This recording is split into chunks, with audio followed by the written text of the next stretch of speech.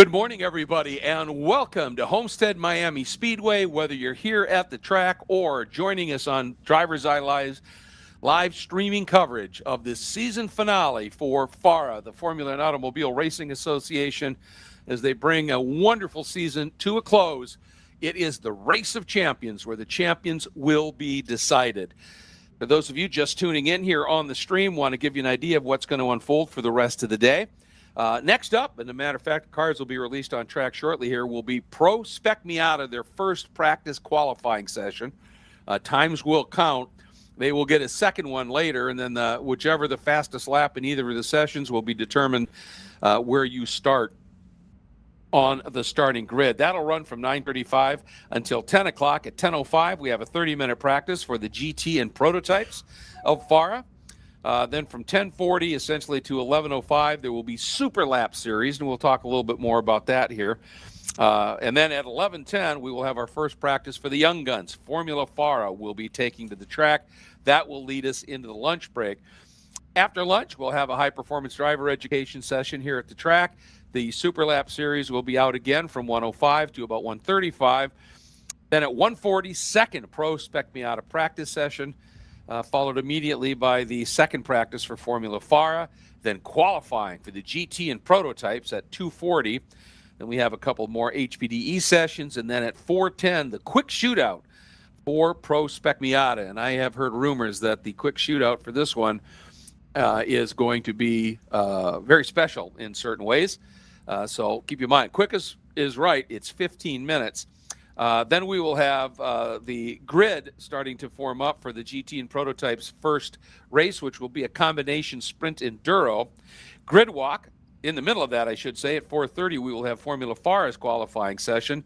There will be a grid walk unfolding, and then at 5 o'clock, the hour-and-a-half enduro for the GT and Prototype machines will take to the track, and that will wrap up our competitive in terms of door-to-door racing action and our coverage here on DriversEye Live. Again, great to have you with us.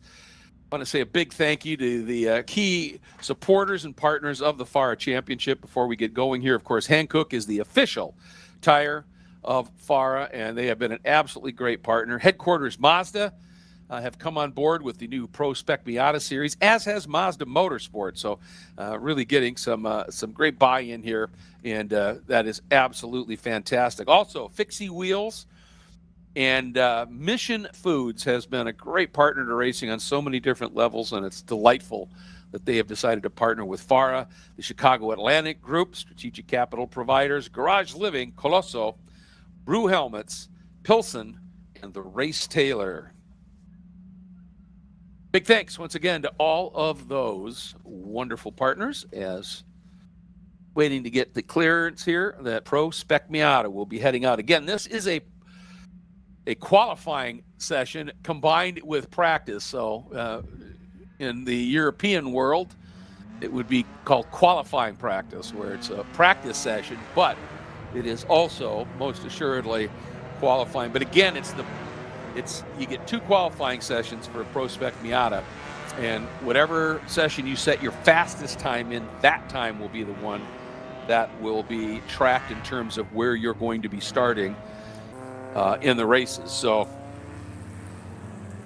was pretty interesting going into the previous round, which was the Hankook 300 at Sebring.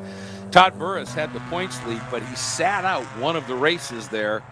And as a result, Frankie Barroso, who had a really good weekend, lots of consistency, ended up jumping into the points lead by 10 over Todd.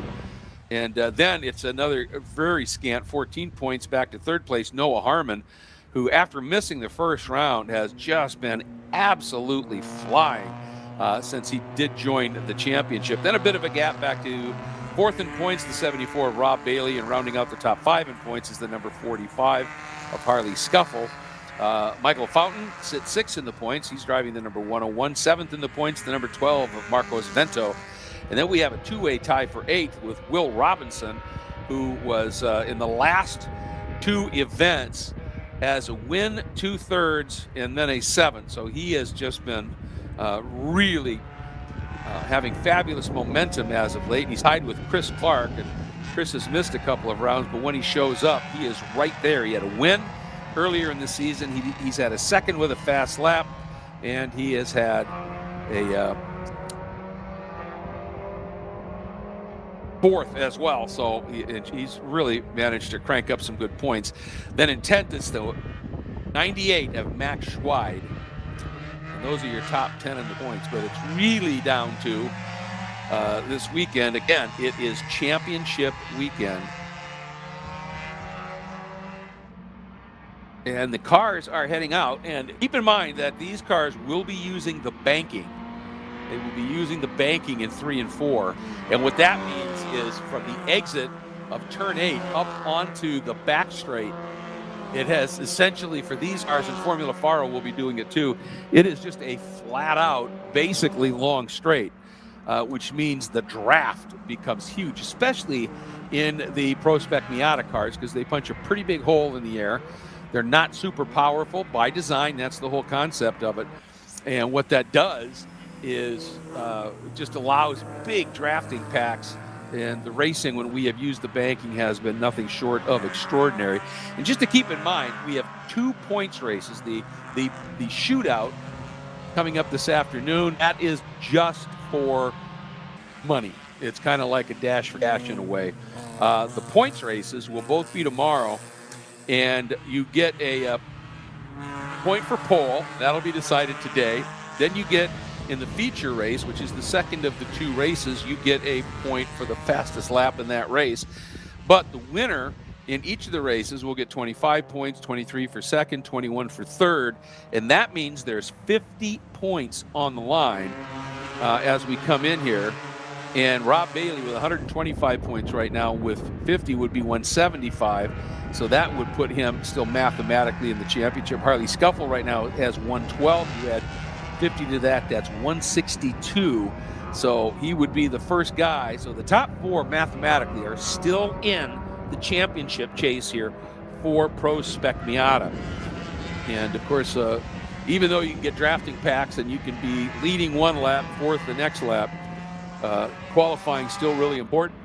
1 for that point if you do get the pole, but also if you can be up the order a little bit, that is going to help you immensely when it comes time for the race, because you don't have to use up the car, tires, brakes, etc., trying to get to the front. You're already there. And you can take a look here at our monitors if you're watching on the stream here. You can see, giving you a little tour with that car running a bit wide over there. Gathers it back up again where we are watching right now. And that is the exit of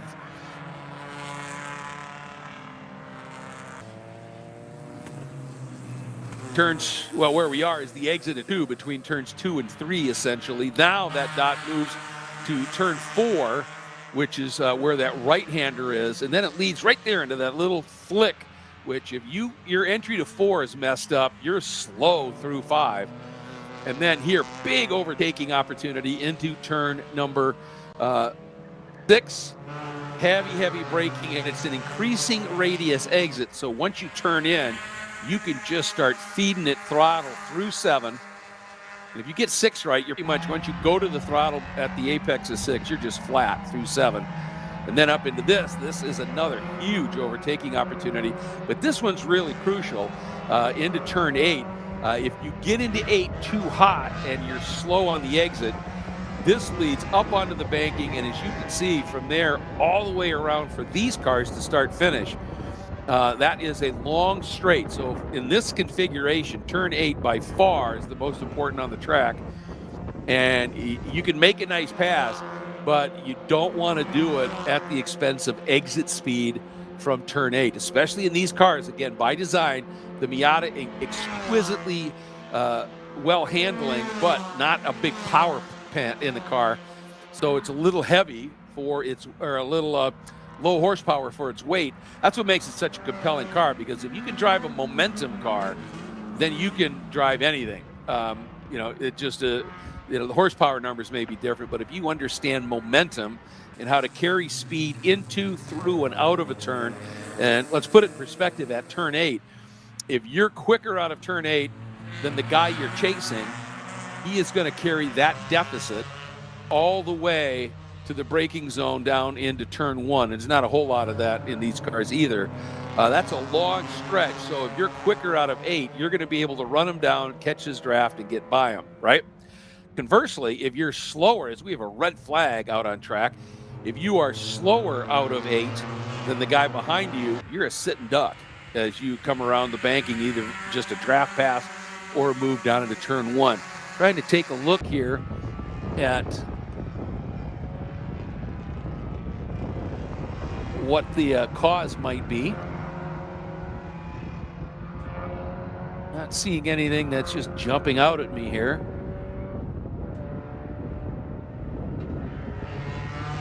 There's most of the pack now under the red flag, and when you see a red flag, that's at start finish. The corners display a black, and what that means is proceed safely, calmly, smoothly into the pits and stop. So that's kind of the key there.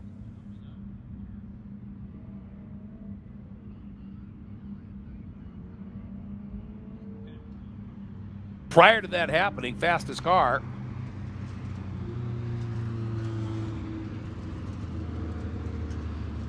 was a 1 minute 49.4, and that was Andrew Perez Jr. in the number 92 for Auto Technic Racing. LIT Racing's Mike Leo in the number 169 was second quick at a 141.3, but nobody had really started to dial it up too much here. Hold on, folks. I had this set in the wrong configuration. There we go. That looks a little bit better because I knew a 141 was not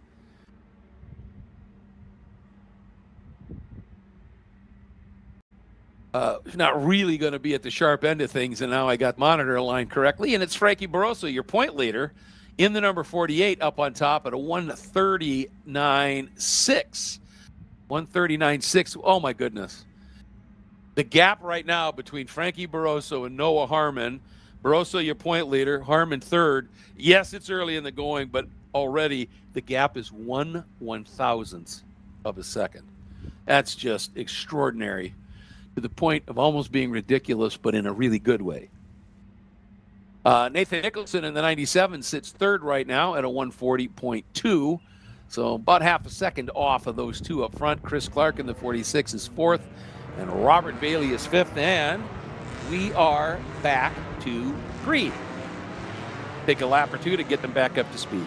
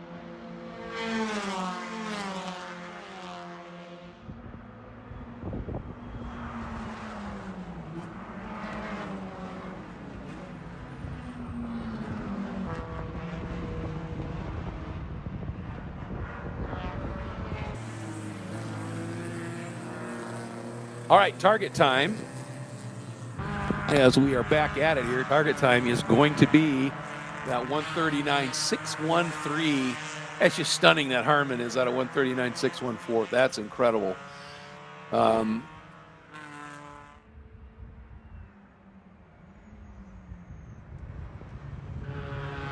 Looking to see Todd Burris. He's second in the points. I don't see him out on the track just yet. Or maybe he's having a transponder issue of some sort.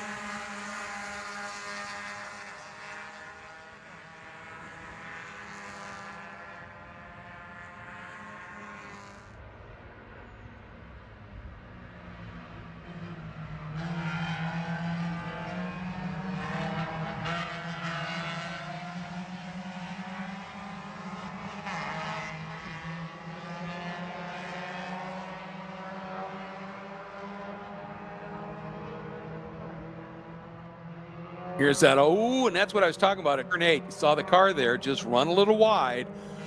And if you don't go too far off, and you could just keep it pinned, that may not hurt you too much. It might actually give you a little bit better exit speed because you're, sort of running off the outside of the track. But if the angle is right and the car is not stepping out on you, that can be okay. Here's the entry to turn 1. And turn 1 leads you into what is a deceptively tight corner. You come down, you're on that banking, especially in these cars, and you come flowing down the front straight. You just sort of bend it down into turn 1. And then turn 2 comes up, and I say this from experience, visually it looks like you can enter it quicker than you think. And then you do, and suddenly you're off on the outside. It is a lot tighter than you think. And I'm forever grateful for the runoff there on the outside of 2. You can see the exit of 6 and how 7 just opens up. So you want to get your turn in right for 6 so that once you turn in and pick up the throttle, now you are just flat chat all the way in the background. See how they ran right to the exit there of 7. And get the car lined up and get ready. Here's stab on the brakes. Get the nose to point, turn in, go to throttle right now.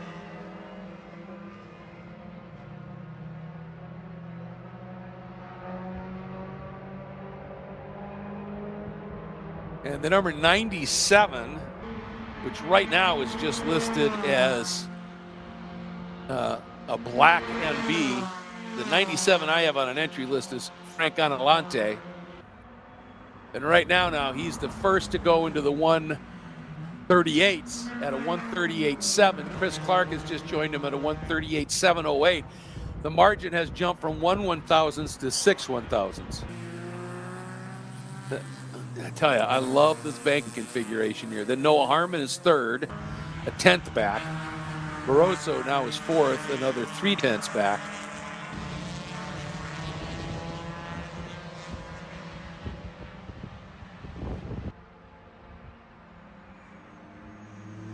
Nice to have Kalen Kinley out there running with us. Kalen, very talented teenager. Been running almost the entire championship, and that's been fabulous.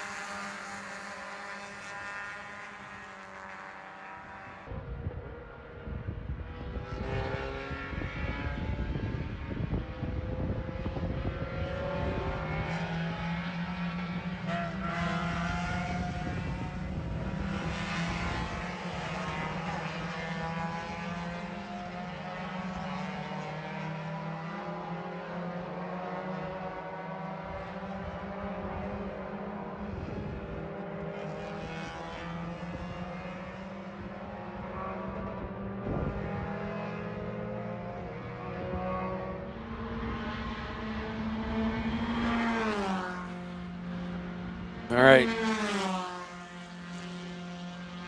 Nice job working together there. 74, Rob Bailey.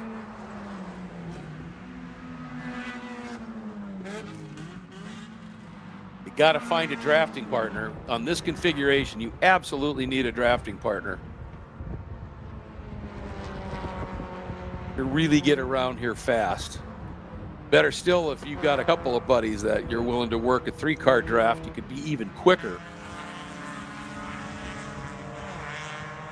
Barroso's trimmed a little bit of that deficit. Took a 10th off of his deficit to Noah Harmon, so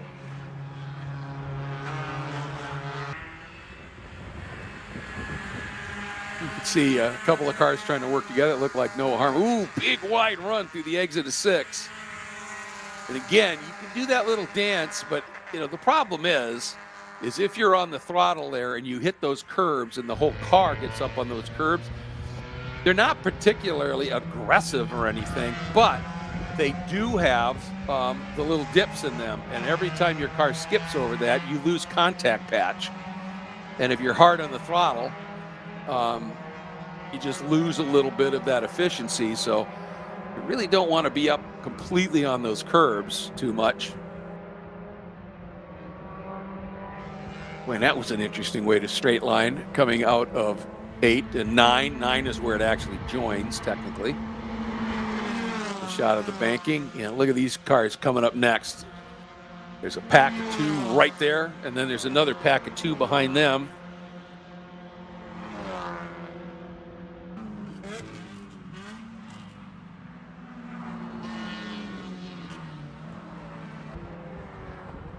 Oh, Noah Harmon in that second pack, the number 99, just went to the top at a 1:38.336.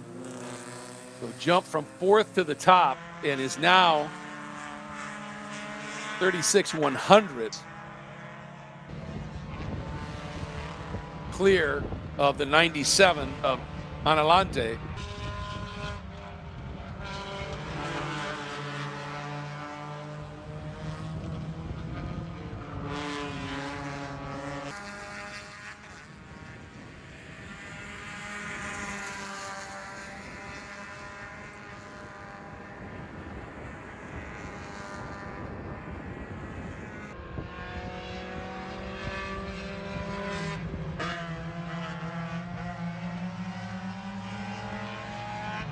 That was a great lap by Noah.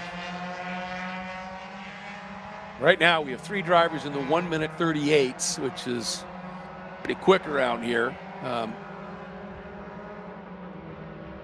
And Frankie Barroso is at a 1:39 flat. And then he's got about 6/10 clear on the number 156. Sorry, do not have a name for that driver. Then I think it's Stuart McAleer.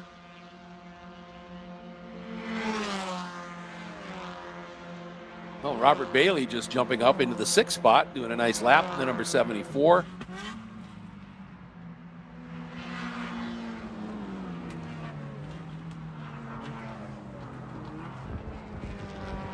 All right, now 156. I'm going to assume maybe that's the driver who's second in the points right now, because that is an orange Miata, and that is the color of car that Todd Burris runs. Somebody running wide over there at the exit of 2. It looked like they continued, but a big plume of dry dirt and dust up in the air over there. Starting to get some of our prototype and GT machinery ready for their first session. Oh, way wide, and then a little target fixation, I think, at the back. Followed him right off at the exit of 6. And that's too far. And there you see those 2 kind of tight to the inside coming in. That tightens up your radius through the corner a little bit. And watch for that pack of 2 behind them. As a result, might just get a pretty good run when we get over into the banking here. Yeah, they've caught him, and they're all jammed up together right now as they come through the banking and heading out of the last turn. There they are. That's Noah Harmon leading the pack.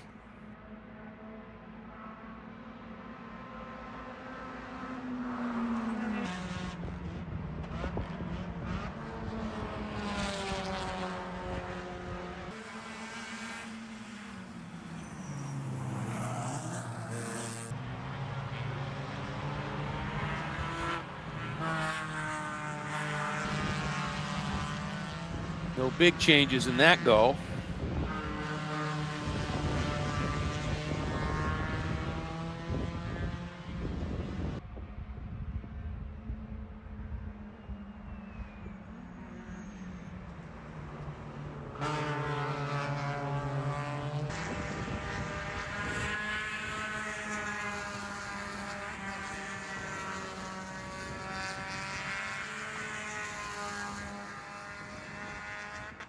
Although Robert Bailey just uncorked a really nice lap.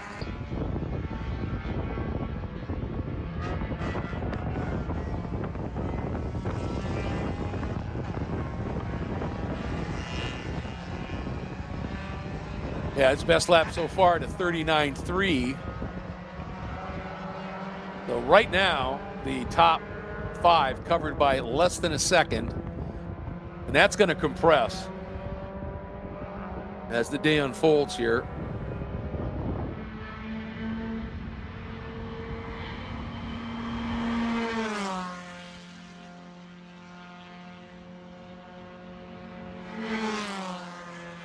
"65 degrees out there right now, for those of you not here at the track. Negligible wind.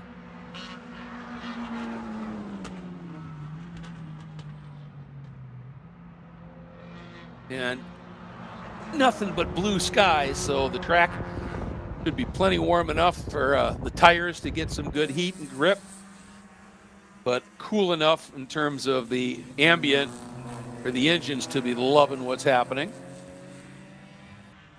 And again, these are underpowered. It's by design, but they are underpowered. So anything extra you can get. But the concept is they're spec, right? They're identical. And tech is pretty intense here in this Pro Spec Miata series. Other series, it can be a little loosey-goosey, but pretty tight here. And so if you find that you've got a few more horsepower because of the cool conditions, well, everybody else around you is probably feeling that too.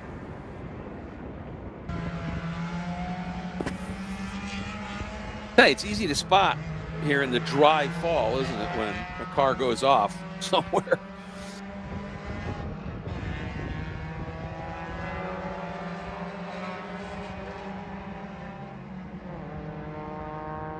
Still no Harmon up top. By a decent margin here, almost 0.4 of a second. Chris Clark only 8 1/1000ths back of the second place car, which is the 97. Again, I think that's Frank Anelante.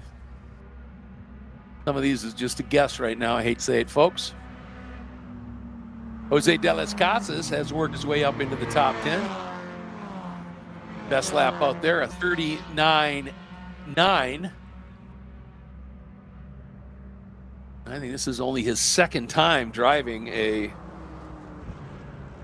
Spec Miata, and I think only his first time in as a competitor in the Pro Spec Miata series.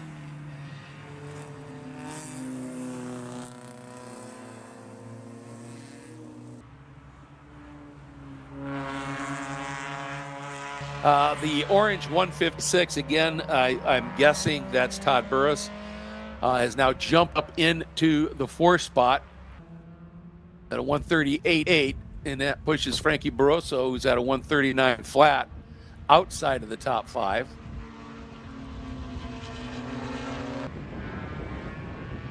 But the top 7 right now, essentially, and I think the 7th place car is the 143. That might be Stuart McAleer. But they are essentially all within a second right now.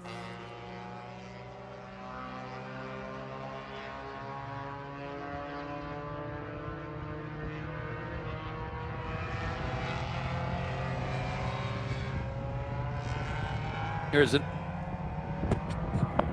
The white number 97 out there is Nathan Nicholson.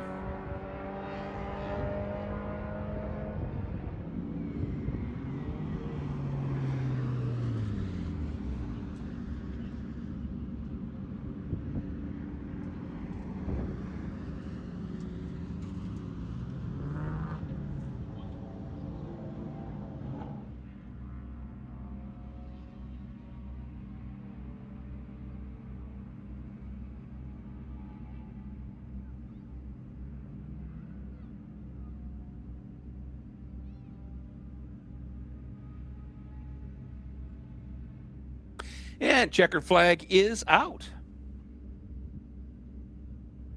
So Noah Harmon throws the first gauntlet down with a pretty good lap. Almost 0.4 clear of the field in the number 99. Again, he comes in here 3rd in the points. 25 points, so 1 race win essentially off of point leader Frankie Barraso's total.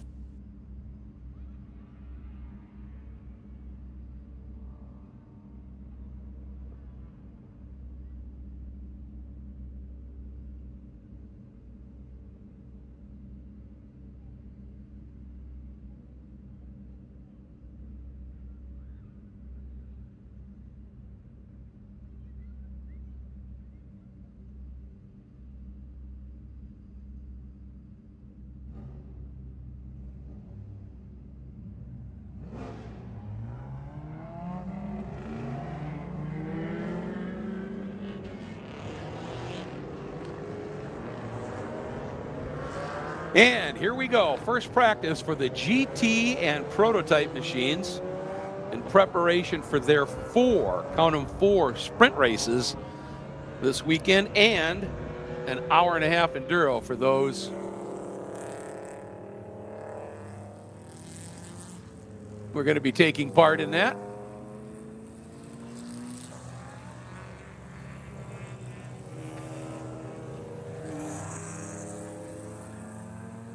And a pretty darn sizable entry here.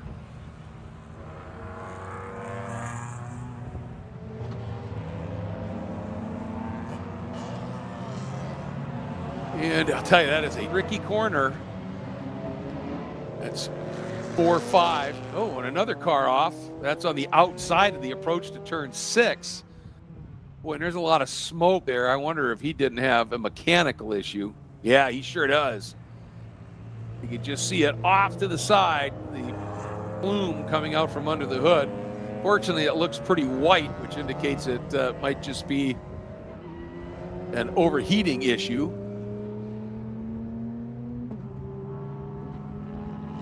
Well, that's not what you want on your out laps here when you're trying to put some time in. Fortunately, I think there's a rescue vehicle that can get there in a fair hurry if needs be, and he's at least off track. There you can see it's a silver BMW, looks like.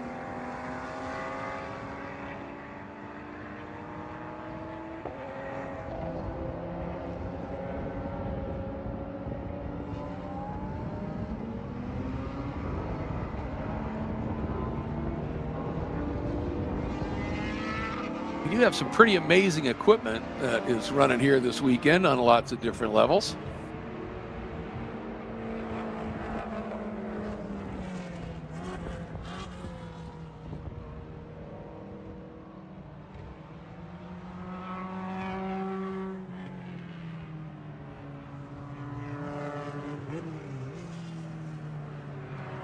For those of you who aren't familiar with the class structure here in the GT and Prototype category, it's pretty much power to weight is really what it comes down to.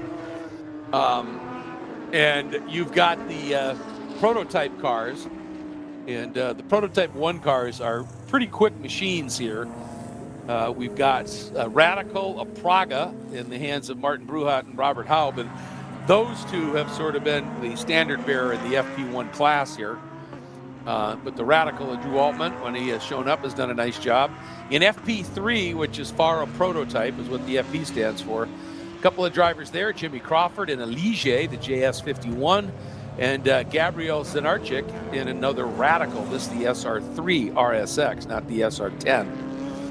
In the GT1 category, we have 2 subdivisions, GT1A, GT1B. And again, these are the fastest GT cars here. The 4-liter Porsche GT3 Cup cars run in that category. And again, it's basically power to weight, and there's, I think, some aerodynamic modifiers there as well. 3 cars running in GT1A, the 68 of David Tuati, the 241 of Aiden Ramos, and the 315 of Carlos Medina. Now, there may be late entries, obviously. David Tuati right now sort of the runaway points leader in the class. Then in GT1B, which is like the Porsche 991.1, the 430 Ferrari Challenge car, just that 2.8 liter essentially power plant in the Porsches, and similar power to weight ratios in the other cars. In the number 4, I think I still say this every time, and until somebody proves me wrong, I'm going to stay with it. The prettiest race car in the field, and one of the prettiest I've seen, Michael Manella and Bart Collins in their Porsche 991.1. A deep burgundy red with a curved flag. It's just gorgeous. In the number 53 in GT1B, it's Gary Young, and driving a Ferrari F430 Challenge car. So absolutely cool looking car and sounds amazing. The number 87 is Mark Julian, who, along with Michael Manella, those two have been very quick in that category. However, the 132 of Sophia Basler, who was a GT2B champ last year, she has teamed up with Paulo Lima, and the two of them have put together pretty impressive runs, and including a class win. So they are certainly a pairing to be watching for here. And then the number 134 is Javier Ripoll Sr. and Javier Ripoll Jr. in their Porsche. Then we move to the GT2 class, and again, subclasses, GT2A and B. And A is for slightly cars, hard to weight wise, that just don't have the displacement or the GT1 cars. So GT2 is just a notch down, and then split GT2A, GT2B. And GT2A is one of our biggest classes here. The number 8 is Sharon Al-Safadi, along with Felipe Rezic in the Porsche. The 4th is Charlton Holmes in the Porsche. The 27 is Cavalli, a Porsche. Adolfo Rossi and Aline Cipriani in the number 46, Jeanette G55. 67 of Robert Garza in an Audi R8 LMS GT4. Beautiful and exquisite sound from that V10. The 67X, I think, Richard Walker, another of the Porsches. The number 82 is Manny Gomez in the McLaren Artura GT4. And ran into one of the guys engineering on that, Juan Manuel Carrizosa.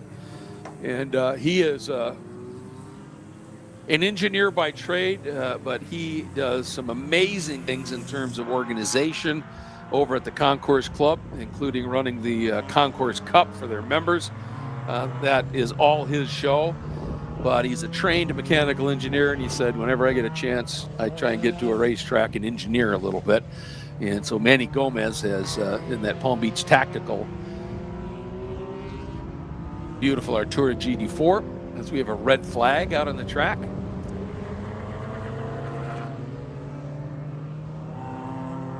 Apparently, we've got our one car over there at the entrance to turn number 6. That's been there for a while. Is that another one up by the wall there? Yep. So that's why now we have the red flag. Just too much company out there. Completing the lineup as we know it now in GT2A, the 172 is James Hamann, running for TLM, and 641 is Kurt Kropp in the Extreme Velocity Motorsports Porsche. GT2B, the 9 is Daryl Cooney in a BMW, the M2 CSR. The number 17 is Roberto Della Costa in a thundering Corvette C7. And the number 26 is Michael Font, and he has running with Fountain Motorsports and TLM, and his co-driver and coach, Guy Cosmo, who is an absolute top-tier pro racer, on hand here. So great to have Guy back in the mix. 31 is Hal Gould in his BMW M2 CSR. The 36 is Ari Strauss, teamed with Adam Fetterman in a 2009 Cayman. And then in the number 55, a busy Jose de las Casas in his BMW M3, run by Ronnie Sport Racing, Paul Ronnie and his extraordinary group. Let's take a look here in the classes.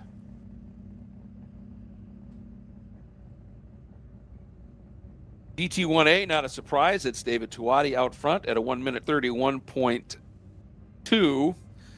Then Angel Benitez in the 27X. Nice to have him racing. Is a second up at a 133.3. Then a little bit of a gap, a 135.8 to Carlos Medina in the number 315. And Aiden Ramos off the pace just a little bit. But again, this is practice, and it's really important to point that out. Unlike the Pro Spec Miata, session we had, which was a qualifying practice. It's technically a practice session, but times are counted for qualifying. This is straight up a free practice, no qualifying times. We track the times, certainly. It's informational, though, and that's it. So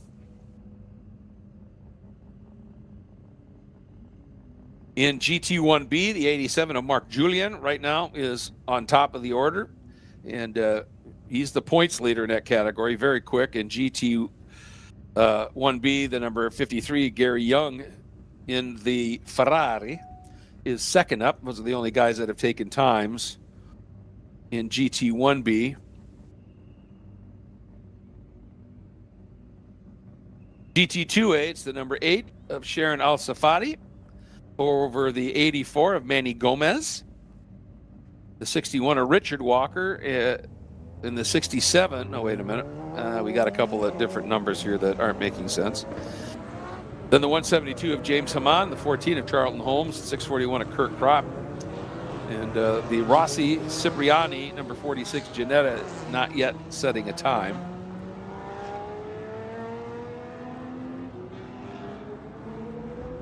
GT2B, it's the 17, that Corvette of Roberto Della Costa on top by about 2.5 seconds over Michael Fonte in the number 26. Daryl Clooney in the 9 is third. Hal Gould fourth in the 31, and the Ari Strauss Adam Fetterman combo in the number 36 is next up.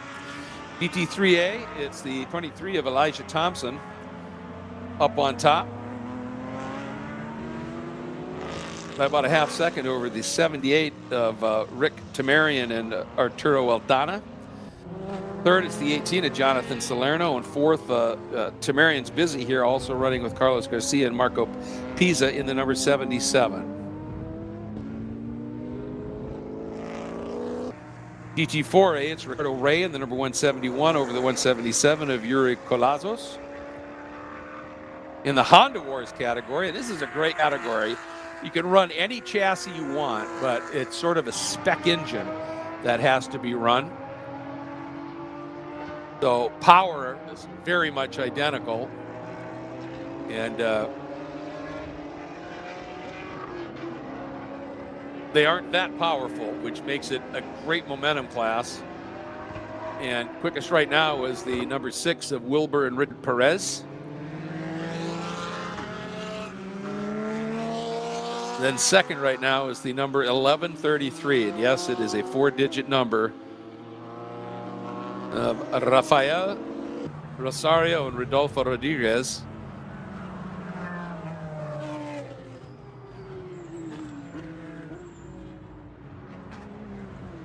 And then in the FARA Prototypes, in FP1, the 11 of Drew Altman right now is out there and is a fair bit quicker.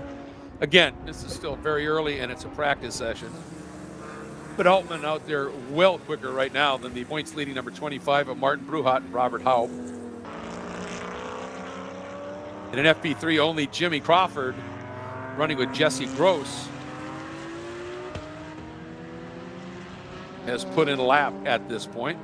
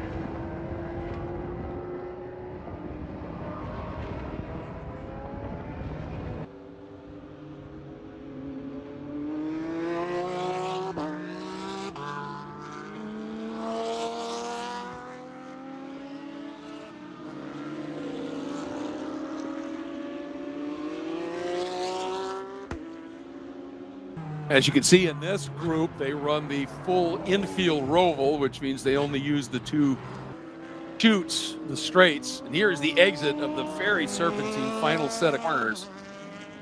And that one right there, that car missed the apex by about 6 feet.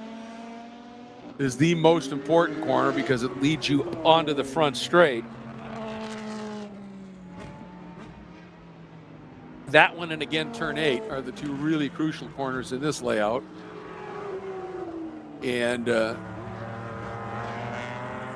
this sequence of corners here on the backside of the track is now we're looking at the exit of 3 through 4 and 4A. But when we go back and have a look at those last corners as they come onto the front straight, look at that pack heading out of turn 8 now up through 9. But as you head back into that final sequence of corners, you've got to be really patient in the early parts of that sequence. Oh, you don't get out of rhythm and off the best line. Oh, late pass there. We're right here. As you turn in, you've got to be really patient there as you come through that right-hander so that you don't go too far wide. Better to do that big arc entry if you don't have any behind you. And that points out something too. The fastest line around the track is not always the best racing line, right? Fast line there as you come through 11 there in the background. Now you set up for 12. You open that up, late apex, so you can turn in here and really get on the throttle early. But if you've got somebody chasing you in a race and they're all over you as you open up there for turn 12, you know somebody's going to stick a nose inside, and then you're both going to be slow. It's really, there are two sections here where this kind of driving the right pattern. I love that phrase. First heard Rick Mears use it. Ooh, right in the line, exit at 2. That is such a tricky corner. And one of two things happen. You either turn in just too early with too much speed and you just go straight off the outside, or you turn in close to correctly but with too much speed and the nose bites and the back end that's unweighted, suddenly you just snap around. Look at this little traffic jam. One of the great things about multi-class racing, prototypes, GT cars, ooh, that proto having a really rough ride. That's the high-speed chess, if you've ever heard me announce. Obviously, I talk about that in particular with multi-class sports car racing, because like the pieces on a chessboard, a lot of these cars turn differently. A front-wheel drive Honda Wars car is going to turn a little differently than where high downforce rear drive prototype would or whatever. And so all the pieces move a little differently, and you've literally got to be thinking sometimes not just corners ahead, but even laps ahead.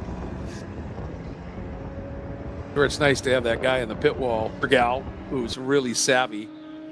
I just saw David Tuati's car, hard to miss. Brilliant orange with some really sharp blues. But anyway, this is, I was getting to this point, and you saw the car in the background, that's pit in, so don't worry about him flying off track there. But here you've got to be really careful with the pattern, and the same thing at the exit of 3 through 4 and 5. If you exit turn 3 more than halfway to the right as you come out of 3, it's the next corner here, so maybe we can get, ooh, this guy running wide there is able to gather it back up. But there we go. You can see that is how you want to exit 3. You kind of throw away the entry and the exit to 3 so you can get the car over to the left. So as you dip into the little bowl there, there's a little bit of banking. If you've got yourself well placed at the exit of 3, then you could turn in, use the banking, grab throttle, and then just flat track it all the way through 5. If you exit 3 too far to the driver's right, or when we're looking at it head on here, the left of the screen, when we look at 3 again, if you're too far to the left, you're out of position right here. You're out of position to be able to get back over to driver's left and turn in and use that bowl. There you can see that little bit of banking. And if you do a late turn in, that's all set up by the exit at 3. If you do a late turn in there at 4, you can almost straight line turn 5. That's borderline. You see how he had to compromise his turn in? But look at the BMW here, or the Miata. That was really strong. And look, he didn't even have to use all of the exit through 5 because he got the exit at 3 right. That set him up through 4 and to just straight line 5. So that's the kind of stuff, if you're kind of new to racing, that these drivers, coaches, all of that are working on. Now you can see there, he has to turn in much earlier, and look at his exit. He had to slow way down there before, or at least wait, and like these guys, wait and wait to go to throttle. Now watch this blue car, turns in, see that exit line? He could just straight line over that curb and go. And if you do that sequence better than the guys that's either right in front of you or right behind you, you're either going to be in a position to make a great pass, or you're going to be able to easily defend.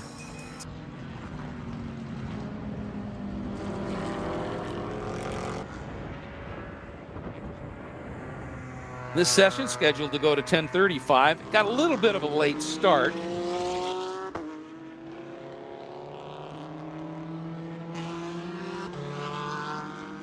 Fastest out there right now is Drew Altman at a 1:29.6. Check that at a 1:27.6. When this tells you how fast David Tuati is in that orange and blue Porsche, the man can drive, and those cars are prepped beautifully. He is second quick overall at a 1:28.9. And they're prepped beautifully, and they go really, really well, particularly in a straight line. And they have pretty decent aero as well. And then you put a driver behind the wheel who's got some skills.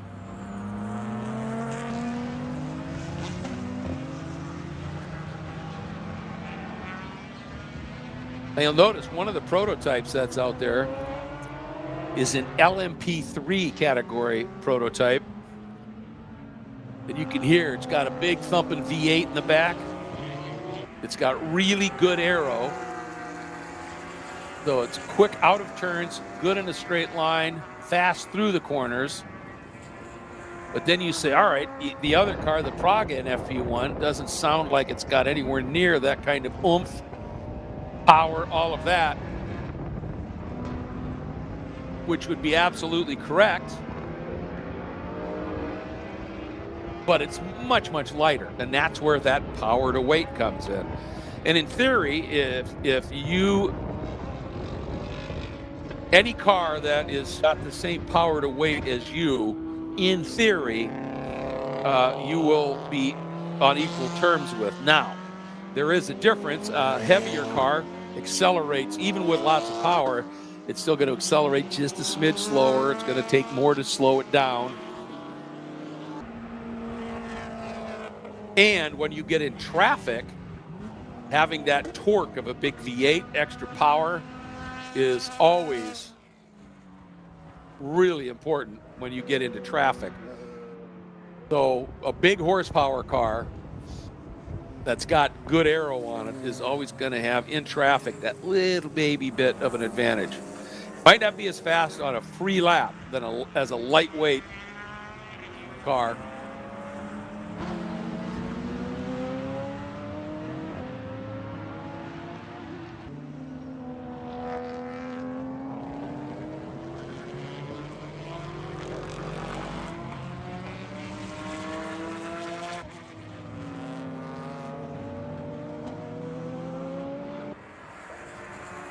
While we're enjoying this this practice session here, as we come into the season finale for FP1, Martin Bruhat and Robert Haub.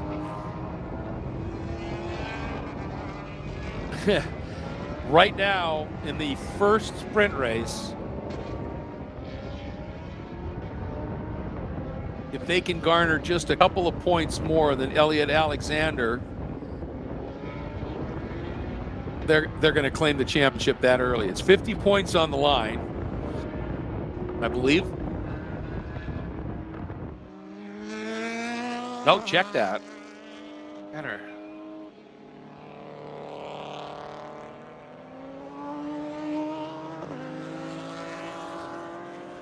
I'll confirm that, folks.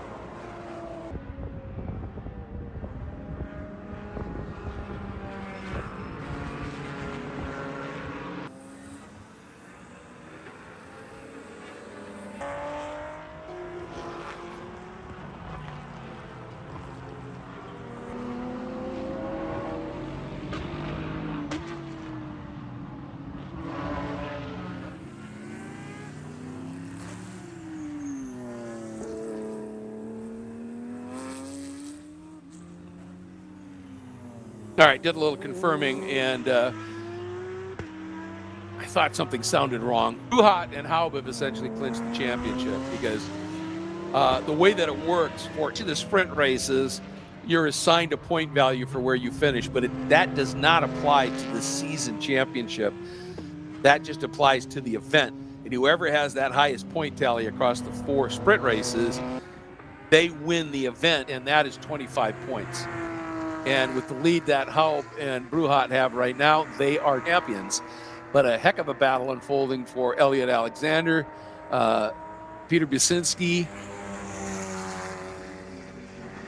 Marco Cincetti, and Mark Sol.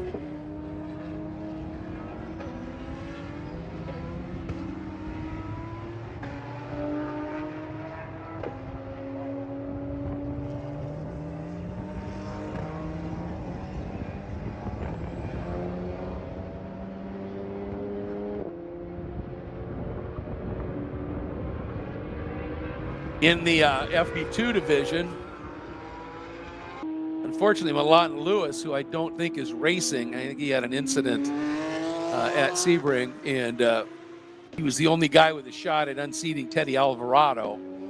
So unless he does make an appearance here, and I haven't seen him as of yet.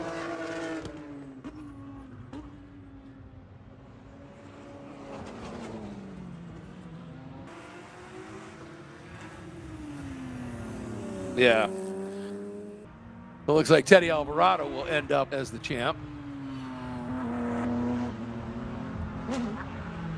In FP3, Jimmy Crawford looking pretty good.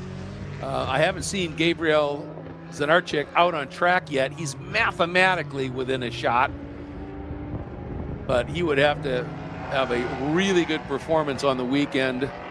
And with Jimmy probably going to get nothing worse than second place points, that's going to be kind of a tough one too. David Twadi and Aiden Ramos, those two are an equally close concert in terms of mathematically Ramos has a chance.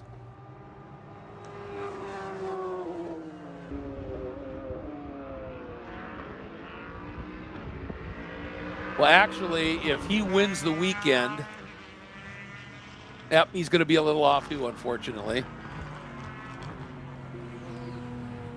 Great battle, though, in GT1B. Mark Julian in the Porsche, Gary Young in the Ferrari, Michael Manella in the Porsche.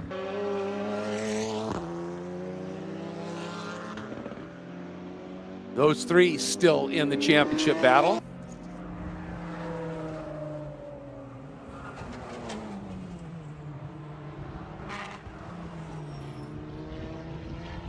And James Hamann is mathematically still in with a shot up against the duo of Adolfo Rossi and his partner in all things, Aline Cipriani.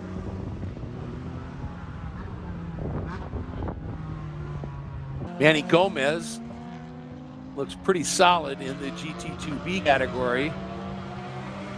Same for Marco Pisa in the GT3A. Zoltan Wallace and Mike Grenobles pretty close in GT3B, but I don't think Zoltan's here. It's a shame. I still think that's one of the great names. In GT4A, this is a heck of a battle here. Isabella Abreu up at 2 points right now over Luigi Faro, who has Josh Feingold off and driving with him in the Enduros.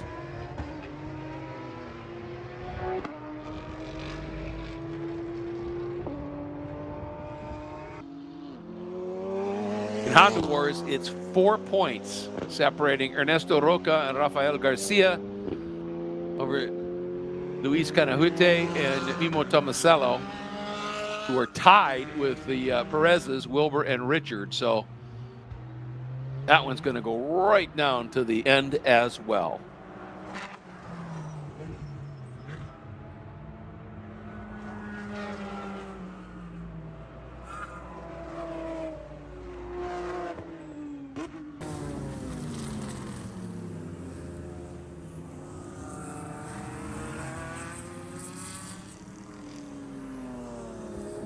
The number 54.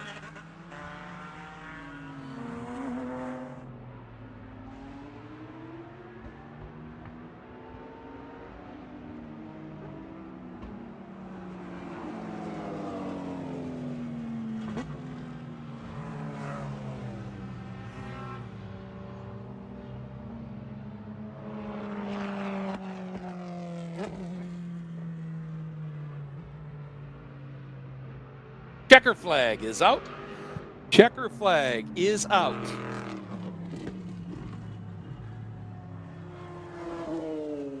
We have a number 54 listed in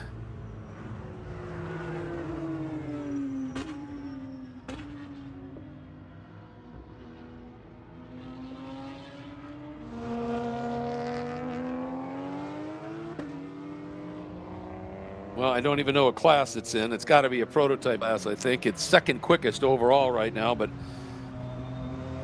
I wonder if it's that LM3 that's out there.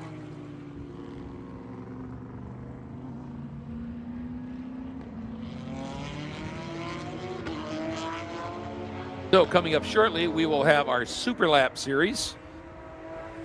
Then I will talk more about that in a little while here. And we also, remember, folks, you don't want to miss this at 11:10 scheduled start for Formula FARA. That is the series for the young guns coming out of karting, getting their first experience of open wheel cars, or for many, first experience in cars, period. And open wheel cars with a little bit of aero. So that is always fun to watch. So be back with you in just a little bit.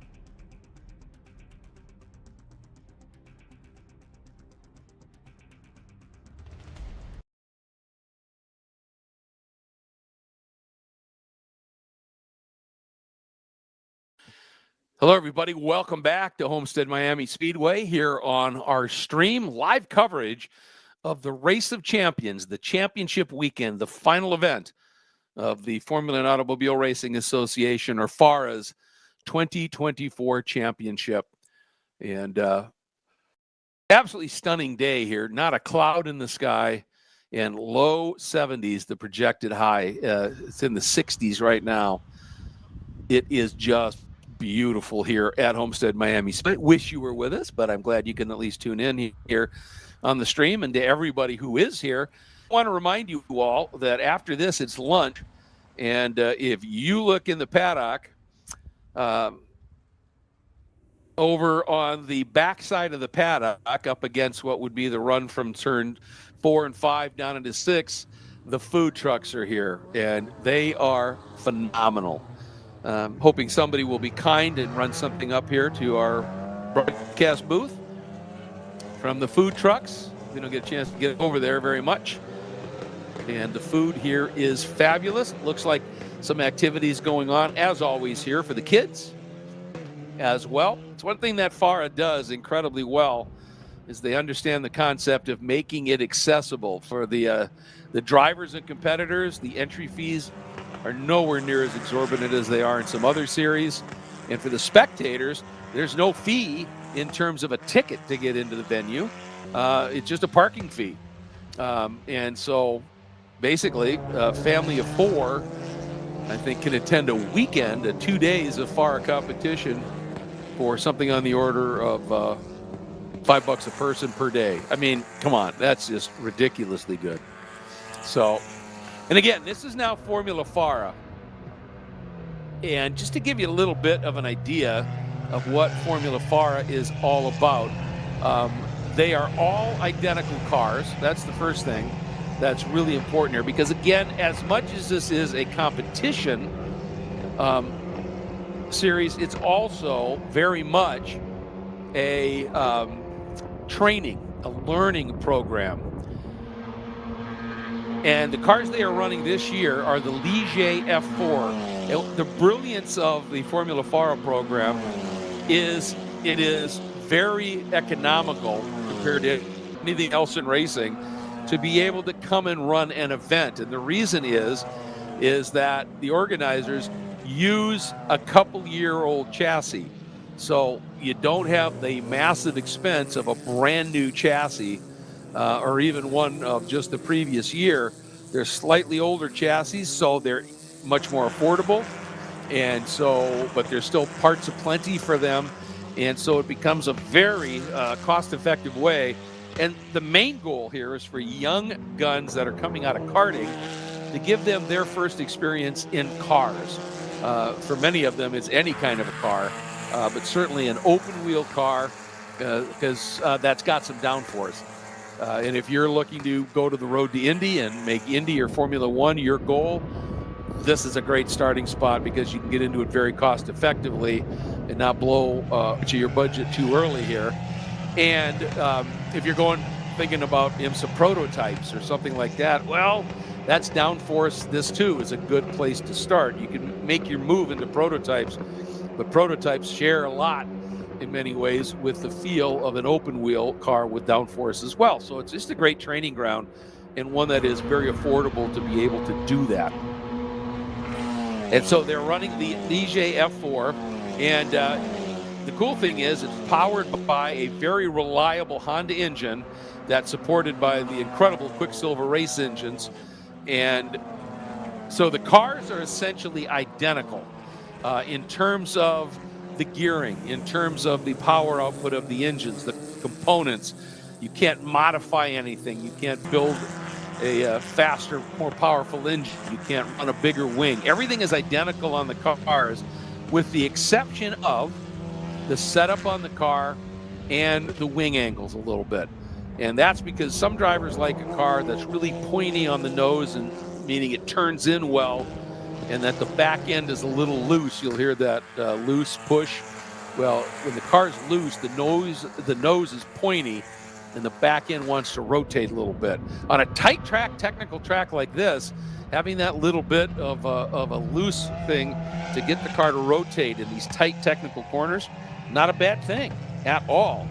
But you do have the trade-off. This weekend you're running the banking, so maybe you want a car that's got just a little bit of push in it, so when you're in that banking, if you're starting to exceed the limit, instead of the back end snapping around, you feel the nose just starting to give a little bit, and a gentle breathe on the throttle generally brings it right back in to position. So and other drivers, they just like the car with that little bit of push, because it does tell you generally a little bit in a more user-friendly way. Oh, two cars in practice side by side through two. I'm not sure how smart that is. I'm sure they'll be chatted up about that. But that's all you can change. So you can make the minor change on the front wing, a little bit more of a wing angle change you could do on the back, and then the suspension setup on the car. Like it stiff, like it more soft. How do you, what's the pitch that you like on the car? All of those things that come into it.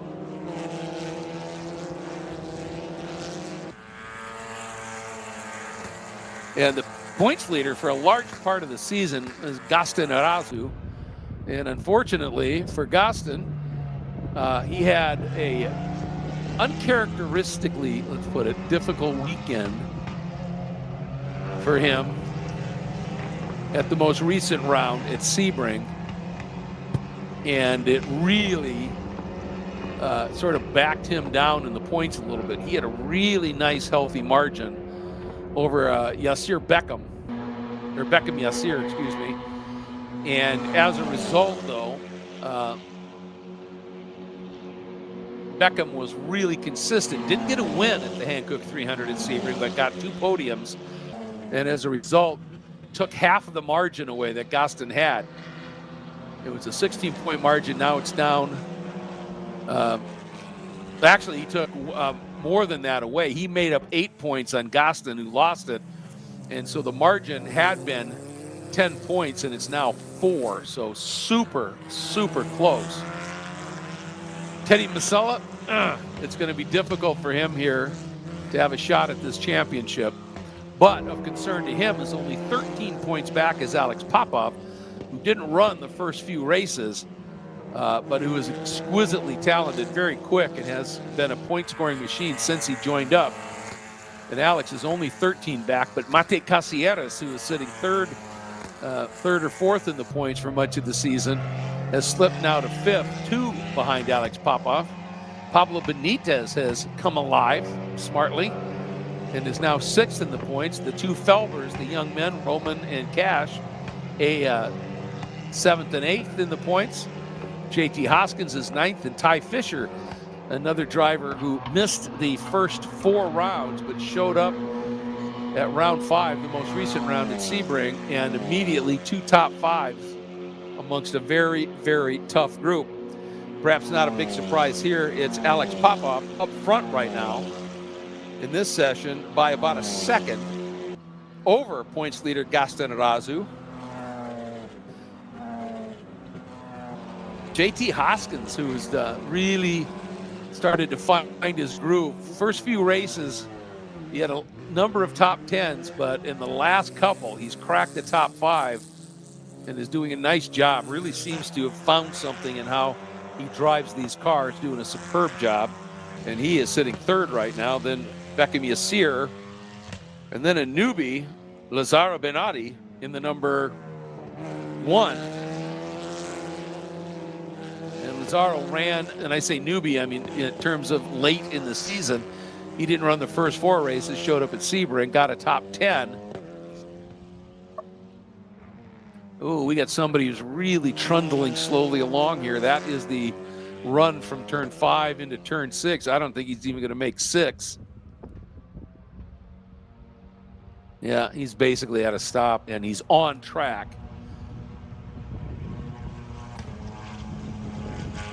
And I can see some people going, why didn't he get off track? Well, this isn't like a GT car with lots of ground clearance.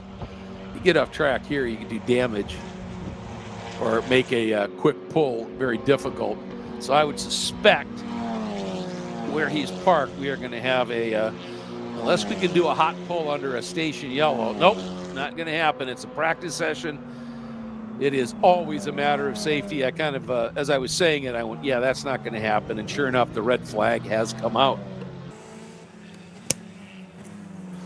With Popov, well, Gasanarazu, when I last looked, he was a second adrift of Popov. Now he's a quarter of a second adrift. He uncorked a 125.3 to Popov's 125 flat. Then JT Hoskins in the 14, another second back. Then a quarter of a second back is Bekami Asir. And then the 78.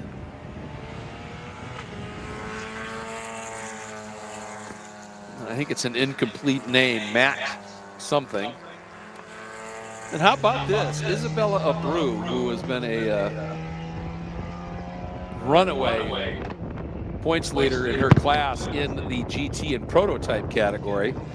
Isabella has decided to give one of these open wheel Formula FARA machines a run. And she sits 6th now with Lazara Benatti in 7th, and Max Mokaram has been a good full season participant for the most part. Completes the field here early on. As I was talking about this class, for the young drivers coming up and out of karting, it is designed, yes, it's a series, so you want to win races and you want to earn a championship, but every driver knows coming in here that it's not going to be made easy, because part of the concept of Formula FARA is to teach these young drivers coming out of karting that, you know, it's different driving a car, it is, than a kart. And so they're not just teaching them how to drive the car, but they're teaching them how to race the car. And that's a very big difference. So they give them opportunities to learn racecraft. And one of the things they do is in the first race, you start as you qualified, right? So if you're the fastest qualifier coming up, which we'll be doing later this afternoon, you start on pole, start second, etc. For the second and final race, however, the top 8 are inverted. And the idea there is that if you're constantly at the front, you might just be naturally quick, but your racecraft may be suspect. And so what they're saying is, okay, we know you can lead on a clear track and drive fast. How do you do in a pack of cars? How do you do in traffic? And for this weekend in particular, how do you do in a massive draft up on the banking through 3 and 4? How do you play that out as you work your way to the front? That's part of the training here. Conversely, for the drivers who may not yet have that natural speed, so they're consistently in 6th, 7th in that area of the running, this gives them now a chance to start in the front 2 rows. They get to learn, okay, how do I defend without blocking? How do I cover somebody's attack? That's all part of racecraft as well. And so they get an opportunity to try and hold off arguably quicker cars, and that's part of their training. And that's what makes this work so well. And the other big factor in this, and I think it's really important to think about this, is we talk about the cost. And if anybody isn't, involved in racing, and you think about, all right, how much does it cost, for a weekend of racing in most series? You'd be lucky to find one for under $5,000 if you're, basically doing just a ride and drive, a rental program. Probably $10,000 if you did a full day of testing. It's not cheap. It's pricey. You know what you could do this for? A 2-race weekend means 2 practice sessions, qualifying 2 races, $2,500. I mean, seriously. That is just extraordinary. Now, if you want to add the full optional Friday test and tune, which is 7 20-minute test sessions, it's only another $1,000. And to do that in virtually any other category, you're going to be pushing, $5,000 to $10,000 to be able to do something like that. So, really, really affordable and economical here. So now that cars are back out.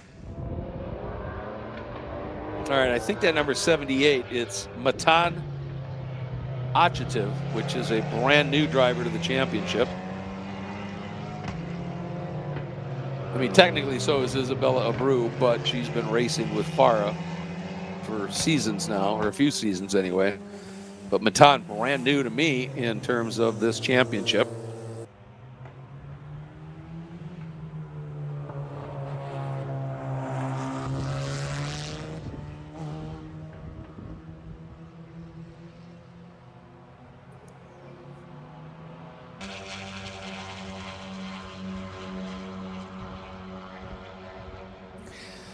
And just, all right, Beckham just set a pretty good lap here. He'd been having some transponder issues, and it looks like they are now cleared up. So now we'll see what he's going to be able to do. Now, keep in mind, this is practice. So, and for these drivers, you know, they've got coaches that are working with them. And right now, yes, you're trying to figure out speed. If you haven't driven here before, you're going to take some time, learn the lines and the like. But the other part of it is setup. And particularly if you've never driven banking before, that's going to be a big part of this first practice session is, all right, I've raced this place before. We've always done the infield. Now, instead of that tight serpentine stuff from 11, 12, 13, 14, 15, now we're just running the banking. All right, I got to get the car set up for that. The loads are going to be higher. You've got max aero, right? You're running near max speed, so you're going to have as much downforce on the car. The more downforce you have, the more grip you have, but the slower you go in a straight line, and essentially this layout is a straight line, right? So do you, instead of running your normal amount of downforce, do you trim it a little bit? Take a little bit more of that downforce out, because the more downforce you have, yes, you have more grip, but you also have what's called drag. And the best way to describe it is when you're driving down the road and you got your arm out the window and you put your hand out and it's level, you don't feel much, right? The minute you put angle in, you tilt your hand, now you start to feel that, and that's drag. And in a straight line, drag will slow you down. You might be quicker in the corner. What it really comes down to is when you hit that point of no returns on the downforce, right? When the amount of speed you make up in the corners, because you go in a spin right in front of a back there, and fortunately he just spun right to the outside. Wow, that was close. And then did the right thing, just waited. Looked like he got a point from the workers, but did that beautifully. Well done, sir. But when the amount of speed that you gain through the corners in terms of lap time does not make up for what you're losing because of the drag on the straight, at that point you need to start taking some of that downforce out of the car, which means leveling the wings out, right? Flattening them, you'll hear that used. But then you've got to be ready, because, all right, you're going to be really quick in the straight line. Car might be dancing a little bit more in the banking here, but now you're not going to have quite the grip, and you're going to be running faster because of this banking into turn one than you've ever done coming out of 13, 14, 15, and then down into one. So now you've got to start adjusting your braking points, your turn-in points, all of that.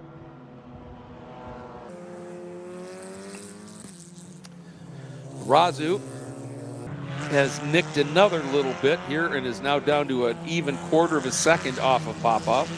Found another 10th.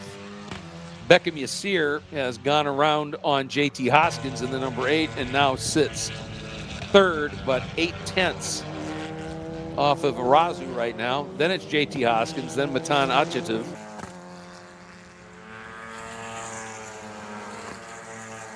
And then the 46 of Max Makaram, who just set a really good lap.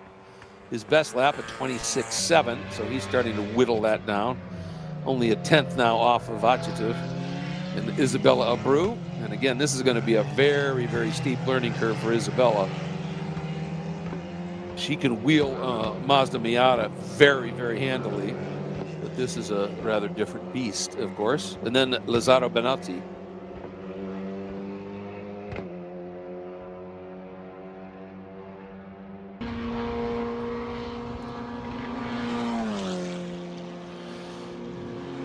As I said, Razu and Yasir separated by 4 points coming in here.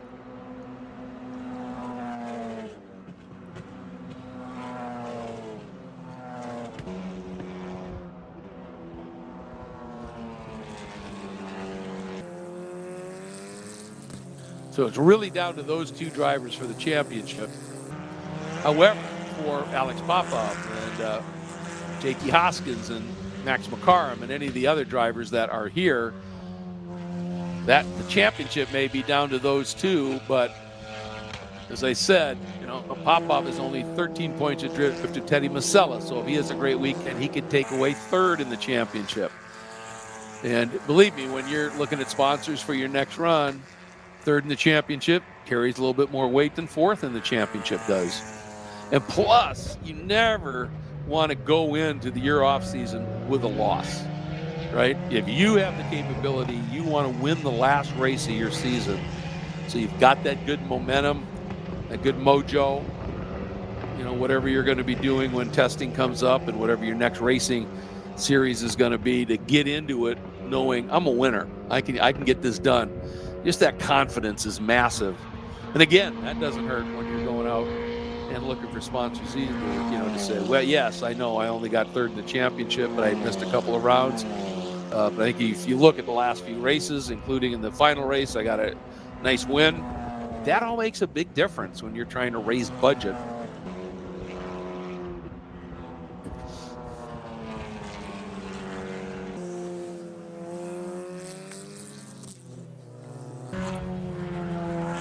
And that's just a reality of motorsports these days.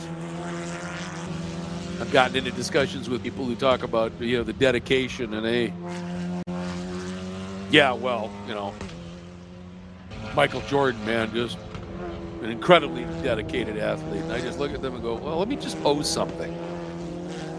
Can you imagine Michael Jordan in his off season, instead of, you know, making millions and now billions from his tennis shoe contracts and the like?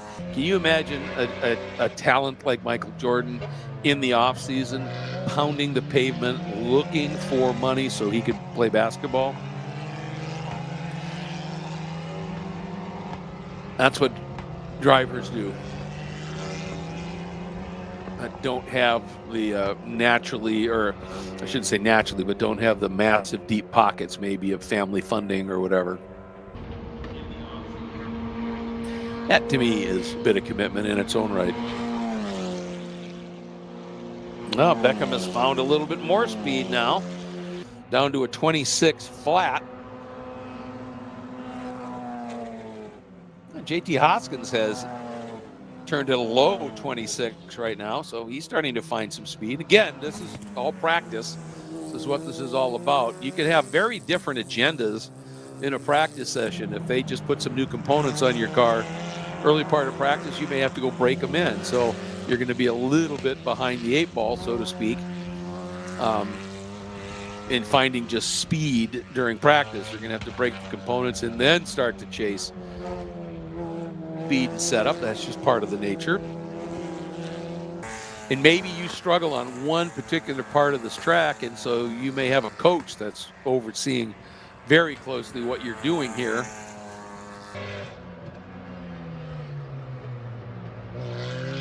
And looking at, all right, I want you to go out, and I know you're struggling in 3, 4, 5. I want you to go out and drive it. I'm going to watch, and then as soon as you get out of 5 and onto the chute between 5 and 6, just get off the throttle, move out of the way, get on the radio, and let's talk. And so your coach might be working you through a certain section of the track. I mean, there's all kinds of different things that happen in practice. And one of the things that you learn in these practice sessions when you're a young driver, if you're just coming out of karting, where you get in there and you just flog it all the time, is now you get into a scenario like this, and practice is practice, and in a way it's sort of almost like testing a little bit. And so part of what you learn when you make these steps, and that's where this championship is so valuable, is you learn discipline, you learn patience, things that young, fast go-karters aren't necessarily maybe really familiar with. but you've got to have some patience so that you can go out and instead of driving through a problem, because you might be able to go take a car that's not really set up well, and you may have that natural talent. All right, I'm just going to hustle it. But in so doing, because the car isn't set up right, you're probably going to root the tires pretty quickly. You can cook the brakes. There's all kinds of things you can do. And suddenly, that guy who doesn't have quite the talent you do, but has the patience to work with a engineer, coach, whatever, and get that car set up,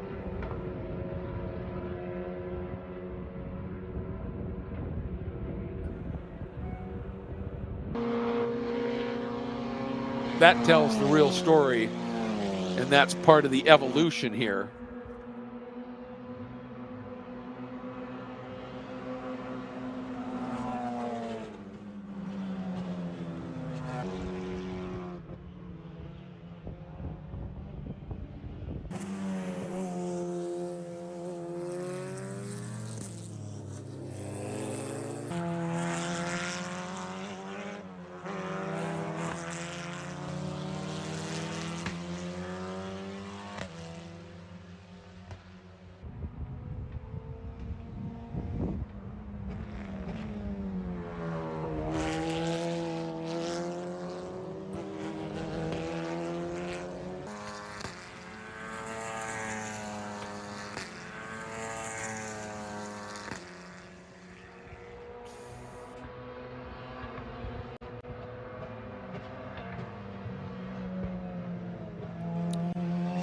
All right, looks like checker flag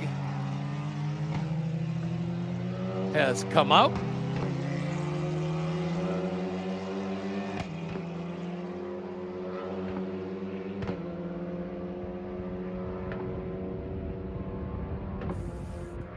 Well, it might just be coming out now for the first time. Yeah, these are still cars at speed. So last opportunity here. You know, usually late in a practice session, that's when somebody says, all right, I got to just throw one in here.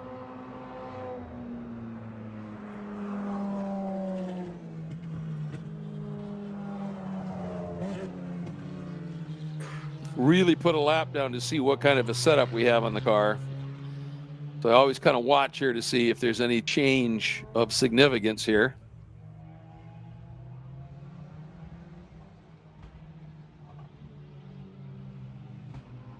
Boy, Matanachitov is only 8/1000ths off of Max McCarrum. That's great. First time guy. Only 8/1000ths off of one of the full season guys. Top 5 right now in Max McCarrum. Isabella Abreu, what a nice job. In the last few laps, she has dropped about 2 seconds. And she has dipped into the 26s. That's really impressive for Isabella. First time out, very unfamiliar platform, and she's within 2 seconds of one of the fastest guys on the planet on these cars, Alex Popov.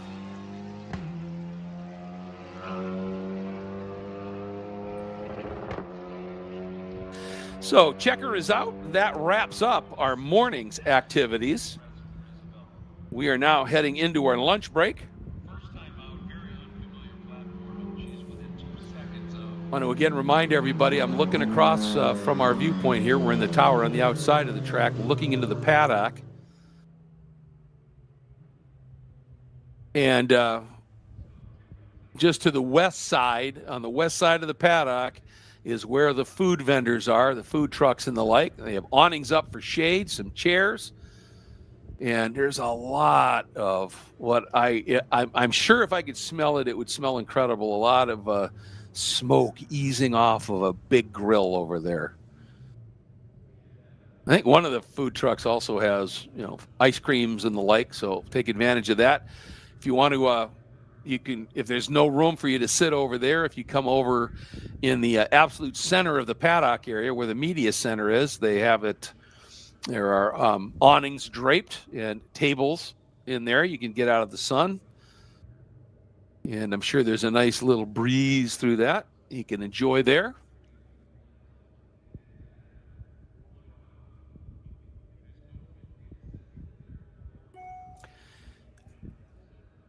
I will be back at about 1 o'clock as we have our second run for our Super Lap series. And we will be back on the stream at 1:40 for Pro Spec Miata's second qualifying practice. And again, they will combine the times, and whatever session your fastest lap was in, that will be used to determine the starting lineup. And that will happen at 1:40. 2:10, second practice for Formula FARA. Qualifying at 2:40 for the FARA GT and prototypes. Then some HPDE sessions. Then at 4:10, the quick shootout for Pro Spec Miata. And then at 4:30, we will have Formula FARA qualifying. As that is unfolding, the grid walk will open up for the FARA GT and prototypes 1.5 hour enduro, the first 30 minutes of which will also be the first of 4 30-minute sprint races. So that's what our afternoon holds. Meanwhile, as I said, lunch break it is.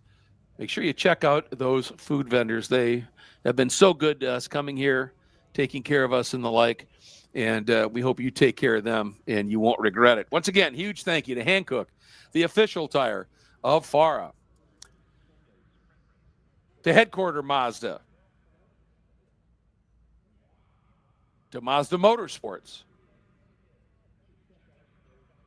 to the Chicago Atlantic Group, to Fixie Wheels, Mission Foods, Colosso, Brew Helmets, Pilsen, and the Race Tailor.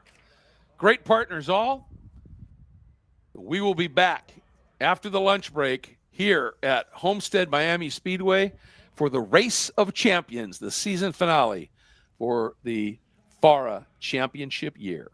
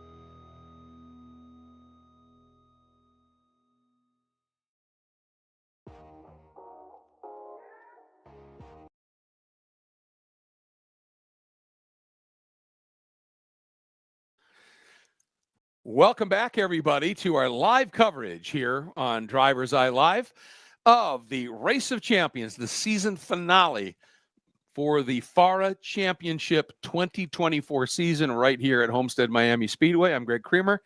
Thank you so much for joining us as we are getting ready to go. Had a nice lunch break. We had a couple of Super Lap Series sessions unfold, and now heading out on track are the Pro Spec Miata entrants for their second qualifying practice.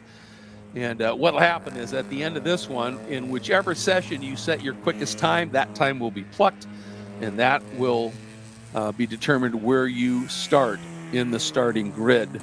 Noah Harmon had the fastest time in this morning's session. That was 1:38.336, and in this group, he had a pretty sizable advantage over the second place car, the 97X, of just under 4/10. In this group, that's very unusual. Now, the gap from second to third, much more usual for this group, 6/1000ths of a second. Back to third, the number 46, it was Clark. And then I think it was Todd Burris fourth, just another 16/100ths back. And points leader, Frankie Barroso, another 17/100ths back.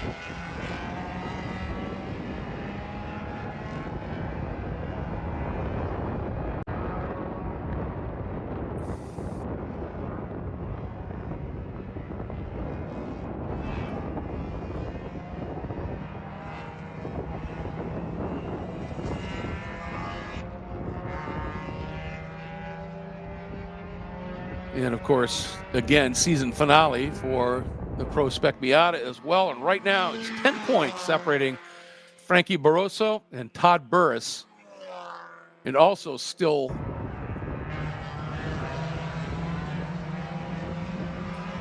in the mix is Noah Harmon.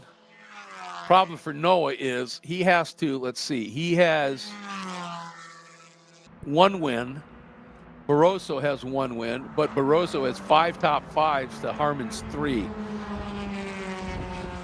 So I think it's going to be a tough one for Noah Harmon. But we talked about this earlier. It's like, all right, I may not be able to win the championship, but I might be able to get through on Todd Burris and take second. And that obviously is better than third in the championship. And who knows what might unfold here.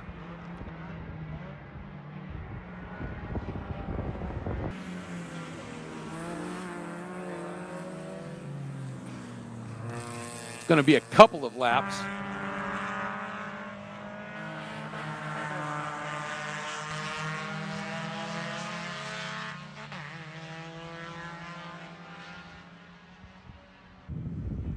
Before we start to see some relative speeds here.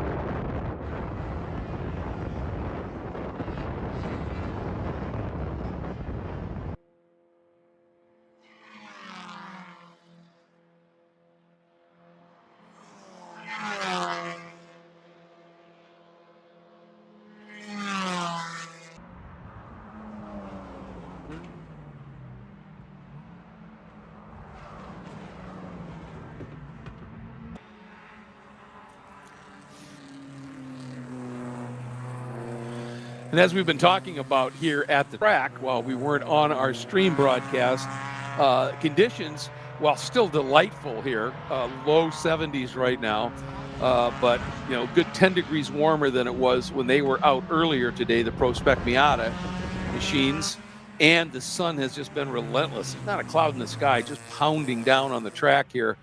And so this morning, I think that was the time when the really fast laps could be turned. Now, that's not to say that somebody hasn't made some significant adjustments, found something in the setup of their car, or put on a set of fresh tires now if they were running on stickers earlier or whatever, and might come up with something. But it's going to be a challenge. Right now, Noah Harmon tops this one as well right now at a 1 minute 39.6 to his 1:38.3. So about second and a half for everybody to find.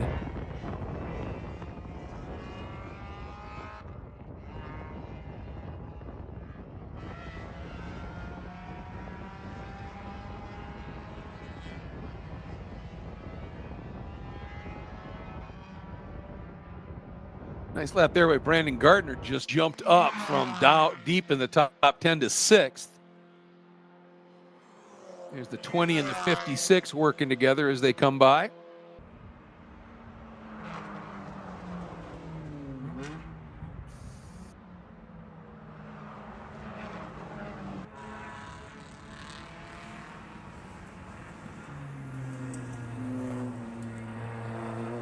Harmon and Barroso working together right now. And got Noah Harmon down now at a 1:39.3. But now he's at least found a half second. Oh, look at this.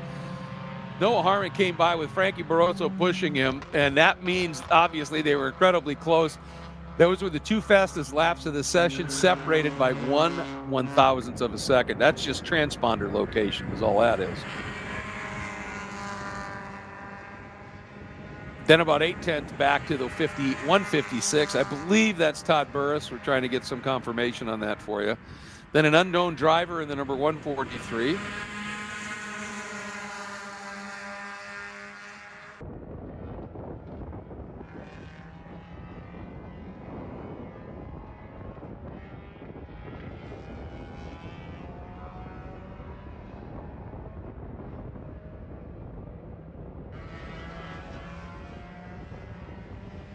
There's Burris and Nathan Nicholson. So Burris is now officially, now he has scored in the 56X.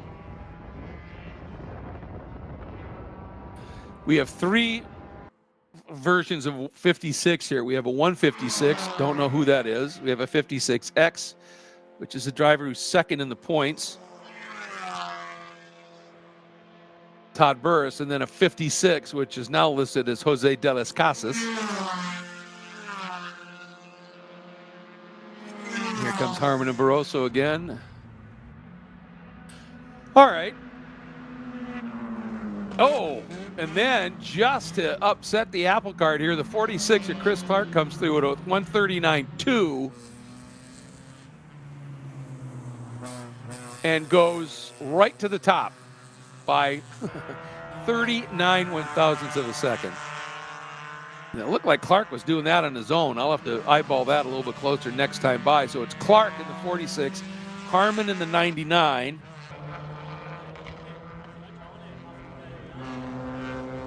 The unknown driver in the 156, then Frankie Barroso, your points leader. Then another unknown driver.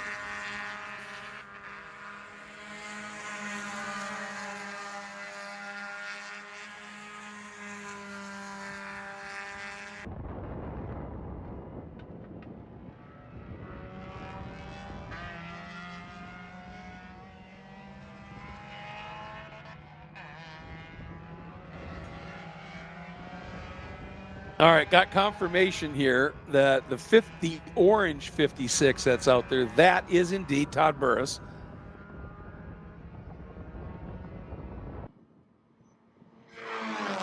Which makes sense. That's the normal configuration he runs. Now here's the white 56.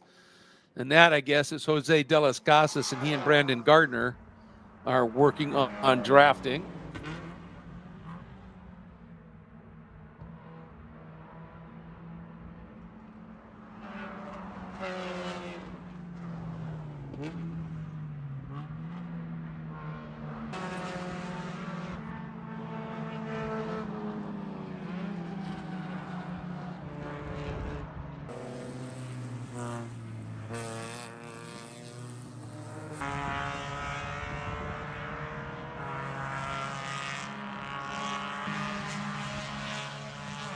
Now the Super Lap Series competitors are getting ready for their podium. It's a good looking group of cars down there in Victory Circle.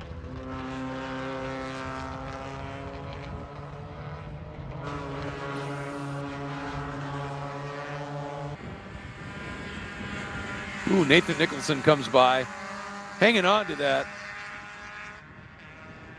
5th spot, but that car sounds a little bit off. And it sounds like it's got the proverbial intermittent miss.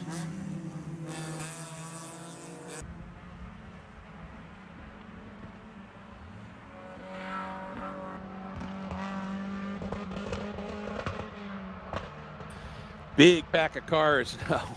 Everybody's starting to really pack up here. Oh, this could be interesting here. It's Todd Burris has been getting a double car draft from this group as he comes up. I think he may have just latched onto them, so. All right, here comes a couple of close ones.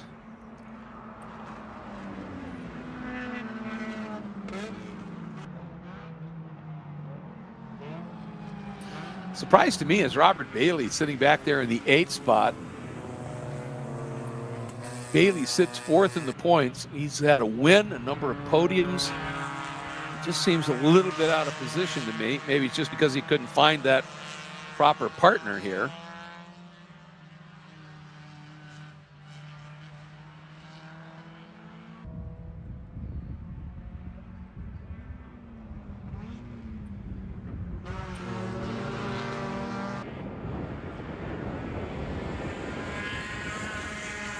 Got about 15 minutes to go in this session.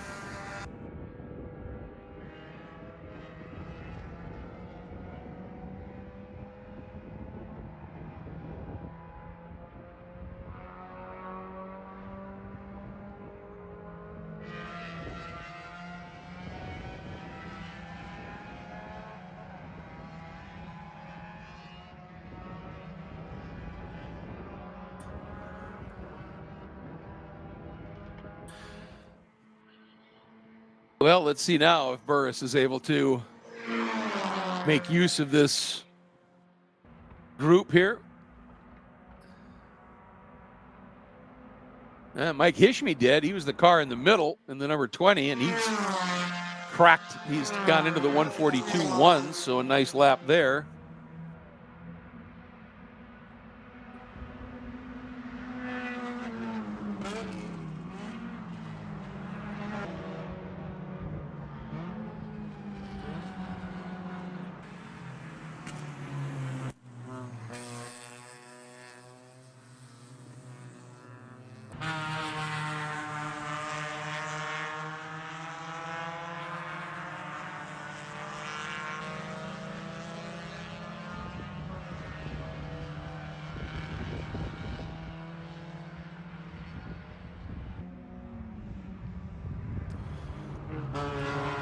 I love this shot, the entry here into turn number 6.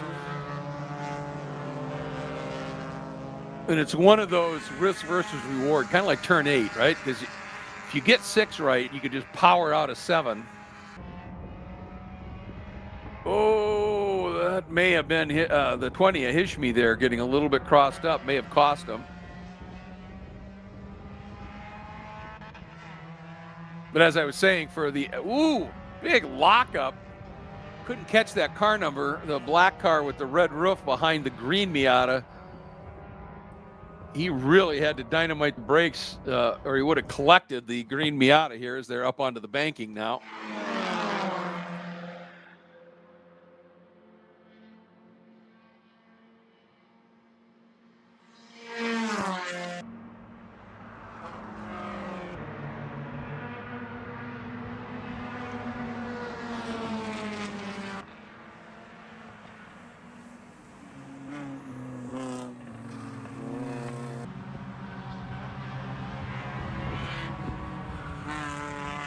Well, Clark and Grosso continue this battle at the front, and it is back to the 1/1000th of a second. A 139.118 for Clark, a 139.119 for Barroso.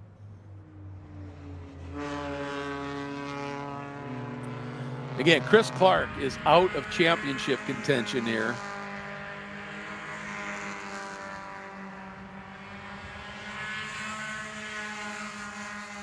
So he and Frankie Barroso, maybe they did the old Crossroads Devils back here with each other. Clark is going to help Barroso to a championship here.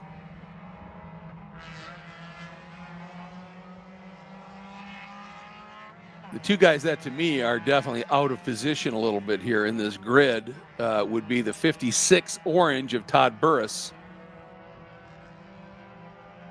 and the red 74 of Robert Bailey back at 8th. Burris in 6th, Bailey in 8th. Now that's this session. I haven't take a look here and see.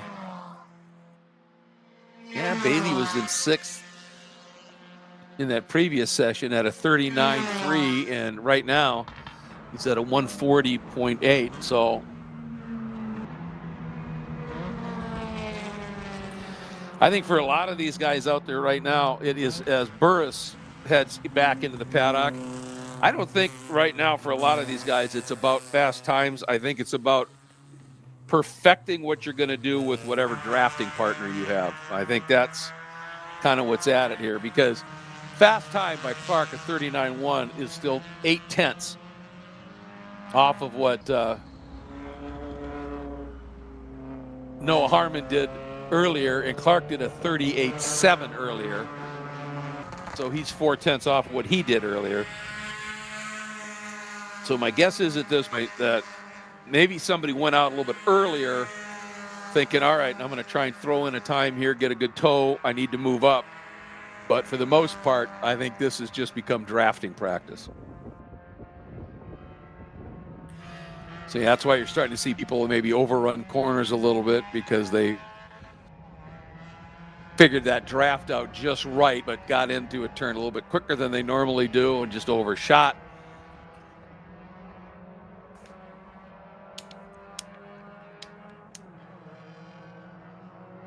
A big toe like that can make a big difference in your approach speed. And just to remind everybody, after the Pro Spec Miata qualifying practice, which ends at 2:05, so not too far here. Actually, they started late, so we still got about 10 minutes to go. We would go right into second practice for Formula FARA, and then right into qualifying for the GT and Prototype group.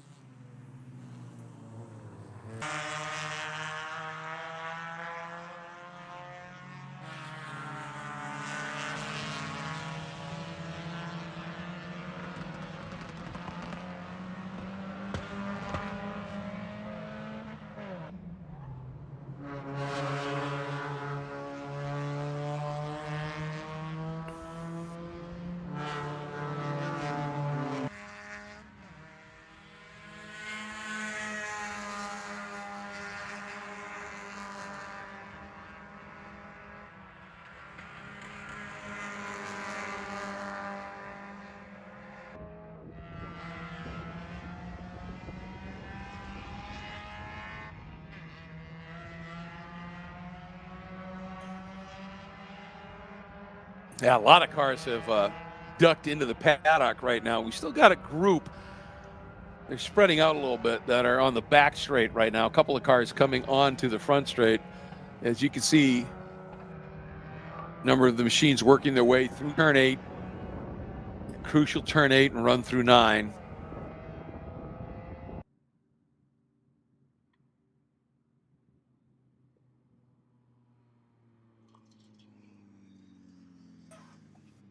And boy, a large chunk of them, 1, 2, 3, 4, 5, 6, 7 cars making their way down into the pits.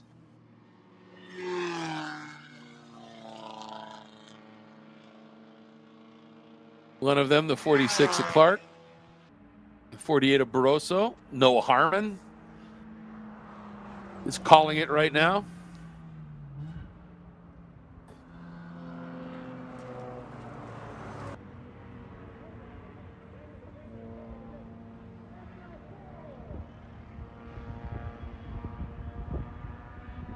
Somebody deciding, I guess, on a cool down lap to have a little fun and Just blew turn one and chugged along in the banking. I don't know whether they got into turn one too hot and couldn't get woed down and decided better to just straighten the wheel out and continue on.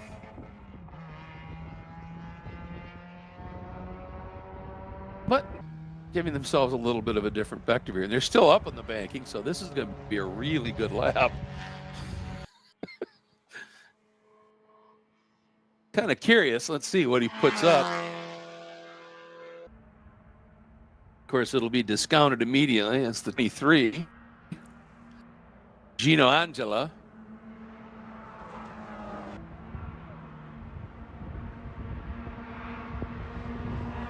Yeah, it really didn't move up much. And I could tell that it wasn't going that fast when he was up on the banking.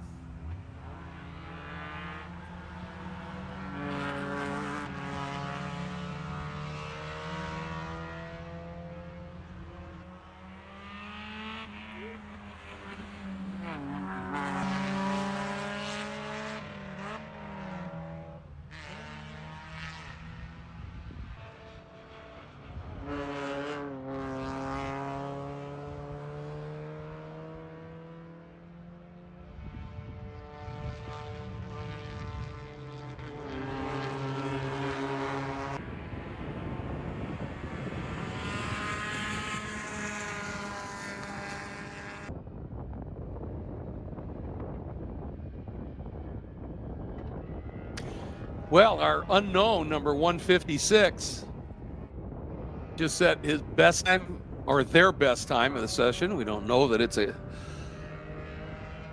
male, but a 140.2, so nice lap. This late in the going.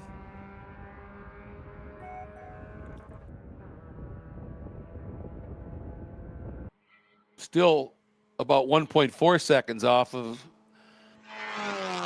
that time in the morning session.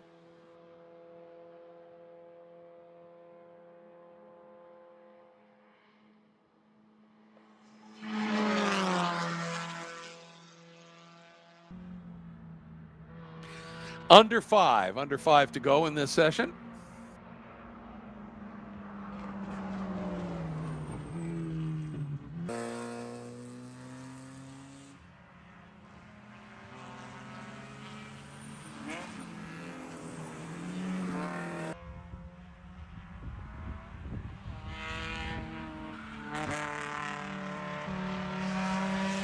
I'll tell you, Rob Bailey is just out there clocking laps, though.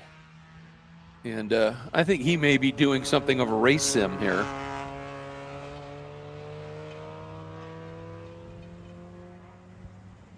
He just is consistently running in the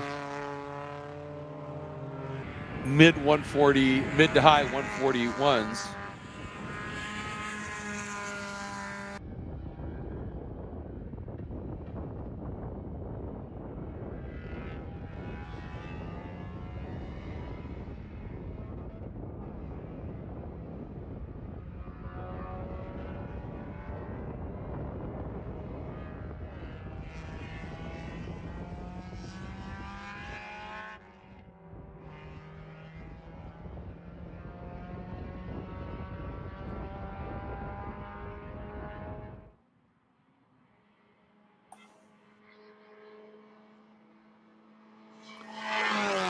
And here comes Gino Angela once again.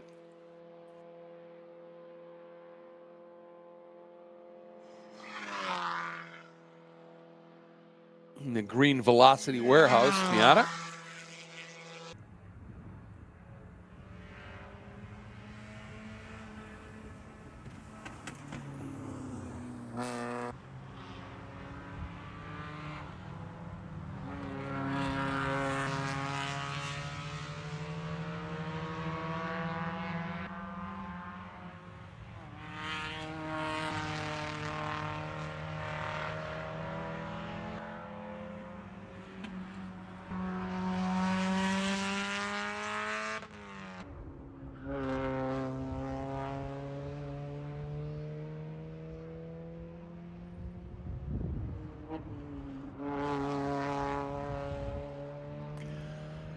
Under two, and just a couple of cars staying out there. And again, continue to see Rob Bailey, that red number 74, just lapping. He is a pretty savvy guy. I think that might be exactly what he's doing. And it's supposed to be a bit warmer tomorrow. Highs in the upper 70s. Still glorious, but a bit warmer tomorrow. So I really think Rob, who, as I said, a savvy guy, is out there just doing some long runs to see in these conditions what tire wear is going to be like.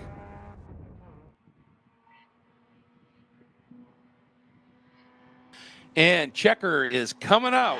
Looks like it's going to be Gino Angela be the first car to get the checker. Here comes the 62 of Brandon Gardner.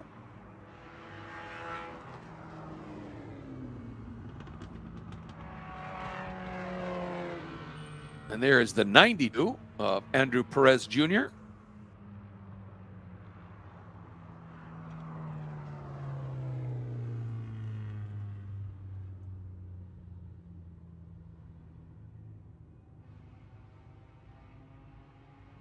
All right, looks like the entire field has picked up the checkered flag.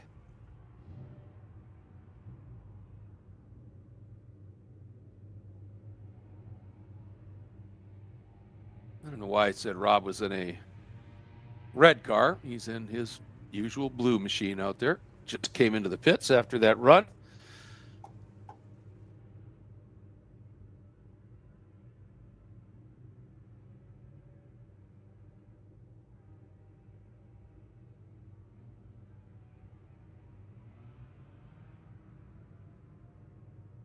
Next out is going to be Formula FARA for their second practice session.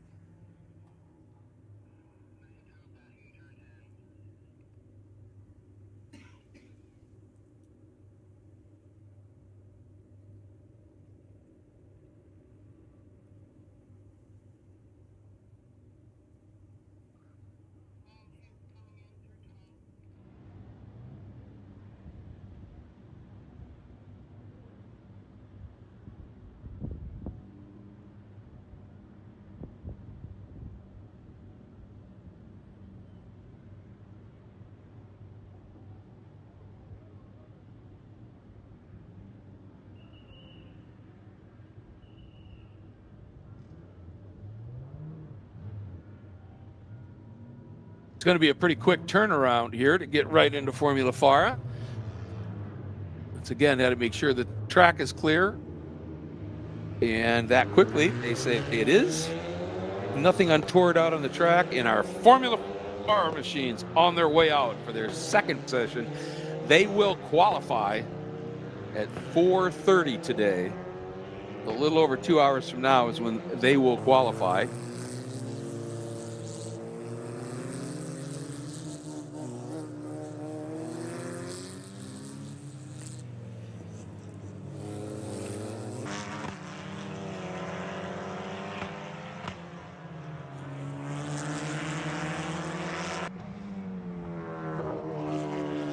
Once again, for these Formula FARA machines is the Ligier F4 Formula 4 chassis. They're all powered by a four-cylinder Honda K20 Civic engine. About 150 horsepower, but the cars only weigh 1,300 pounds. That's a pretty decent power to weight. And the strength of these cars is not in straight lines anyway, not designed for that. These cars make their speed in corners. They have a bit of downforce with the wings. Oh, somebody really awfully slow there into turn 8, but looks like they have continued. And again, when we look at the championship here, the top 2 are covered by 4 points. The 27 of Gaston Arazu and the number 8 of Beckham Yassir.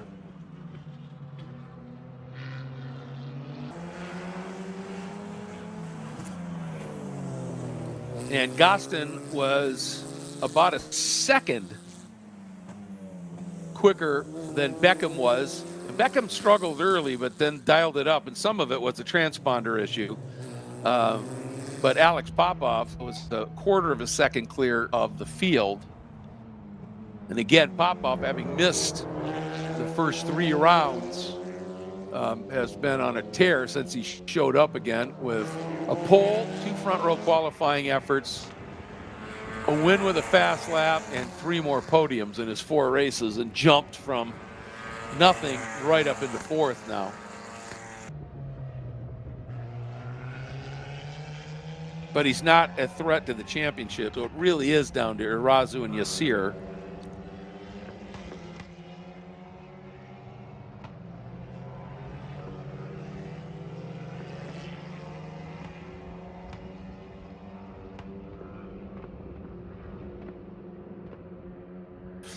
Again, target time from this morning, a 1:25 flat, 1:25.078 for Alex Popov.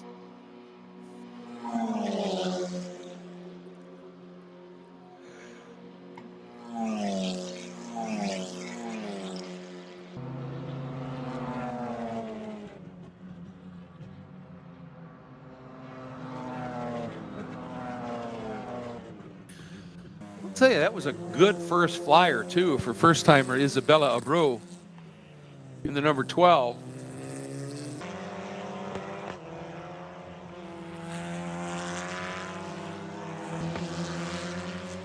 I mean, she is right down in the low 128s.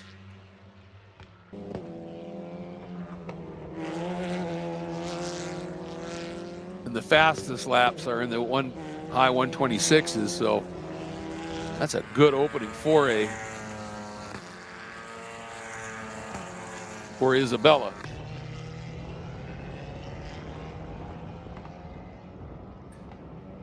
Again, important to watch this section of track right here. And again, thanks for staying tuned with us here on DriversEye Live. And this crucial run out of turn 8, remember, these cars use the banking. And so basically from here all the way around to turn 1, just into one long straight. You can see him whistling around the banking here, turns 3 and 4 for the Speedway.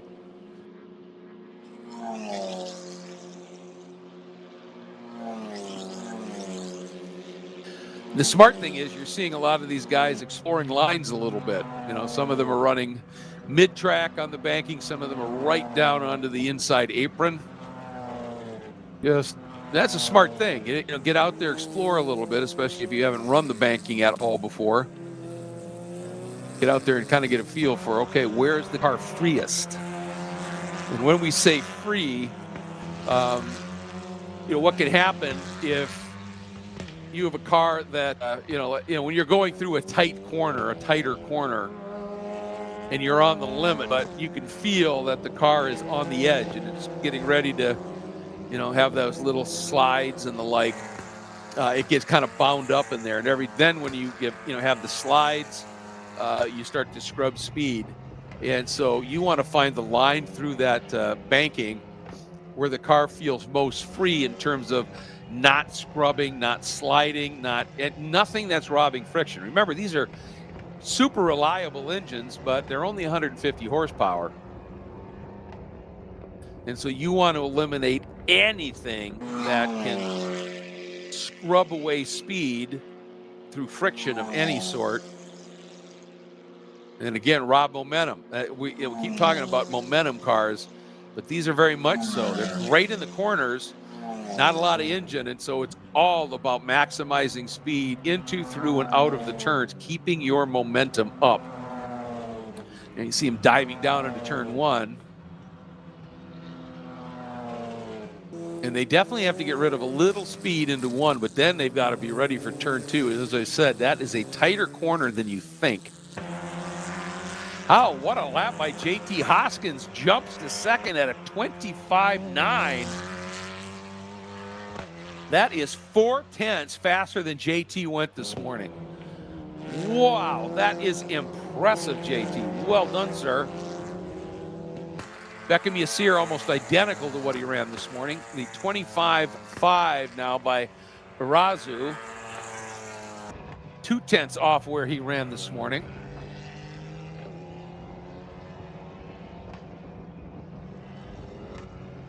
And Isabella, she just turned a 26.9. Her best time of the morning session was a 26.9. That's impressive by Isabella. And, you know, kind of telling you about her gain here. She just ran a near identical time to what she did this morning in theory, worse conditions, if you will. It's warmer, the track's hotter. And in doing so, in the morning session, she was 7th. She just turned, her lap was 5th quick. That is one heck of a run by Isabella here.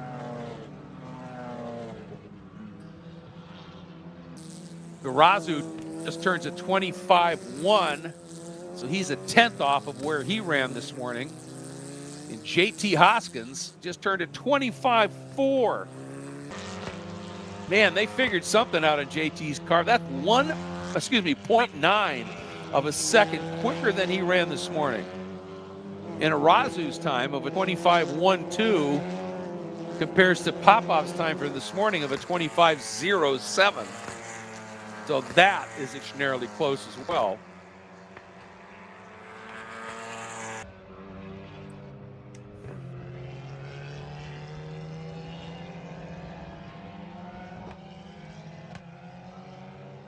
And Lazaro Benatti has moved up from 8th to 7th.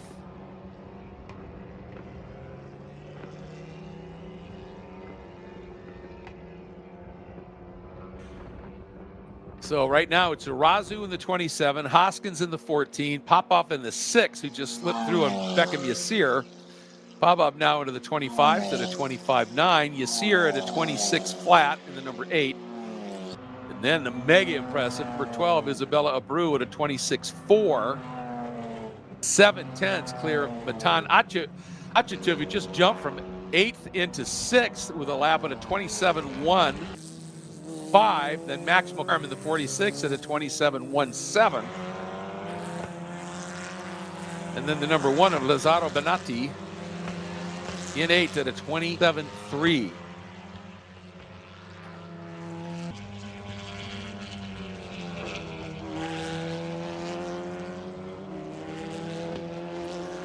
Hoskins goes to the top, first driver into the 24s. JT Hoskins is flying, folks. He just went a 1-minute 24.836 and is now a quarter of a second clear of the field. Whatever they worked on with JT, whether it was car setup or whatever, from this morning sessions to this session is paying off big. Yassir has gone back around on Popov. He just turned a 25.6. That's for this session, of course. But his previous best was a 26, so he's improved.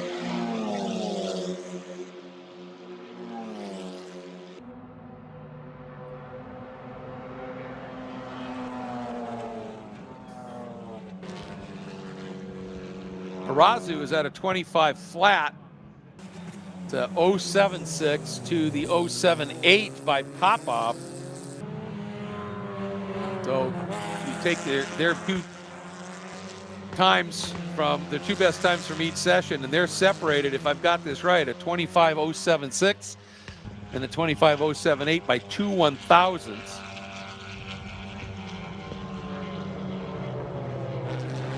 But JT Hoskins all alone in the 24s. Again, this is just practice here, but when you make a jump like that,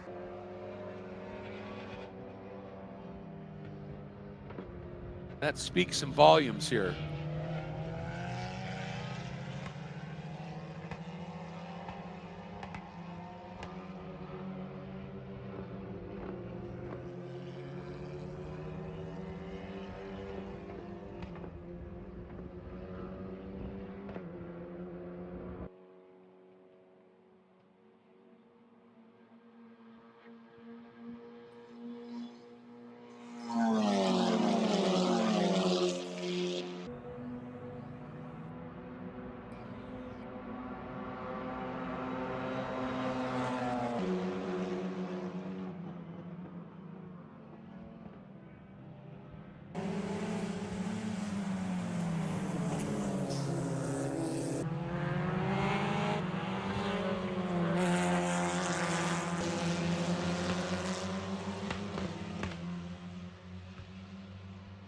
Isabella just a lap ago lowered it again to a 26 flat.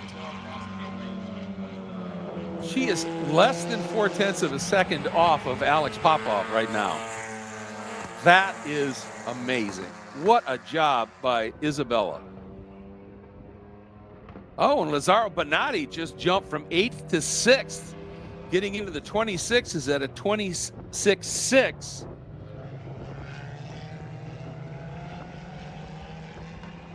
He had a 27.3, so he's now 0.7 quicker than he was.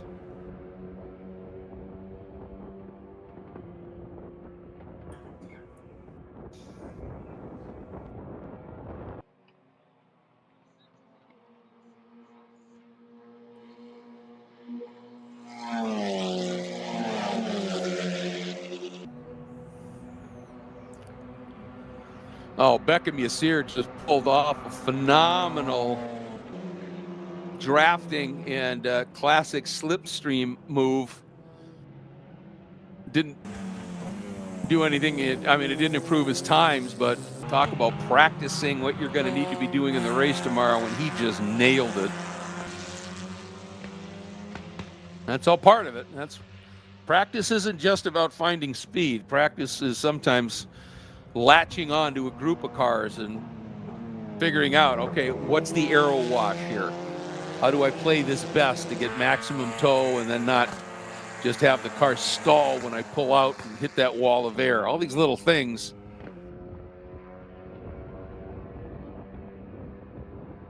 Practice isn't just for speed, it's for racecraft as well. Oh, battle right there. Two cars side by side. Speaking of working some racecraft here, and they're still side by side. You can see that tighter inside line, shorter distance, but because he got pinned by that car that was able to stay on the outside, it was a little slower speed. He couldn't run out and grab the throttle as early or aggressively. And so they ended up side by side through that whole corner.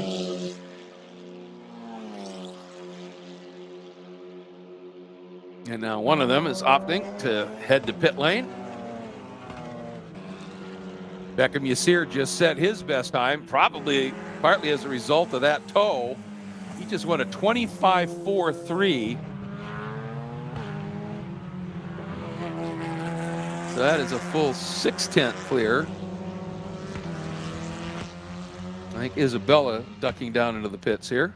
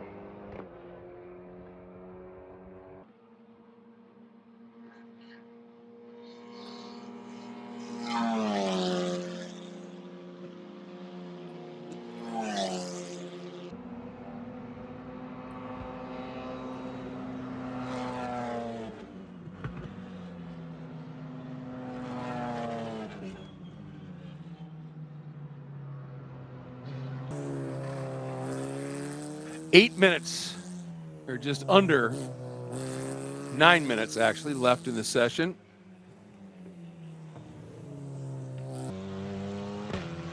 And this is a lot of the cars.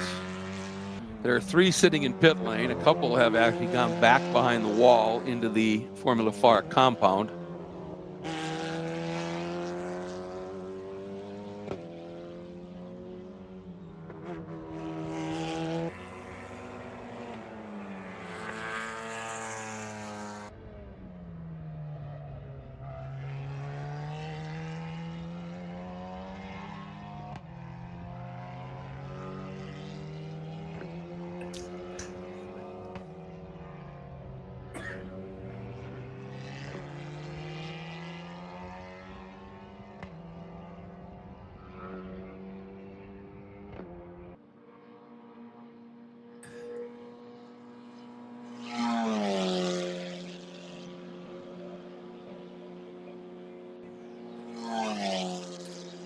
All right, a few more of those cars that were sitting in pit lane have opted to head back out again, the 2 team cars. Alex Popov just sets his best time at a 25.5 in this session. Still a half second off where he ran earlier today in the earlier session.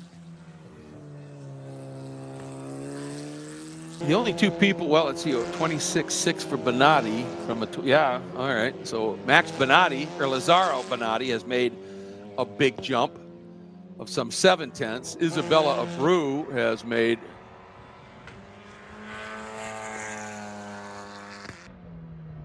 a 9/10 jump.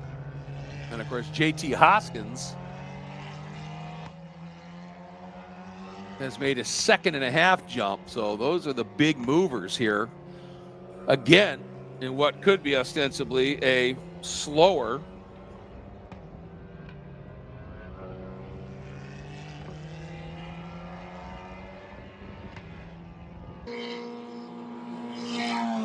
session here. So some pretty impressive stuff happening.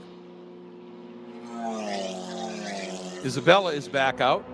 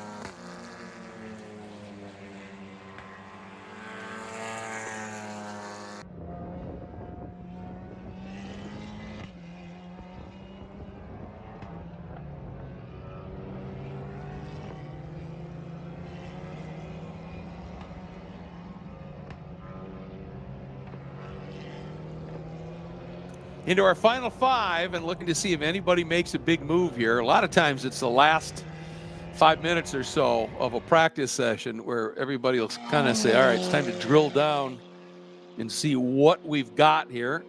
There goes Isabella. Oh, she did too. A 25.9 for Isabella Abreu. Still 5th. But she went from a 26.9 this morning to a 25.9. And actually that's over a second gain for her. And a solid 5th right now. Max McCarm just set his best time in this session. But he had a 26.6 and he's running a 27.0 now.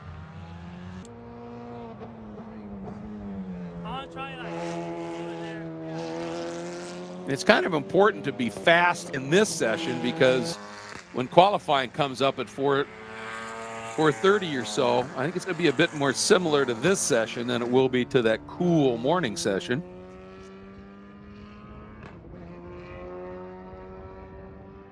There was the 27 of Gastenrazu. I think he's starting his last couple of fast laps here. Same for Beckham Yassir.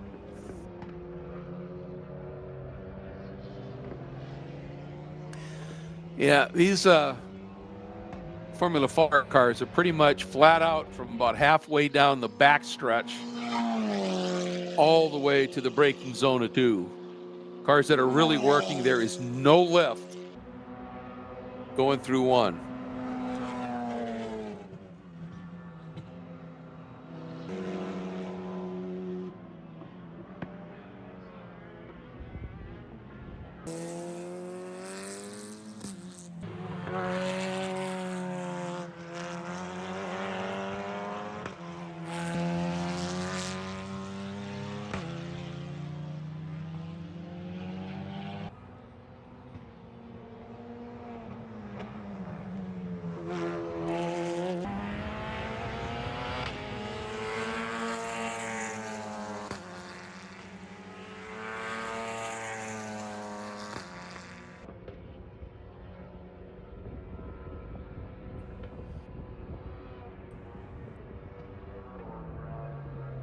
All right, let's see.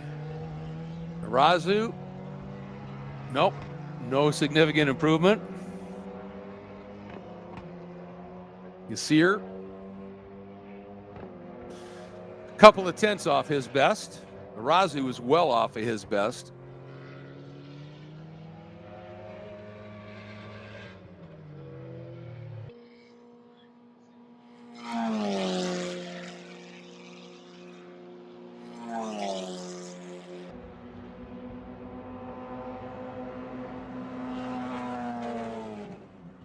All right, Popoff improves his time now to a 25.5 in this session.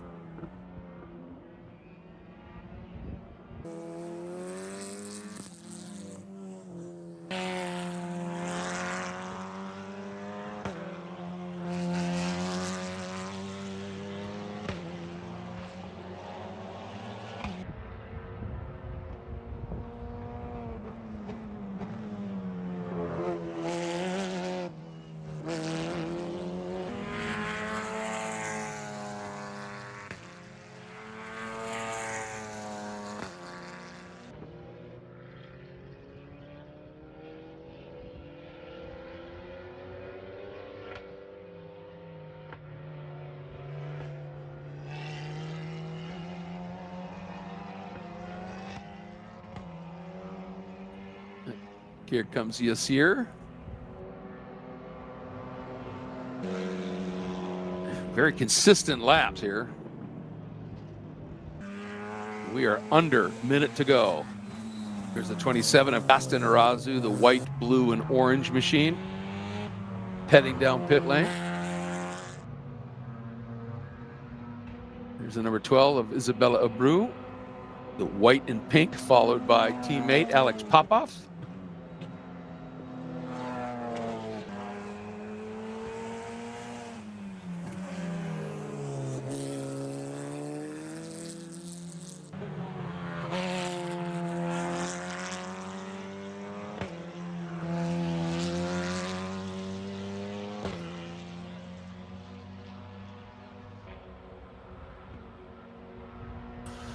I think the black car is Matan Achetuv.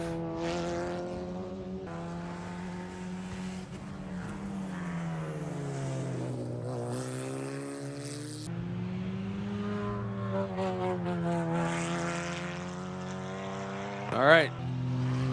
Should be seeing the checker any second here.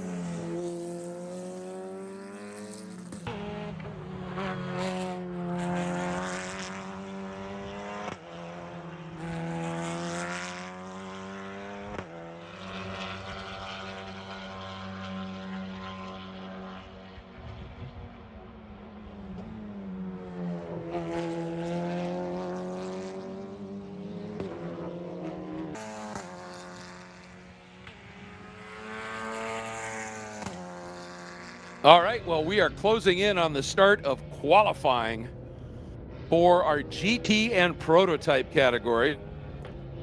They're going to be coming out here in very short order. And as we're in the last couple of seconds of our Formula FARA final practice session, going to take a very quick break, and we will be back in just a couple of minutes here with the coverage courtesy of DriversEye Live here of FARA GT and prototypes for the Race of Champions.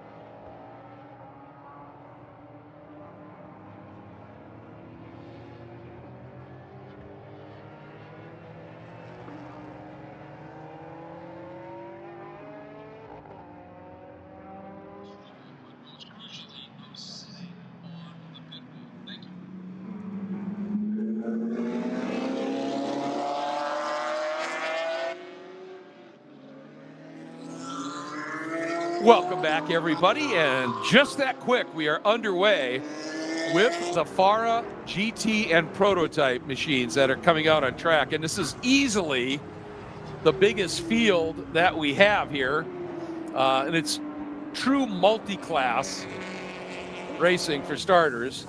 Fastest was the number 11 of Drew Altman at a 26.9.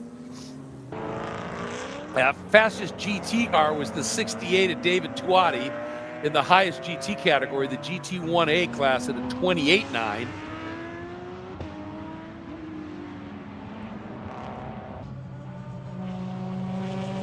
Interestingly, in the same class, Adan Ramos was within 0.2 of Tuati. That's pretty impressive. Martin Bruhat and Robert Haub, sharing the number 25, were second quick in FP1, but fourth overall. Angel Benitez in the 27X, another GT1A car, was next up. Fastest in GT1B, the 87 Porsche of Marc Julien over the 14 of Charlton Holmes. Fastest in FARA Prototype 3 or FP3, the Jimmy Crawford Jesse Gross, number 5. Fastest in GT2A, Manny Gomez, and his absolutely stunning McLaren Altura over the 61 of Richard Walker, then the 641 of Kurt Kopp. GT2B, fastest, the thundering Corvette of Roberto Dalla Costa. GT3A, quickest was the number 23 of the Thompsons, Elijah and Wayne. Fastest in GT3B, the 66 of Adam Fetterman. In GT4A, it was the 177 of Yuri Calazos was the quickest. And fastest in the Honda Wars category, the number 6 of Wilbur and Richard Perez. Now that was the practice session that they had. So sort of the target time for overall the prototypes, that 26.9, and Tuati setting the target in GT at a 28.9.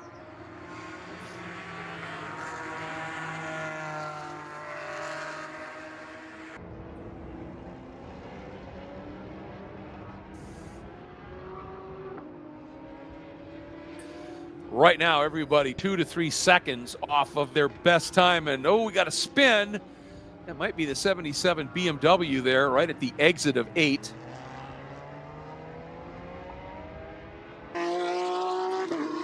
We have an interesting scenario here where we have the 277 related entries. And Rick Tamarian is going to be very busy because he's running the 78 in GT3A and the 77 in GT3A.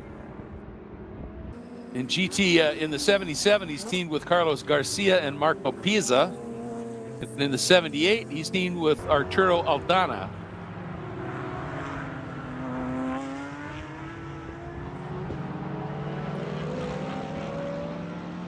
All right, Drew Altman in the number 11 has dipped into the 29s now. It's still a long way off.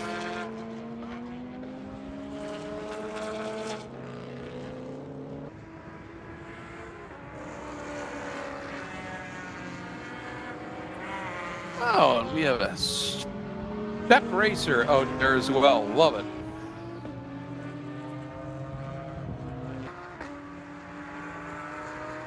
That is a fun class. And a new graphics package since I last saw him on the number 25, the Praga of Bruhat and Haupt, and they just had a moment exiting turn 3.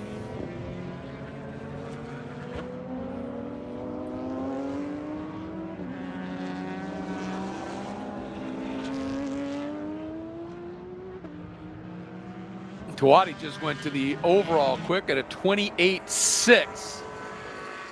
So that's 0.3 quicker than he went in the morning session. So they found something. Here comes Manny Gomez and that beautiful white 84.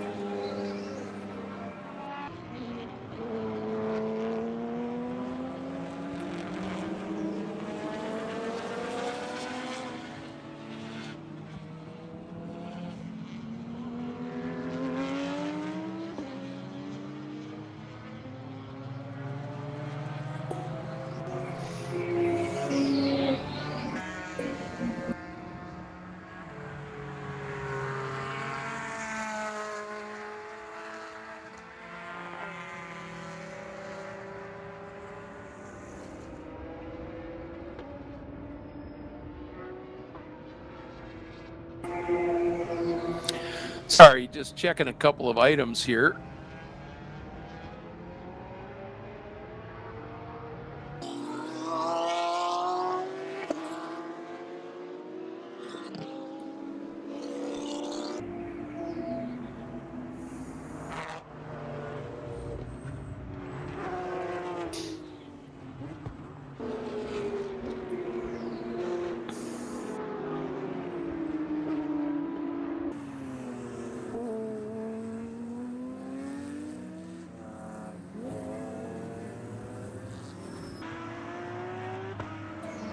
Drew Altman it's a Radical, the SR10 XXR.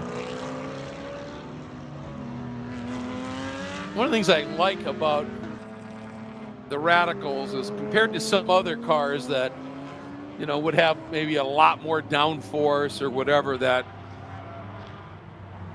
as I like to put it, look effective.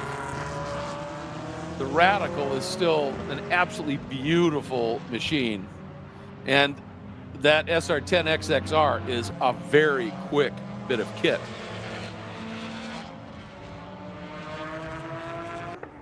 Here comes our spec racer, the 66.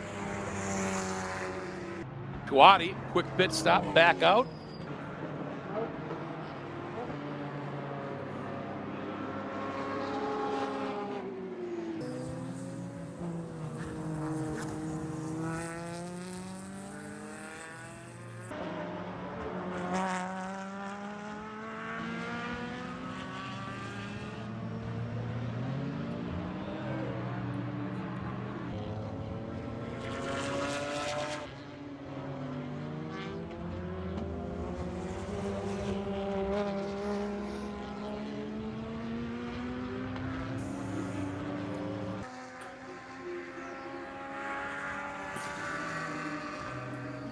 So Altman is in that green number 11, the open cockpit machine.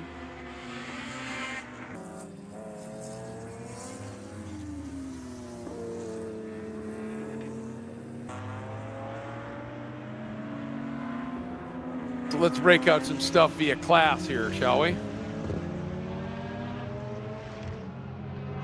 Prototype 1, FARA Prototype 1 class, the 11, the green Radical that Drew Altman over the white. And it looks like a little bit of blue and gold livery now, really sharp on the Praga.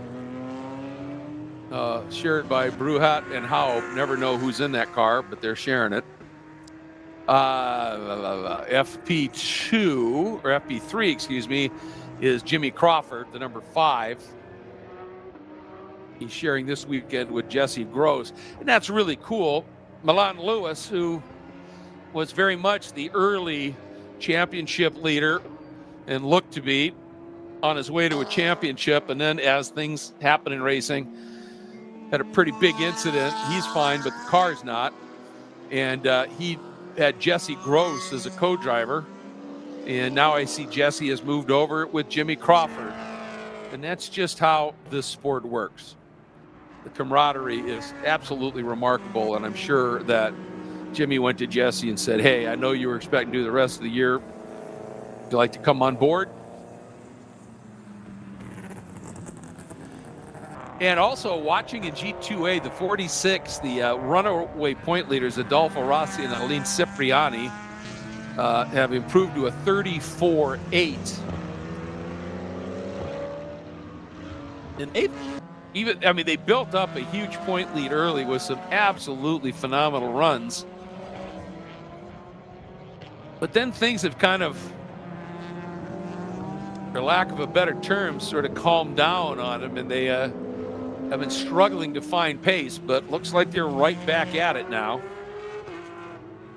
That's GT2A. Manny Gomez in the all-white McLaren from Palm Beach Tactical with Juan Manuel Corioza doing the engineering on that car here. Leading over the 67 of...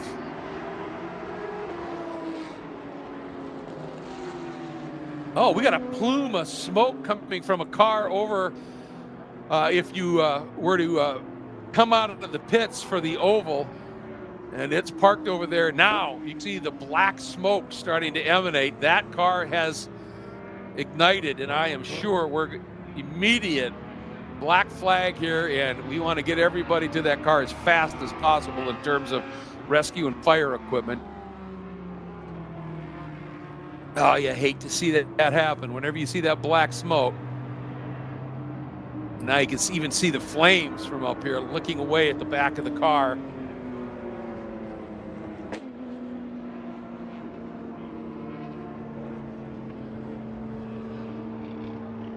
Got a spotter down there. Yep, now I see him. Driver is out. That's the best news here.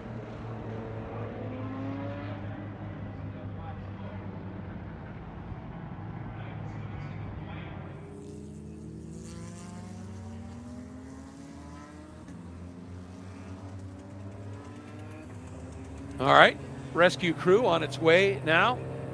Took them a little bit, but they are now on site. And we are under a pause here in qualifying, so I will continue with my run through here. And as I am doing that, we can kind of update you on the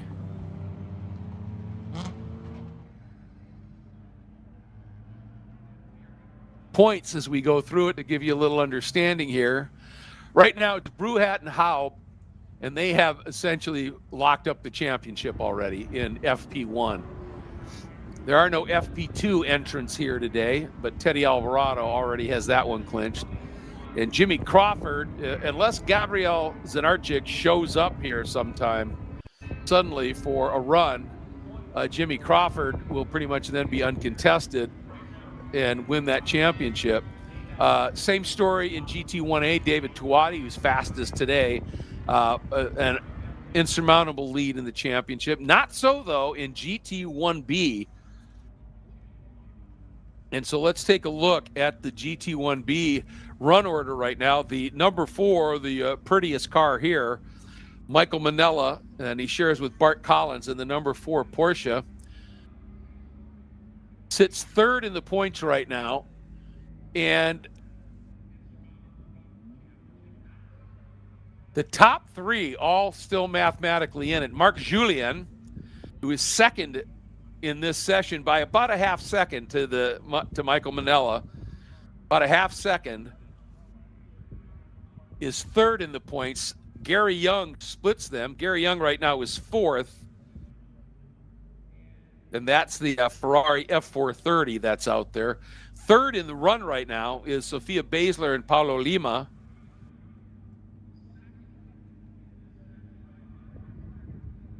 And they have been a real pairing as of late, especially in the Enduros. They have been wicked fast. Then GT2A, as I talked about, Rossi and Cipriani have a big lead, but James Haman is second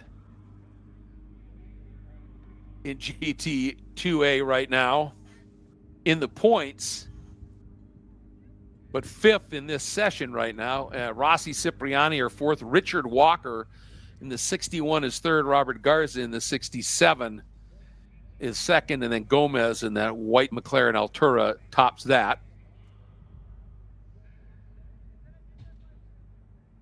GT2B,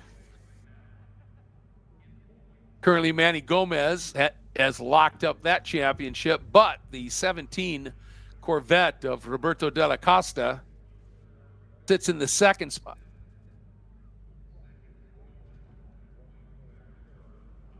And Justin Levine, who is not here, is third. Tied, though, with Daryl Cooney, and Daryl is. And so Cooney could conceivably tie with Della Costa if Della Costa gets no points, which is pretty unlikely, admittedly. So Roberto looking solid for a second place behind Gomez. And then we've got sort of the interloper here, Michael Fonte, who's teamed with Guy Cosmo for the Enduro. And they're running very competitive in that category right now.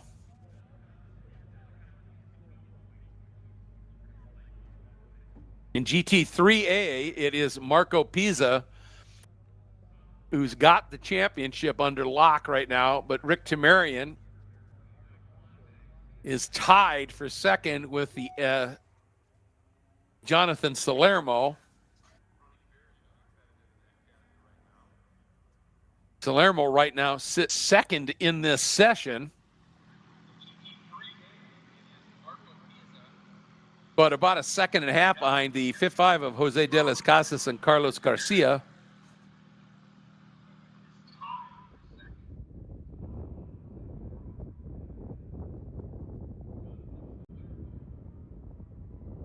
And then the 23 of Elijah and Wayne Thompson is next up. They're not a player in the championship. Fourth is the 78 of Tamarian. But then we move to GT3B. And Zoltan Wallace, the points leader, is not here.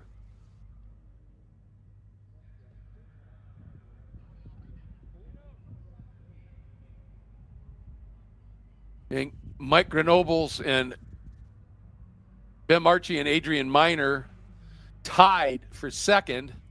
I don't think Mike is here.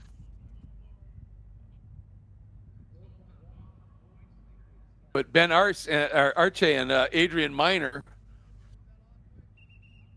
with neither Zoltan or Grenobles here, they have a chance at this.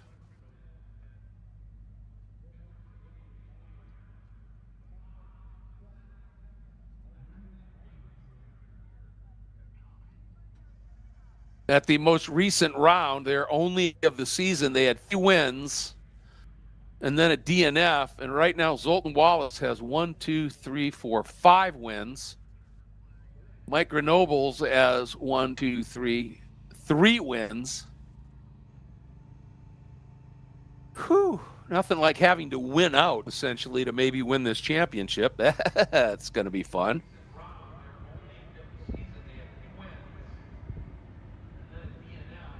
All right, GT 4A. Look, that points battle. Isabella Abreu leads it by 2 points. It's that close.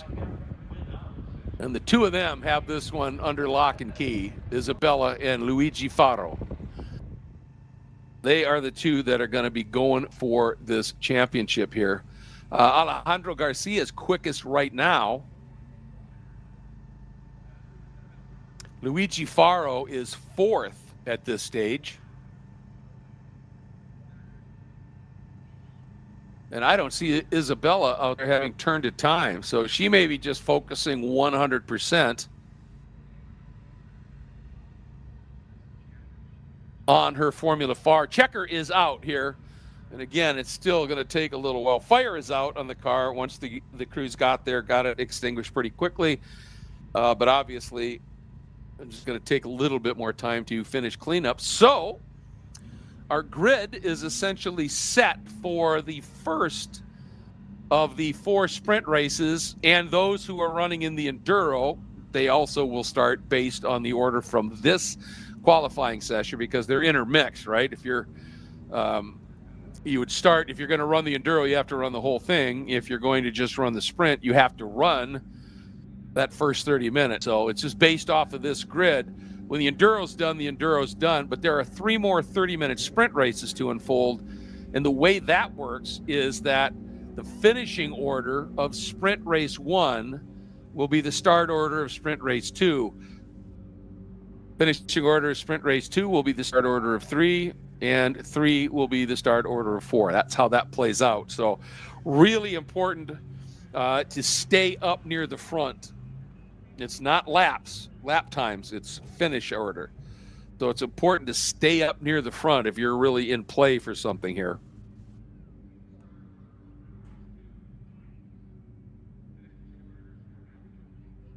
It looks like they have combined the Honda Wars cars into perhaps GT4A. Let me confirm that. Nope, they're still out there. So Wilbur Perez, sorry. The number 6 of Wilbur and Richard Perez.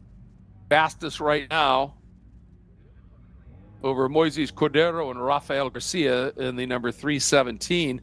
Interesting, what got me thinking that was I saw that the 089 Luis Canahuete, who normally runs in Honda Wars, and only 4 points, he's tied Luis and Mimo Marcelo, who is his usual co-driver, and the Perez's are dead even at 44, only 4 behind Roca and Garcia. So interesting that maybe Luis has opted to bail on going after that championship.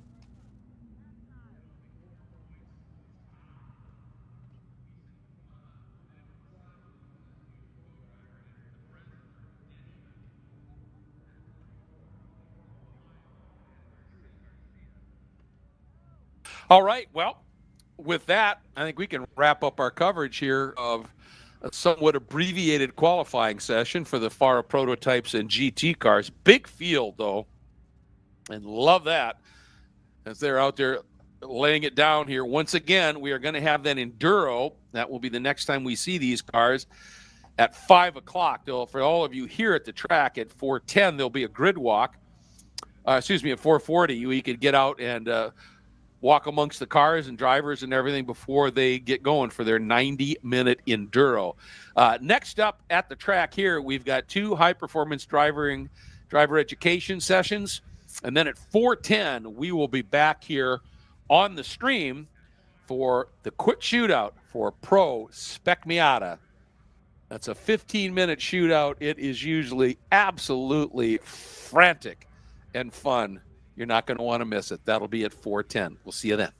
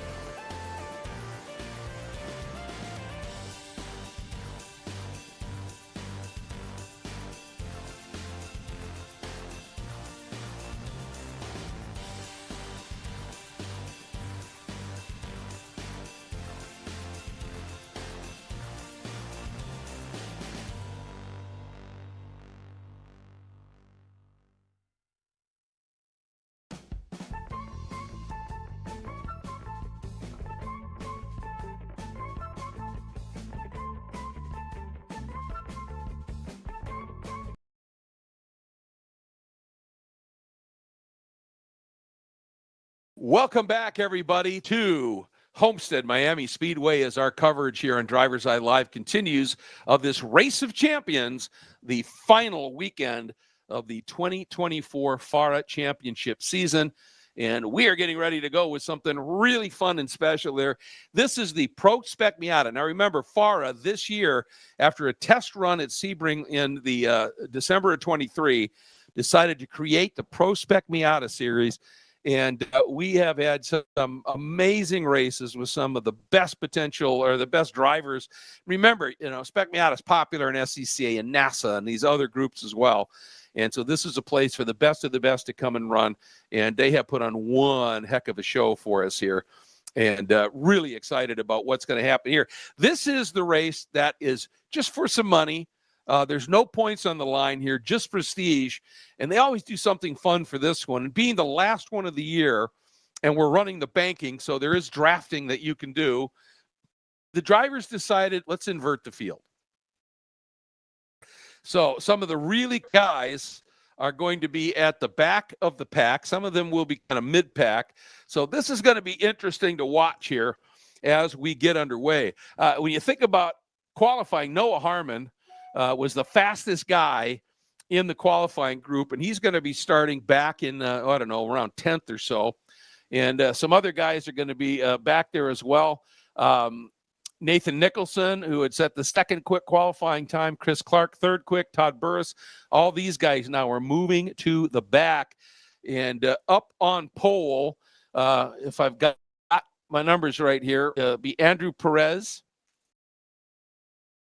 Now, some of these guys may have just said, no, I don't want to be part of that. I'm going to go to the back of the field of their own volition, which is cool. If they're a little bit less experienced here. I see Kaylin Kinley, the young, I think she's 15 years old. The black 17 will be starting at the back, even though she could normally have been right up at the front. It looks like the 56 of Jose de las Casas might have opted to start at the back. Nonetheless, things are going to be inverted and on their head just a little bit here as we get ready to go. And this is 15 minutes. It's fast. Even on this relatively short layout here, it goes by in a hurry as we are ready to go. Big thank you, of course, to a number of sponsors here that make FARA a reality, but Headquarter Mazda and Mazda Motorsports have become very involved with this Pro Spec Miata series. And look at this beautiful afternoon light here, folks. Look at that. Exit of turn 2, just the soft light of a late fall, early winter evening or afternoon here as the cars work through. That's the exit of 3 coming up to turn 4 as they work around here. And again, remember, once they come out of turn 8 and up onto the back straight here of the Homestead Oval, they are on the oval all the way to the entrance to turn 1. So it's a whole different dynamic here at this one. It's going to be fun.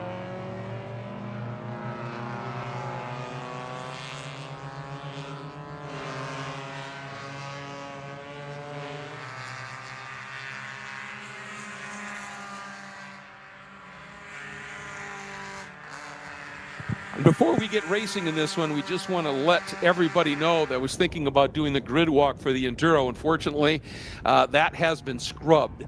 And the main reason is due to some schedule developments here. The Formula FARA qualifying will be happening at that time. And insurance just absolutely forbids having people in the hot pit lane that aren't crew members, just general people wandering around.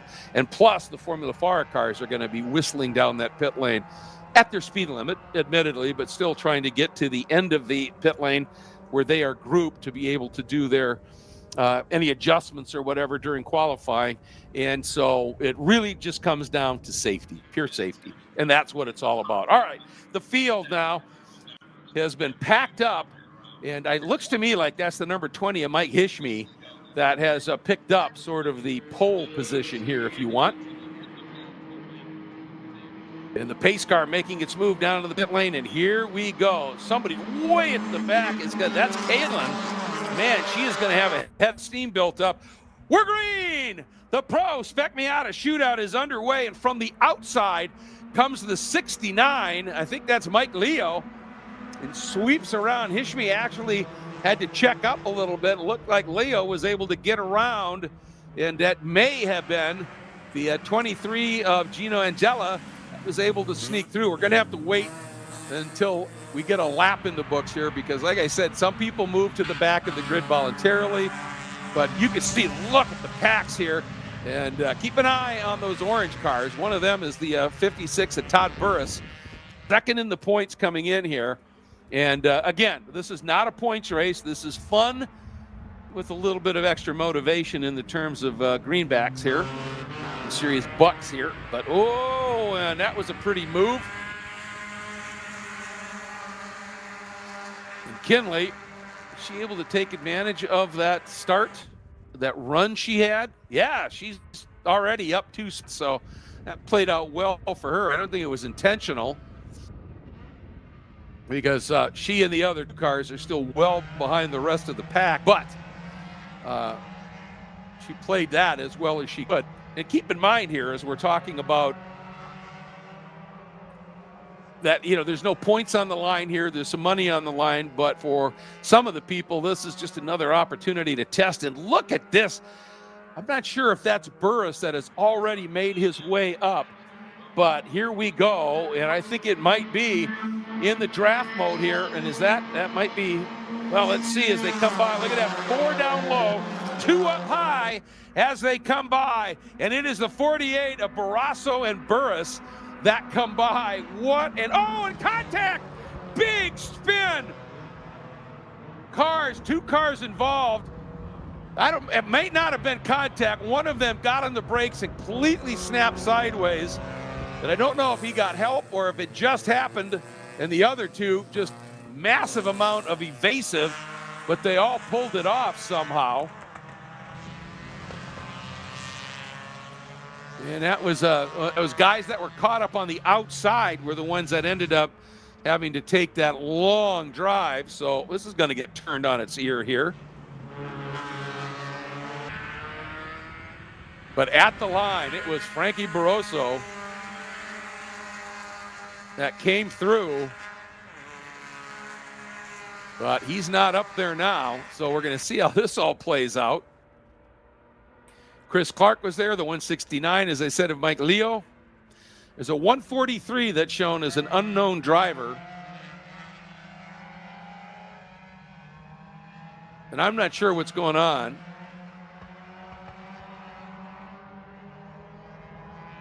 With that one. So we'll just try and figure it out, but all right. As the rest of the field leaves turn 8, the front group working through the banking. Here we go. 11 and a half minutes yet go, and we've got a 2-car breakaway at the front. And who's in it? It's the mystery 143 car and Noah Harmon. And they've got a gap now of about 1.2 seconds over Todd Burris and then the 46 of Chris Clark, who were in their own drafting mode. And look at the amount of ground that was made up in the braking for 2 and the run through 3. Burris now is only 3 or 4 car lengths off the back.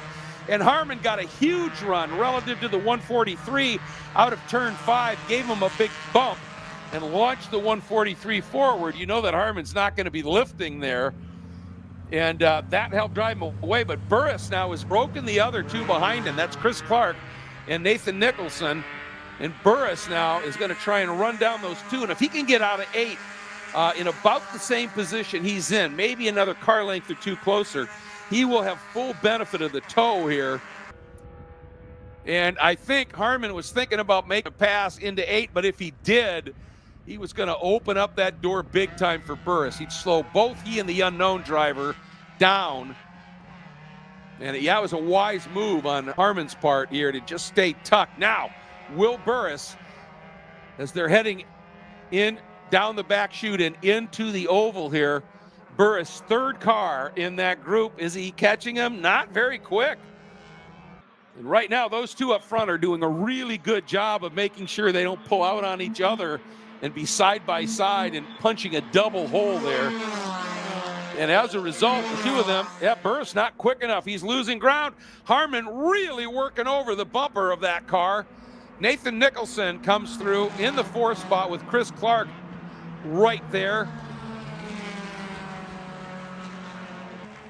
And then Frankie Barroso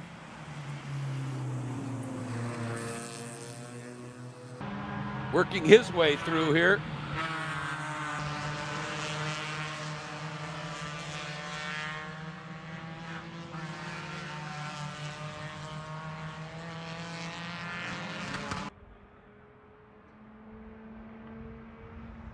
Trying to spot where, see, Barroso sits in 6th. Yeah, he was one of those guys. He was trapped and had that big off down there. And again, I don't know whether he got tapped or who it was, if there had been contact or not. Chris Clark now has gone around on Nathan Nicholson.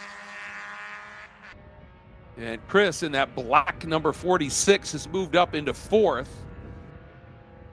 Burris now has well and truly caught. I don't know, what are we going to call that guy up front?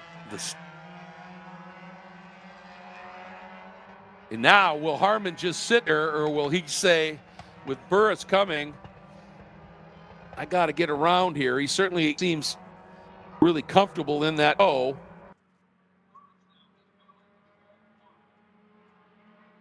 So that might be McAleer in that number 143.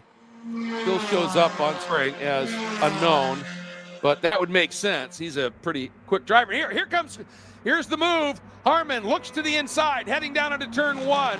And I think he decided Burris is too close. Harmon, what a cover job by McAleer. He pinched Harmon down a little bit. Harmon had to overslow more than he would have wanted for turn 2. And that just kept McAleer in front. That was a nice piece of driving. And behind him, in that confusion, Nicholson thought about trying to get around on Chris Clark, but couldn't do it. And Clark has gone back in, Clark is in the orange 46, so that was Nixon who did get through. And then it's a big gap back, Frankie Barroso, who's got about a half second. That's the 48 of Barroso. It's got about a half second on the 20 of Hishmi. Then the 156 of Jose De Las Casas.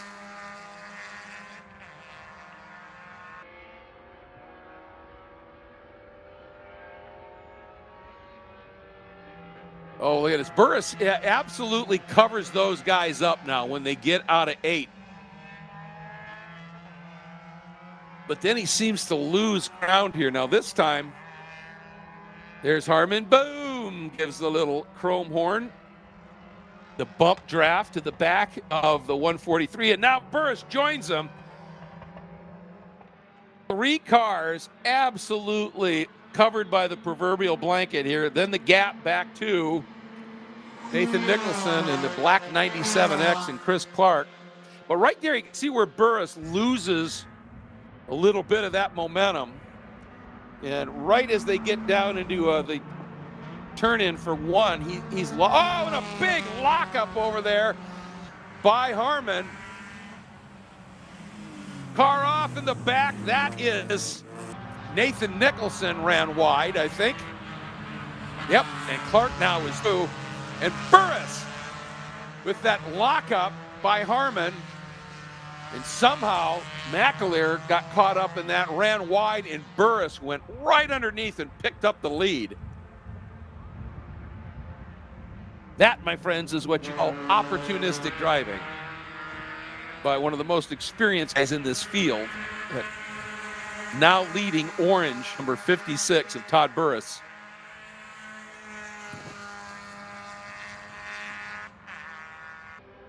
Nicholson in 5th spot now, looking at Clark.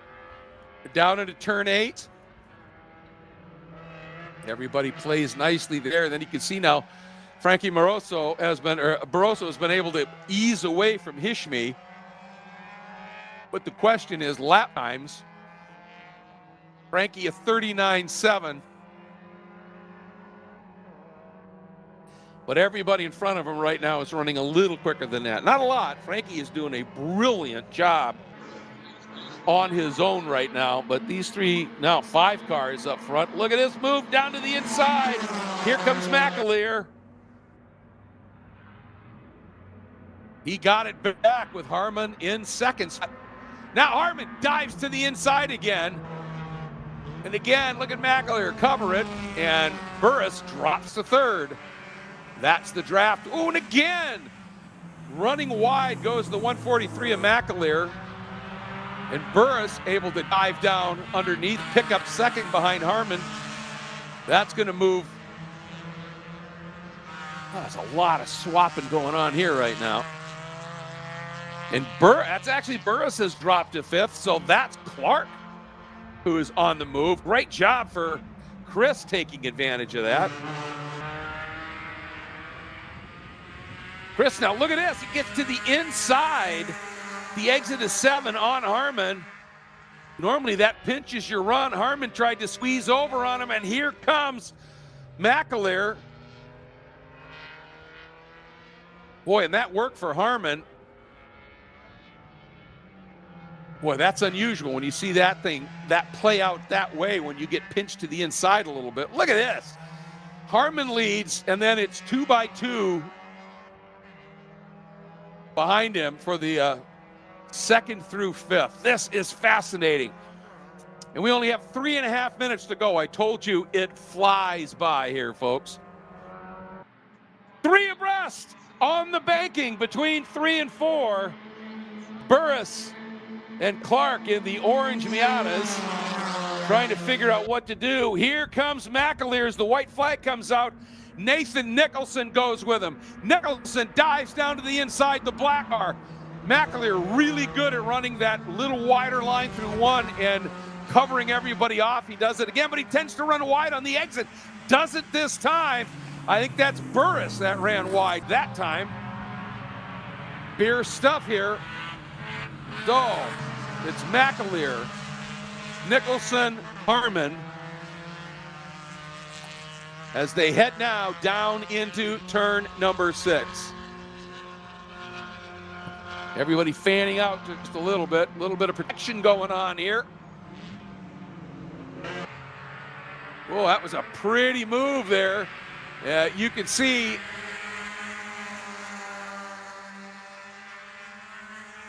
that McAleer was trying to protect just a little bit, moved to the inside, and again, on the outside, the turn-in just pinched McAleer, and he just couldn't maintain any exit speed. And now a big lunge to the inside by the orange duo. Down underneath Nicholson. Nicholson runs wide. I don't know, he may have been forced off just a little bit. So here we go. 5 cars covered by nothing. And Barroso's making up a little ground since these 5 started scrapping here. Great job by the lap car, the green car that just moved down onto the apron to let these guys go. Here we go, coming to the line. This is as close as it can get, folks. Huge move to the way inside at the line. Burris over McAleer. Wow. Chris Clark 3rd, Nathan Nicholson in 4th, and Noah Harmon in 5th. And just in case you're curious, the margin of victory was 85 one-thousandths of a second, and Noah Harmon in 5th. In 5th was 2/10 behind your winner. Pro Spec Miata Racing on display, folks. Just remarkable. And for Barroso, he certainly would have been able to play a role in that. There's no question about that with his speed. Points leader in the championship coming in. And he just had one of those offs of that group on the 2nd lap. And I still don't know whether he got, who it was that got snapped sideways, just the way the light hits down there. And I just got to look at the fastest lap by Barroso. Wow. A 39. Wow. Yeah, he was flying. Absolutely flying out there. Just ran out of time to close him down. And he made a big gain in that last lap, and the 5 of them were just tripping over each other in their duel. But 2 10th, covered the top 5. That's what we have to look forward to twice tomorrow, folks, in the final 2 races of Pro Spec Miata. That was absolutely fascinating.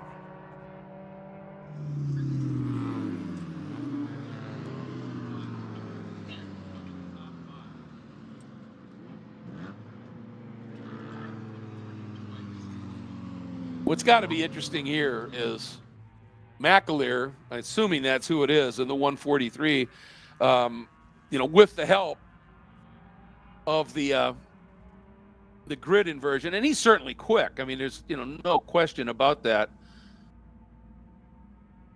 But had that opportunity, and fought like crazy and just couldn't quite pull it off.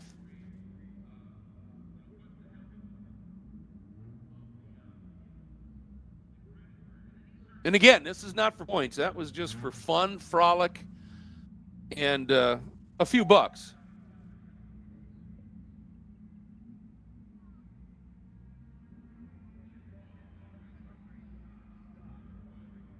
All right, next up, we'll be qualifying for the Young Guns Formula FARA. We'll be setting off for qualifying. It's a 20-minute scheduled session. We found that that's been a little bit loose because of some schedule rearranging here. But they will be coming out next to determine the starting lineup for our Formula FARA races tomorrow. We'll be back with you in just a minute. Don't go anywhere.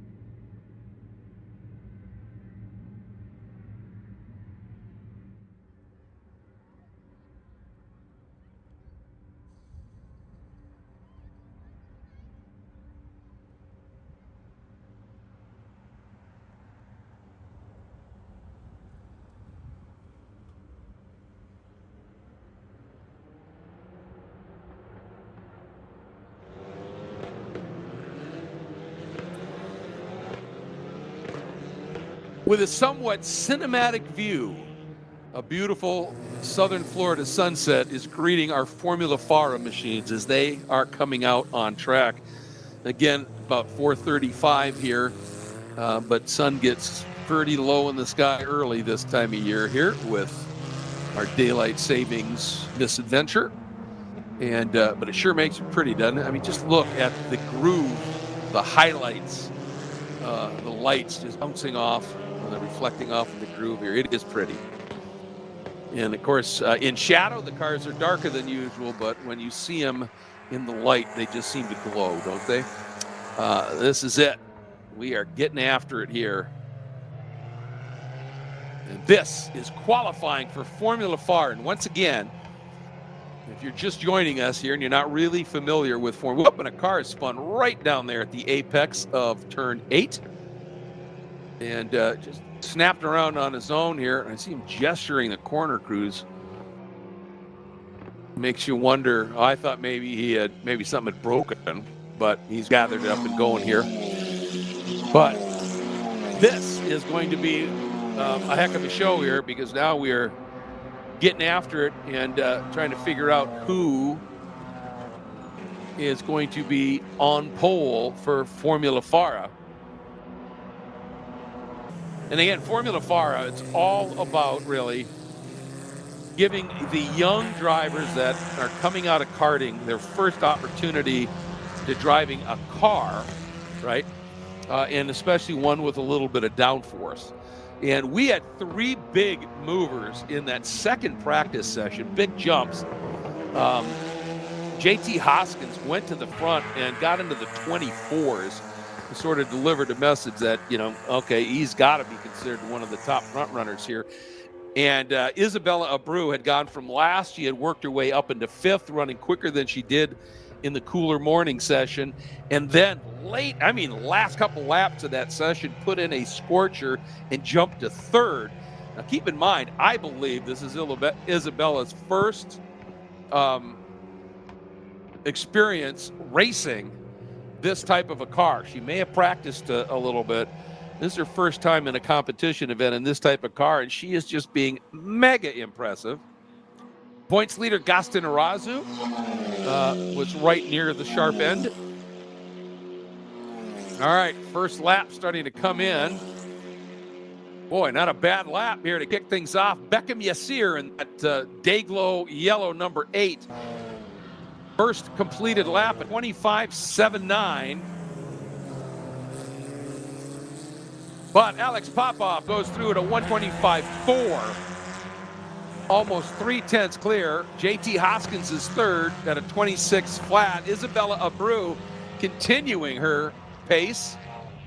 A 26.7 on her first flyer. And points leader Gaston Arazu back at a 27.6. Now, he's one of the more experienced drivers in the field, and not surprised to perhaps see him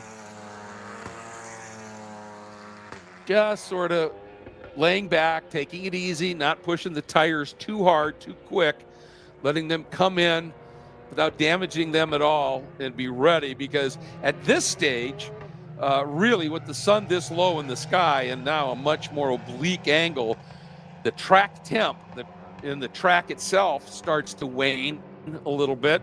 Our ambient is back down. It had got as high as 74. We're back down to 69 here right now. And you can see the long shadows. Well, that means the sun's lower in the sky, which means it's not, directly overhead. It's kind of like you laying on the beach when the sun's, from noon to 2, when that is right on top of you, and that's when it is most, generates the most heat. And either side of that, as it starts to set, you lose some of that direct heat. And tires are going to be liking that here. So I would suspect we're going to see some really fast time. As I say that, Gaston Arazu, a 125.259, jumps in front of Popov. Beckham Yassir 3rd, Jake Abreu in that 5th spot right now.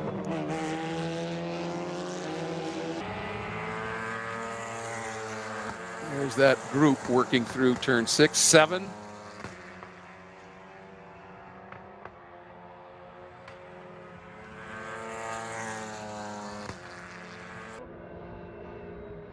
And, it's only a 20-minute session, and this is a relatively short track, but the last thing you want is to go out there and realize, oh, totally missed on the setup here. And you got to duck back in and take care of all that. So let's see what, somebody's slowing down dramatically on the back straight. Or is that just Gaston Arazu gassing it up? I think that might be the case here. Wow, absolutely flying. All right, let's see. Arazu comes through. 25.2, Popov at 25.4, Yassir a 25.7, Hoskins at 26 flat, Isabella Abreu at 26.7. then Matan Achituv in the 78, the one of Lazzaro Bonatti. Then Kai Johnson, who didn't run earlier, so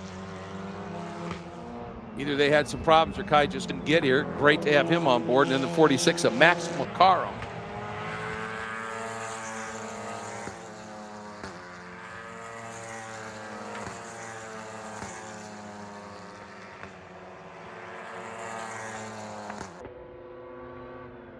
I think this is Kai's first appearance with us this season. I think he raced maybe one or two events the previous year when it was called Formula Inter. Arazu, quarter of a second clear of Popov, who's a quarter of a second clear of Yassir. And again, 4 points separating Arazu from Yassir in the championship. 12, little over 12 minutes to go. Popov getting a draft, played that to perfection, goes a 24-9 and goes to the top. 33 100ths clear of Arazu. Hoskins jumps back into third now at a 25-3. Yassir goes at 25-5. That's 14 and 8 respectively. And Isabella Abreu drops into the 25s as well. What a run for Isabella at a 25.76. And Lazzaro Bonatti just turned his best lap so far at a 26 flat.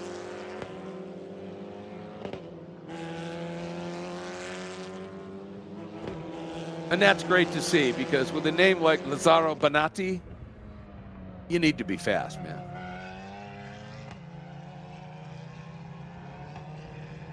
Working through turn 8. You can see when you're by yourself, you got that night, you can just arc that corner. You know, it does open up a little bit, so you don't have to turn in super late, but you don't want to turn in early and push wide.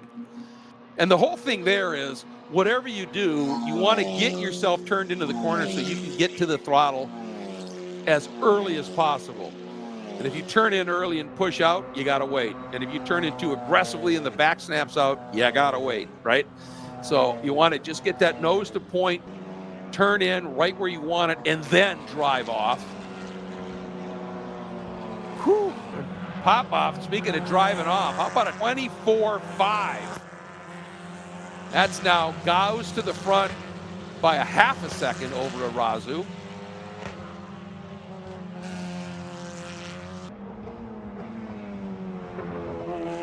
Boy, Bonatti on that one went at 25.9. Abreu at 25.6.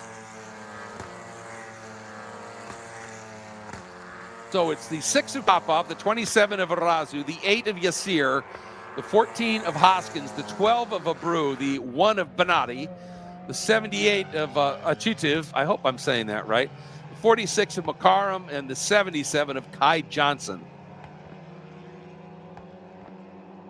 That's the order right now. Half second between Popov to Arazu, 16 1/1000ths from Arazu to Yassir, 2/10 to Hoskins, and a quarter of a second to Abreu. 10 minutes to go. We're halfway through the session.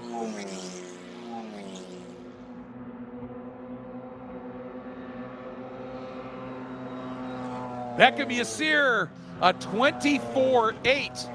He has taken half of the margin that Popov had to Arazu, and Yassir jumps to second, and Hoskin goes third in the 14.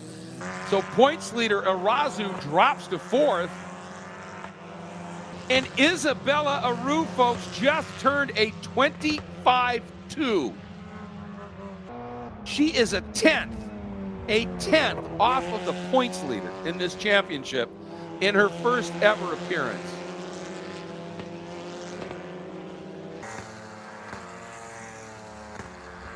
I think she may have found a home.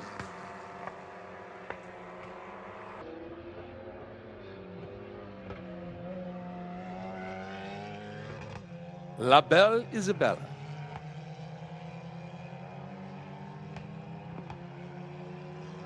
Wow, this is great stuff.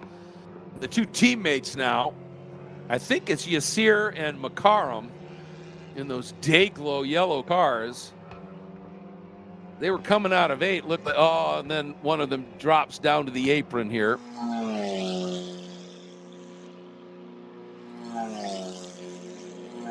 So there goes the number 6 at Popoff.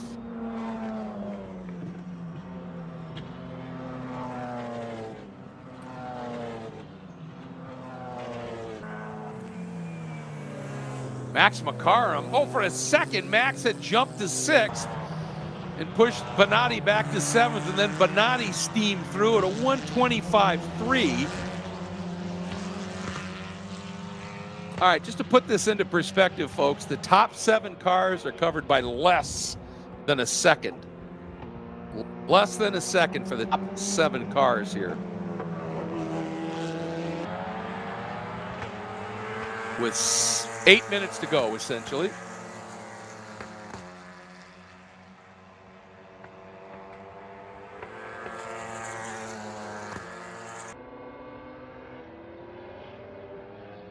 (24.5), a 24.8.5, a 24.8.8, a 25 flat, a 25.1, a 25.3, and then a 25.4 for the top 7.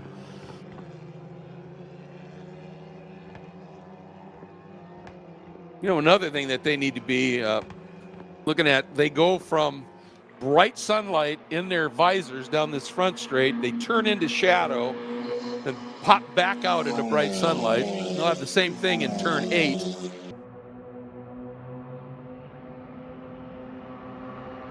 Gaston Arazu, man, did he get it done when he wanted to. Jumps to 2nd, 13/100ths off of Popoff. That was a great lap by Gaston. Beckham Yasir 3rd, Hoskins now 4th, and Abreu still in that 5th spot.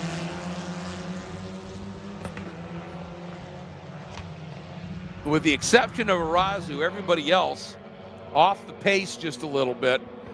Just trying to cool these tires, I would think. They've been pushing hard right from the off here. And as I said now, as they head down turn 8, look at that. You can see the way the sun is coming here, and look at that. Look at the shadow direction, and look what they're turning into there.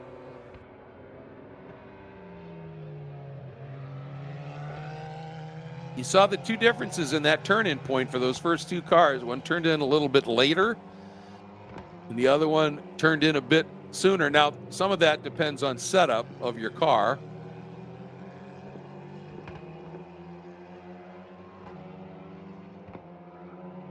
Coming up on 5 to go.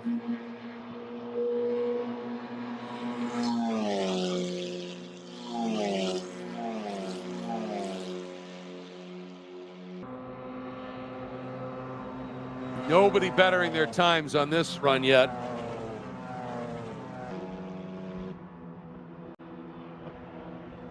It's the 78 of Matan Achatev.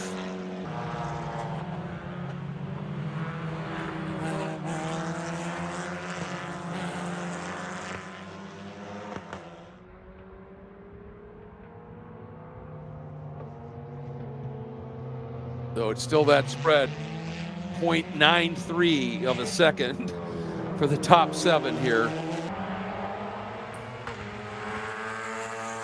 And at this point, well, we still got that one group out there, but at this point, I wouldn't be surprised to start seeing some of the people either duck in and say, all right, the tires just don't have anything left here. We pushed hard. Or maybe like a Gaston Arazu, who took it easy for a few laps. Maybe I'm just trying to extrapolate why he would have had that big jump late in the session, but it may have been he was just, as I said, he's, you know, experienced, the points leader. He may just have been easing off of the old tires here a little bit, waiting for the air to get even cooler, the track to cool down, and maybe get a tow here. Look at this group coming out of the final turn down. Oh, this is so close. Man, they're still going at it. This is qualifying, guys. And it may be one of those moments now where they've accepted, all right, the tires are done, so let's get a little drafting practice in here. We're going to be racing tomorrow. Boy, you see her all over the track out there. I think that's Beckham.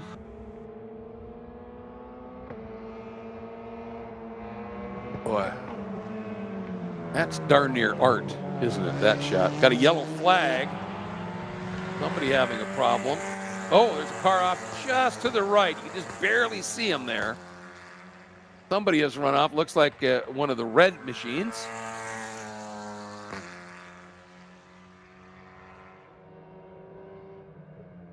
Indeed it is. Red back, white front. It might be an inter-MS entry.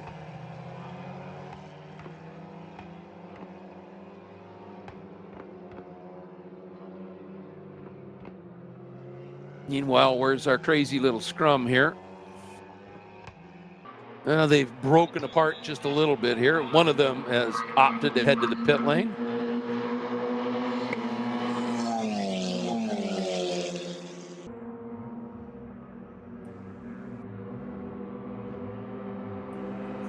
You know, Gaston Arazu there was looking to pick up a draft. He was coming up on the back of Beckham Yassir and was gaining and a little bit of, I wouldn't say gamesmanship, just qualifying craft as opposed to racecraft. Beckham sensed it, moved way down to the inside by the pit apron, and then just got out of the throttle a little bit and said, nope, I'm not helping you here.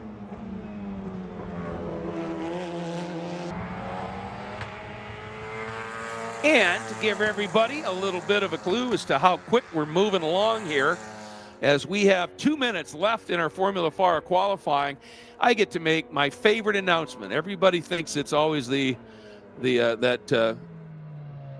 most famous command in motorsport. But to me, it's drivers to your cars. Drivers to your cars for the FARA prototypes and GT machines.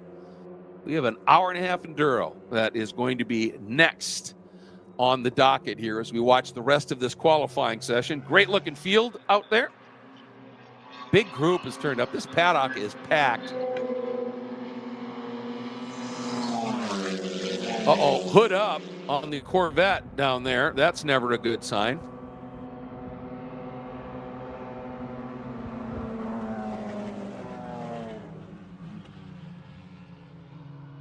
Yeah, absolutely nobody out there right now is within seconds of their best lap. In fact, into the pits comes Alex Popoff.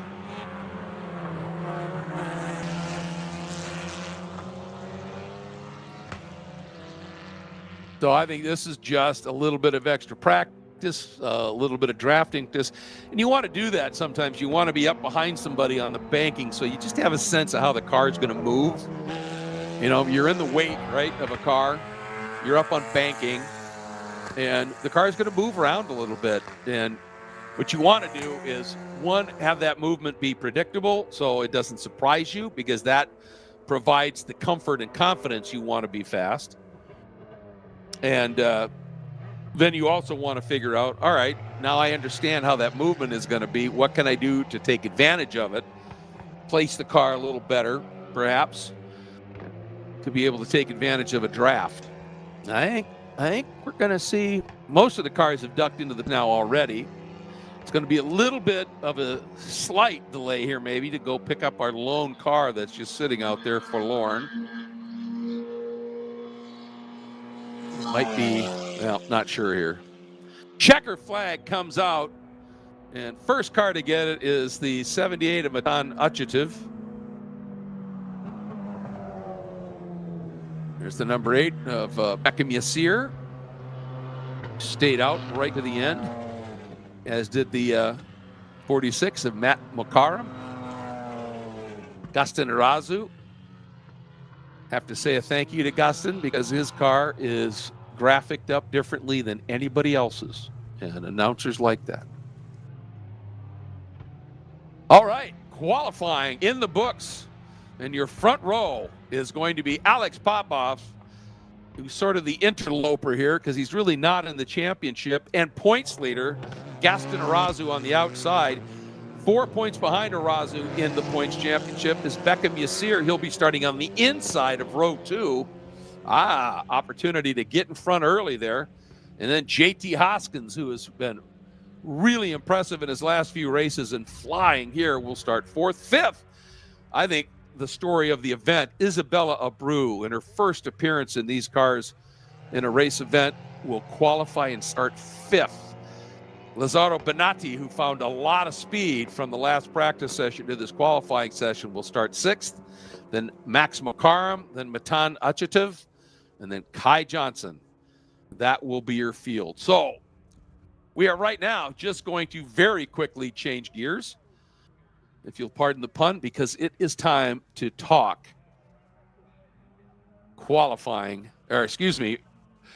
first race here for the GT and the prototypes. And let me just sort of explain this one out a little bit for you here, because this is a 90-minute enduro, but the first 30 minutes serve as the first of our 4 30-minute sprint races for this category, right?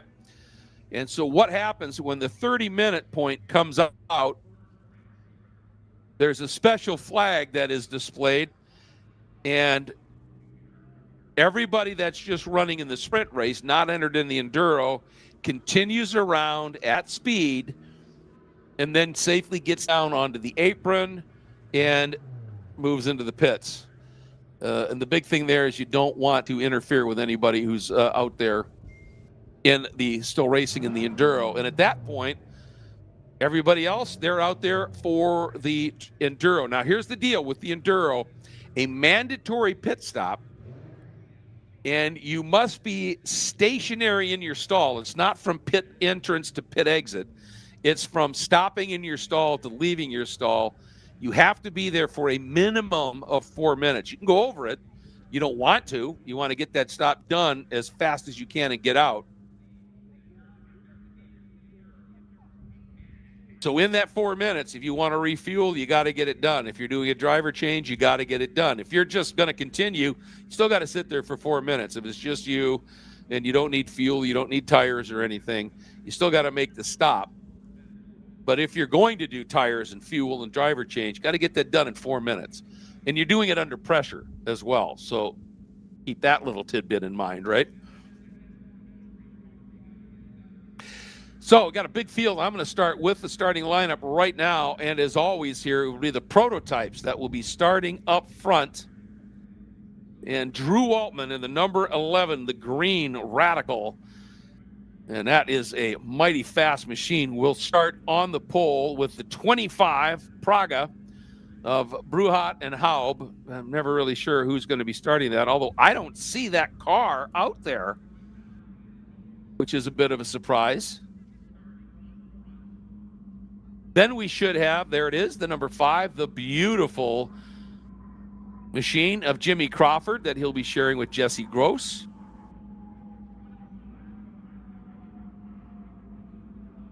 Looks like we may have had a late entry in the prototype class as well. Not sure who that is. It's looks like another Radical. It's white and blue. Then, starting on the pole in the GT cars is David Tuati. GT1A is the class that he runs and leads the points in.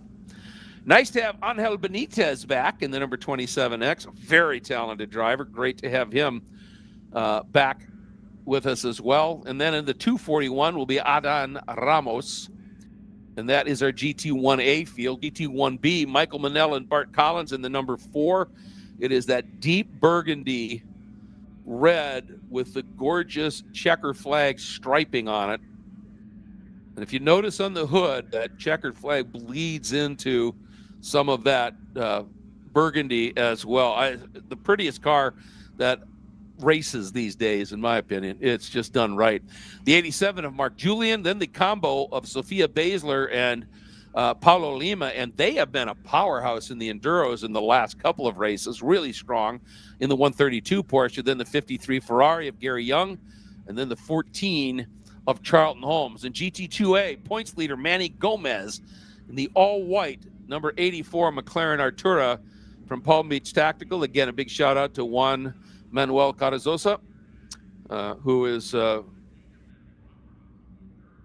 major part of the Concourse Club, which is just up the road a little bit, but studied as a mechanical engineer, and he still loves to get out and do a little engineering, and they put the car in pole, so he and that team doing a nice job. The 67 will be Robert Garza. The 61 will be Richard Walker. The 46, which is the beautiful, I think it's the blue number 66, the Ginetta. It's one of my favorite cars here because it's simplicity defined and performance extraordinary. It's a lightweight GT4 chassis, I think, is what it would be ranked as. And it's got a bone stock Ford Mustang V6 engine in it. But because it's so light and because the driver sits so far back in the car, amazing balance and just pretty impressive stuff. And that's really cool, too. Just continuing on, James Hamann, the number 170 will start 5th. The 641 of Kurt Kropp, 6th. 7th is the beautiful number 8, Aaron Al-Safadi. And then 9th is the 27 of Connor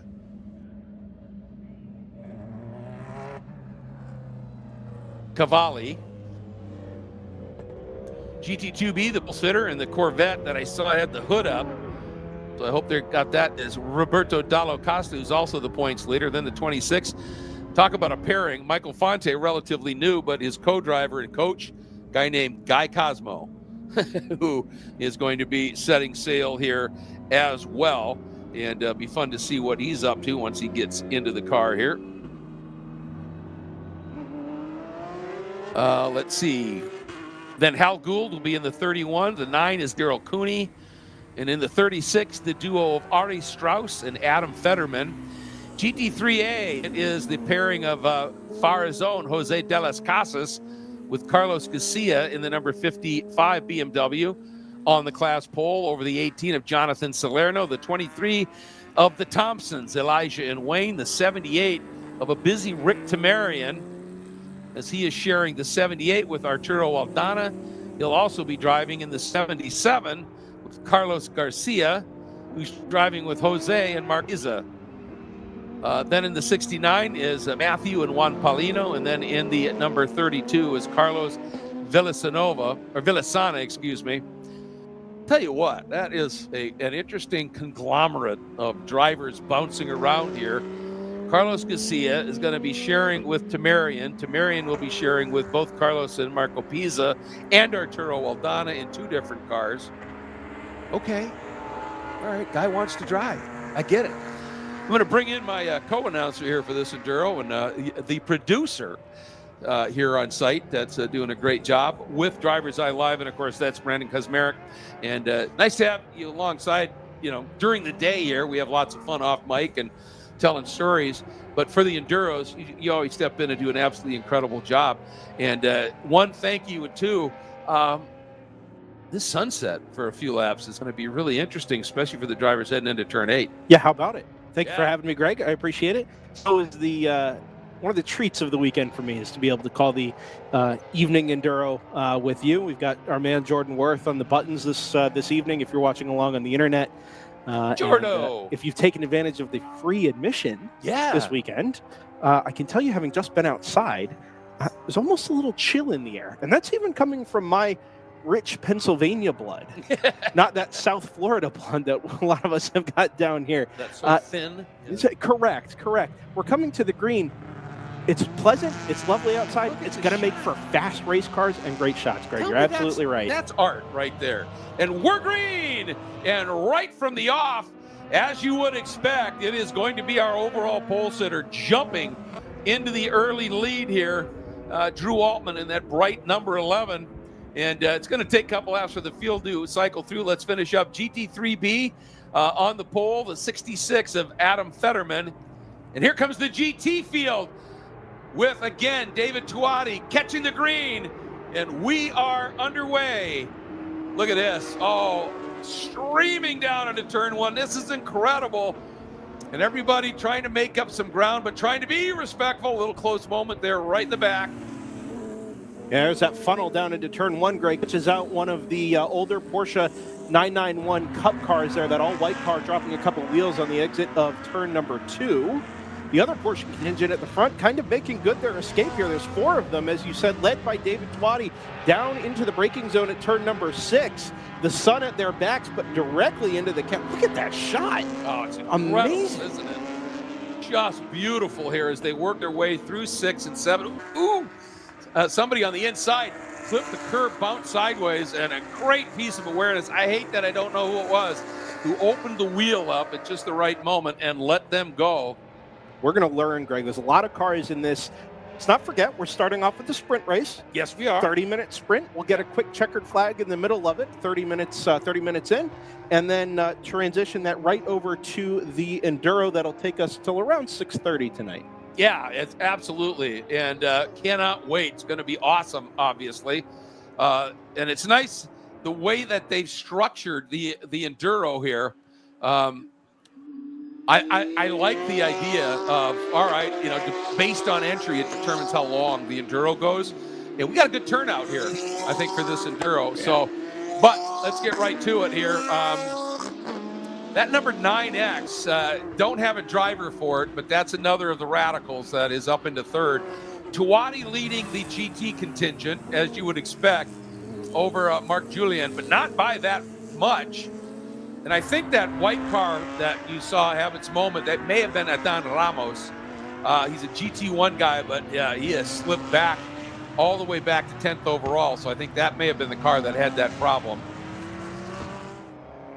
And just to finish here, we never did get to, again, the G3B, Fetterman in the 66 was on the pole, the 198 of Ben Arce, I think, and Adrian Miner.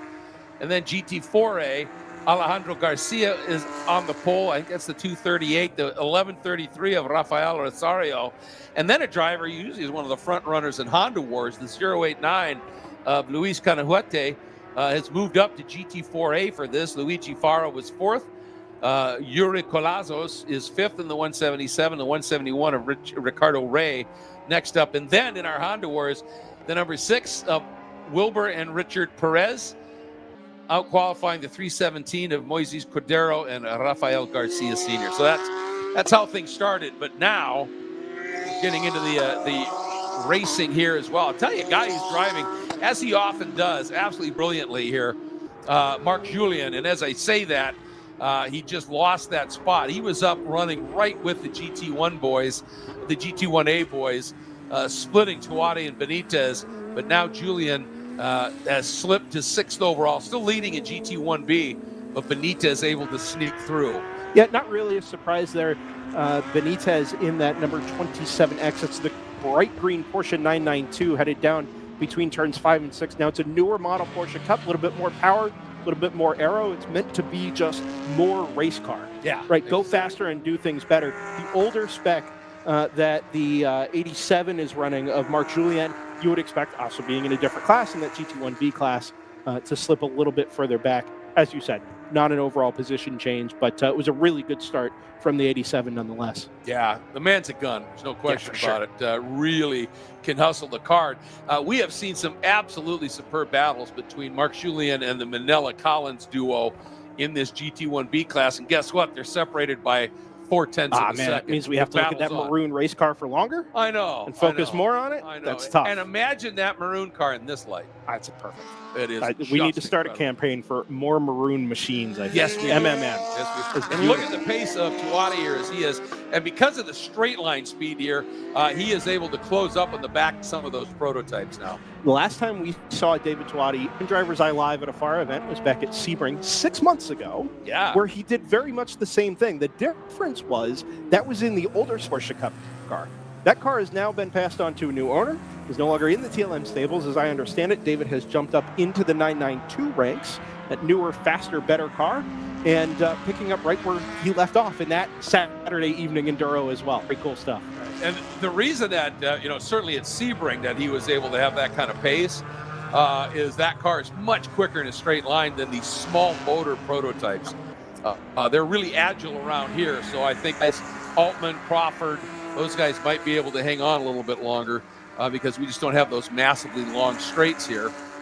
But Tuati now up to third overall, and he is comfortably in the lead in the series points here. It's going to be interesting to see what Benitez does. We know Angel Benitez is one quick driver, and I think he's just kind of getting used to that car. Ooh, Manella or Collins, whoever it was, really tight to the apex coming into turn 8. That's going to slow his exit, and he's going to drop off just a little bit.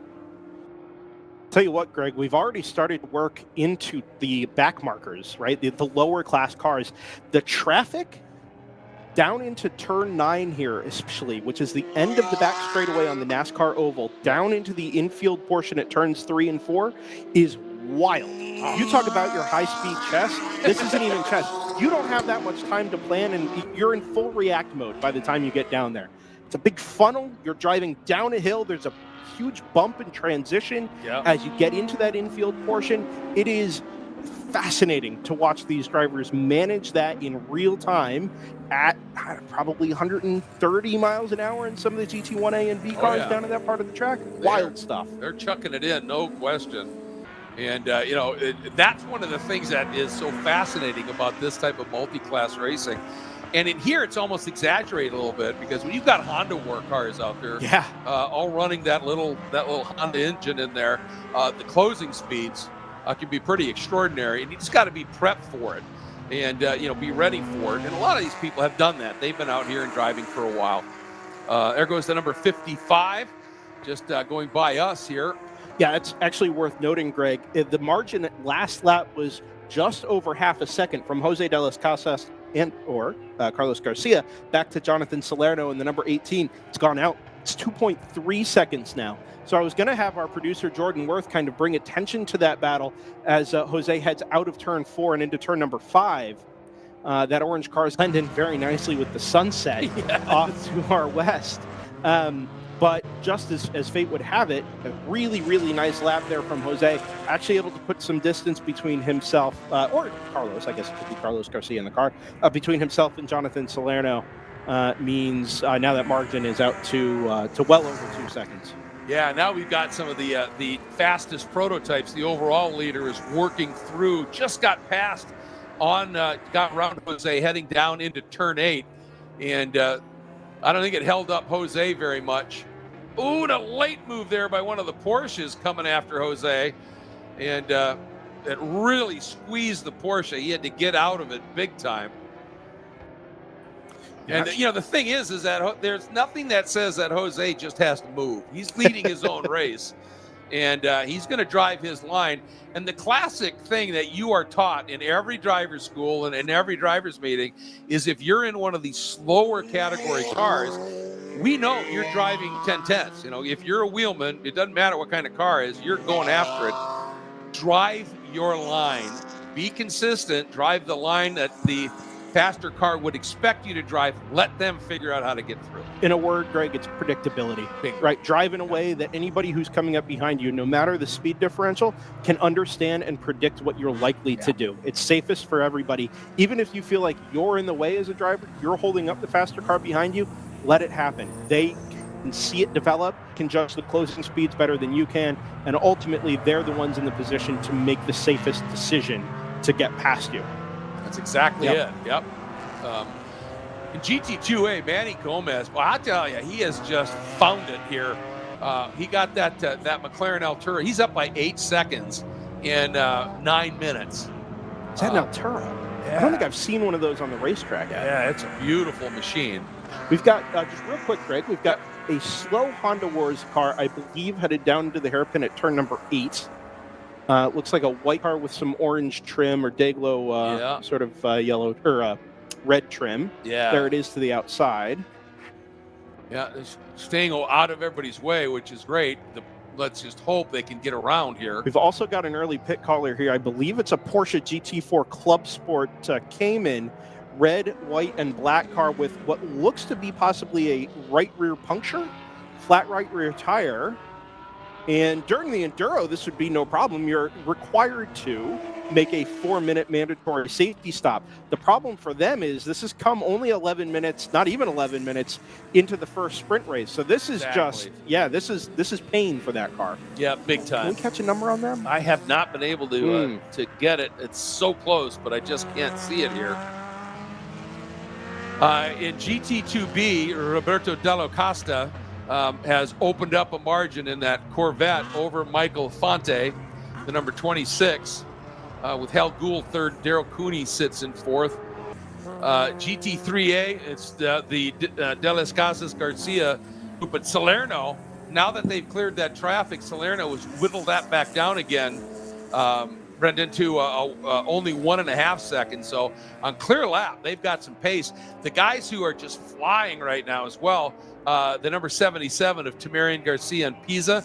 We never know who's in these cars, folks, but they just set a 140.9. Oh, yeah. We've just had a car. Looks like they're out in the oval pit exit lane. Looks to be Porsche shaped. Kind of missed the turn 1 transition there off of the banking and into the infield. And the lap, I can't pick up the number there. The lap will be deleted for sure. But the interesting thing, Greg, is it actually doesn't look like there's any problem. It's picked right back more or less up to racing pace. That maybe just very interesting. Maybe just overshot, like you said, and opted, instead of trying to make the turn and having something go awry, decided to just continue on. You know, this battle between the 55 of De Las Casas or Garcia and Jonathan Salerno in the number 18. It seemed like De Las Casas had all that pace, but that blue BMW number 18 is just inching up onto the back of the orange Beamer, like we kind of mentioned. And on one hand, you would think that, well, you only need to win by half a second or a car length or whatever. A win's a win. You'll take whatever you can get when we come up to the checkered flag for the sprint race. The flip side of that coin is we've been practicing and qualifying all day. Yeah. We tested for half a day yesterday.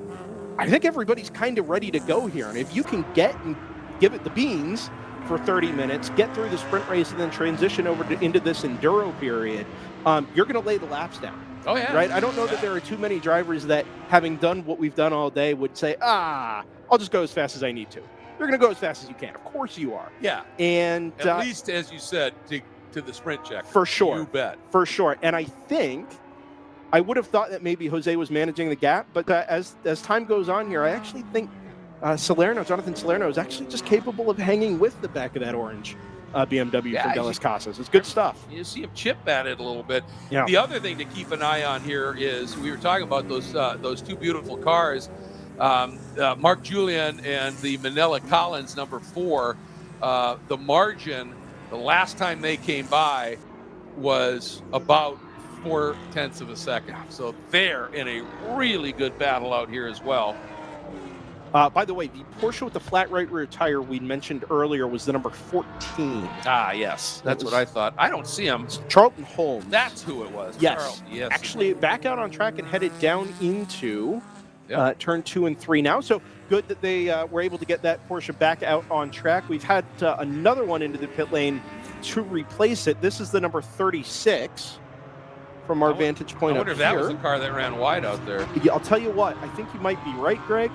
It may also have had a quick off over there at turn 10 as well. And look at this battle heading down into turn 1. We've got a pace car that's lined up as well. Yeah. But there's that battle right there, just turning in. The lead car just about to turn into turn 2 right there, and then Manila right behind. That is your battle for that class. So close between Julien and Manila, and we're double yellow, Greg. We have a double yellow coming out. You mentioned the lights out on the safety car that was standing up, as we would call it. Just getting itself into a staging position down there at pit exit. Looks like they've pulled the trigger here on this full course yellow, and I'd be fascinated to find out why. From our eagle eye view up here, Greg, I don't see much. Everybody continued around. You know, the first thing that we usually try and do is spot where we might see movement of emergency vehicles.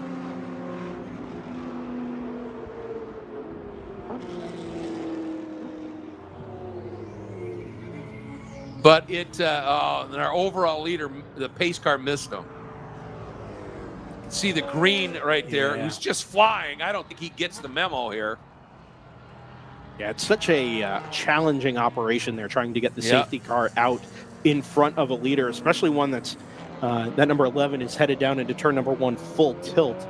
That prototype. Sorry, I interrupted you for art. No, please do. Oh my goodness, that I'd rather watch that than listen to this. Are you kidding me? Fortunately, the listener has to do both, or the viewer has to do both, but you have a choice. Well, yeah. Well, be careful. They don't have to do both. That's true. Well, if you're in the paddock. Well, there you go. There you go. Yeah, that's right. Being forcibly piped into the speakers down there. If you are down in the paddock, thanks for being with us all day long. Yeah, absolutely. If you're planning on sticking around until the end of our Enduro tonight, around 6:30 p.m., you have two options. You can either join us with live timing over on racehero.io or on race-monitor.com and kind of follow along with all the battles and the action that we're talking about this evening, Greg. Or you can not do that, and you can just enjoy the chaos, because that's what the first 16 minutes or so have been here. It felt like we dropped the green, and immediately my head started spinning. Oh, it was. And that's not something that usually happens. We were just right into the thick of FARA GT and FARA Prototype sprint racing. This is what we came for. It's what we've been setting up for all day, and so far it's delivered. Absolutely delivered. Yeah, it has, and that's what makes it so fascinating. You know, this multi-class racing, because you want your car predictable, but this racing is anything but, and that's what makes it interesting. So we still don't have confirmation on the source of our full course yellow, the cause of our full course yellow. I wonder if it might be some fluid or something down, because I don't see a car sitting anywhere that anybody's responding to. So I wonder if it's some sort of a debris option of sorts.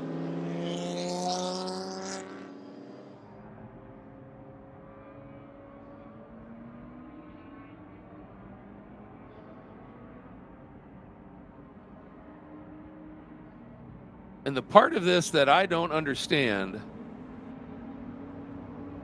is you're supposed to have pit-to-car communication, I believe.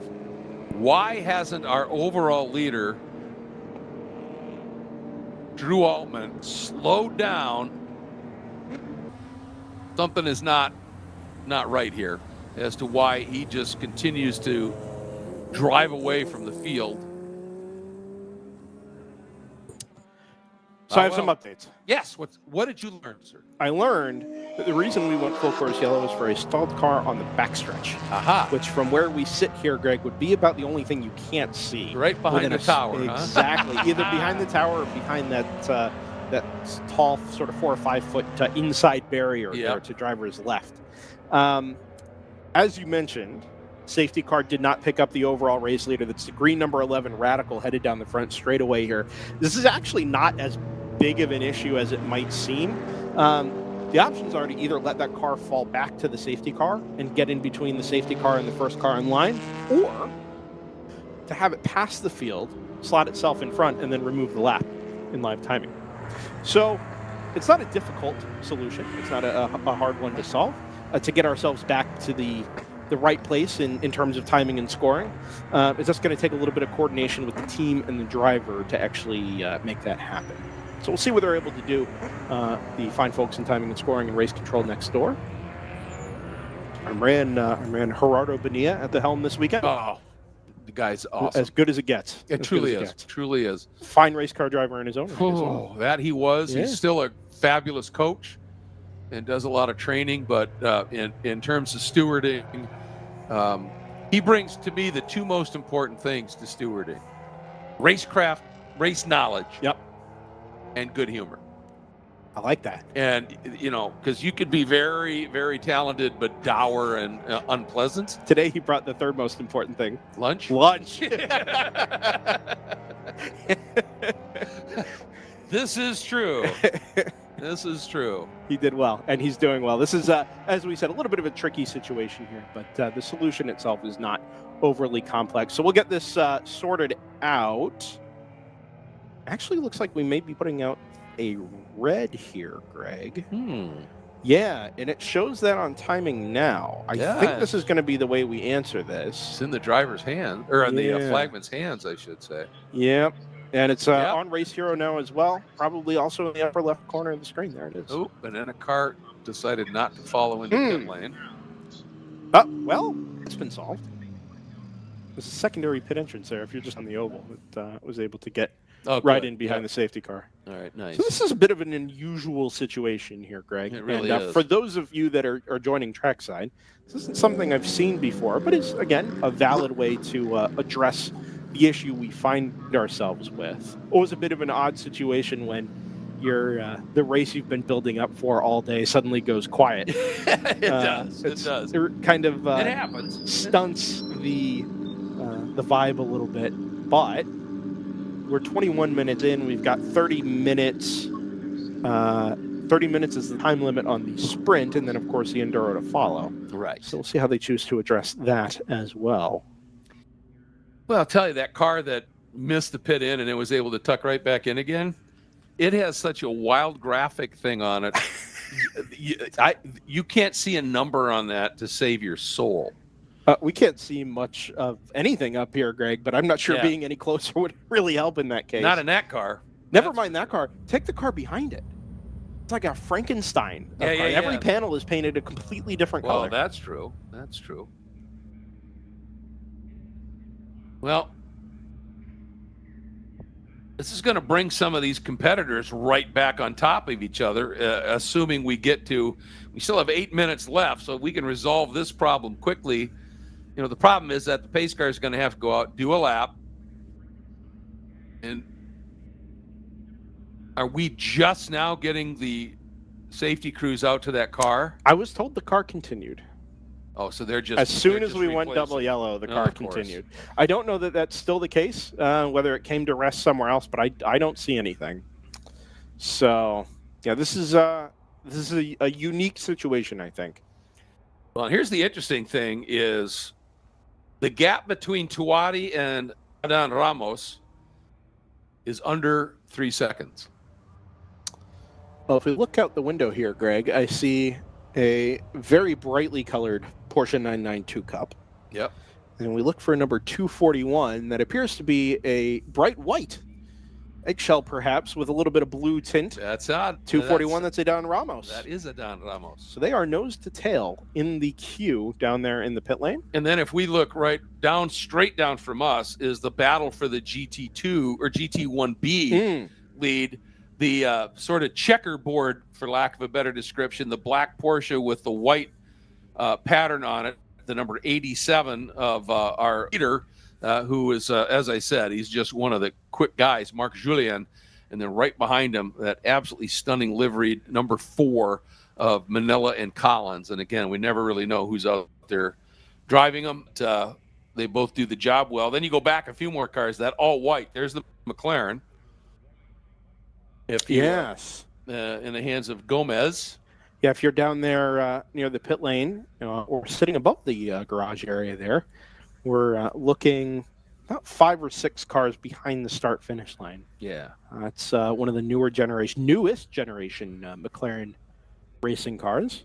You'll also see this green Radical now pulling to the left and heading up the pit lane. That is exactly what we were talking about earlier in terms of solving our timing and scoring issue here, Greg. That will be Drew Altman heading to the front of the field, where it ought to have been in the first place. And because it's done essentially an extra lap, my assumption is that car will have the extra lap deleted and will essentially be right back where we ought to be, and we can go racing here in a few minutes.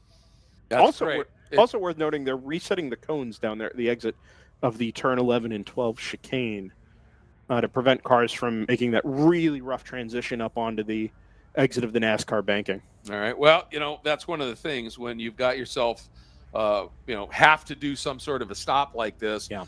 You might as well take care of the issues.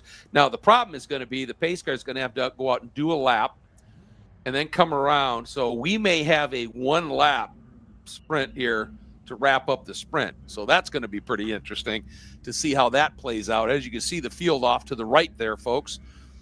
And everybody's bunched up. And that leader car is there. They're getting a little chat from one of the officials about please don't do that again. And, the problem is that, if they don't have communication or whatever.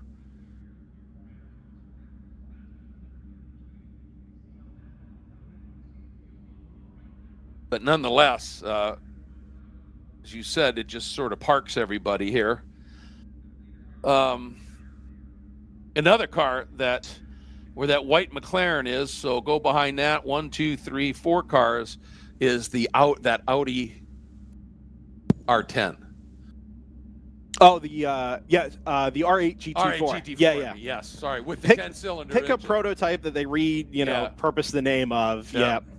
I got the engine displacement confused with the car number, but it normally aspirated V10. It just sounds so beautiful. I had such high hopes over an IMSA competition, the World Endurance competition, that the Lamborghini SC63 that returned to Le Mans this year was going to feature that very Audi/Lamborghini. I think it's actually a Lamborghini V10. Yes. It came from Lamborghini that was put into the back of the Audi. It was going to feature in prototype racing. Obviously didn't happen. Very disappointing, but I'm glad we still have it, even despite Audi's departure from customer racing at the top end. We still get to see cars like that in FARA competition. Yep, very cool stuff. Yeah, that's big news, isn't it, Audi? Yeah, I mean, an era you literally thought would never come to an end. You covered an overwhelming majority of it, and I must have felt like that even at the top, Greg. They were just going to be there forever, winning races forever. It felt like that. You bet it did. Yeah. And I mean, and what an amazing, group of cars. The R8, then that R10. Yeah. Which was that first diesel thing that was just a beast. Then the R15, which I always thought was one of the prettiest race cars. It was a wicked-looking hot rod. It wasn't a great race car. The R15 Plus became a good one. That was pretty good. That was pretty good. And then, of course, the R18 was... For me, and maybe this gets a little too parochial with racing, we're crossing culture with racing here, but while we have a moment, Audi got that good shove from Peugeot in 2007, right? And then they kind of went into this arms race in 08 with those diesel machines. That development race, that big investment in making race cars go faster just because they need to go faster, that competition level is something I think we've lost at the very top of sports car racing. Oh, without a doubt. That it's just, it takes some of the thrill away from racing at the very top now. The balance of performance, the minor tweaks that get made, the homologation locking you into a certain specification. It's actually one of the things that makes club and amateur racing, grassroots racing like we have here, that little bit more appealing. Yeah. It's because you do still have a pretty open rule book to build whatever you want to build and to make it faster, race by race, week by week. Yeah, absolutely. And I think you see a lot of, like here, SCCA, NASA, some of those classes. That's where now what I call the backyard engineer. Yeah. That's where they, they're going not just to race, but to enjoy, to watch, because that's what they like. And these homologated cars, I mean, I understand it saves a lot in the R&D budget and all of that. Sure. But that was think back, and now, we're going, this is the nostalgia. Oh, I'm old and I hate what they're doing these days. Of but course, the glory, one of the things that made Pirelli World Challenge so exciting to me was you could take a Volvo road car and turn it into a four-wheel drive fire-breathing GT winner. Was it cheap? No. Was it awesome? Absolutely. Light going back to green is here. We are green. Uh-oh. Did Altman go through that much clear? Yes. Yes. That is how quick that radical is. That radical, people think of radical sometimes. Is there a cone stuck underneath that? Watch it coming around here.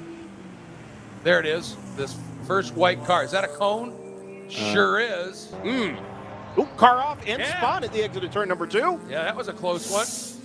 Woo. Really well done by the chasing pack there to avoid that car. Also a really nice job to kind of pull forward and get over towards the tire barrier on the inside. It's a blind corner, Greg, and you're pretty committed on the way in, which makes your options for getting out of the way on the way out very, very limited.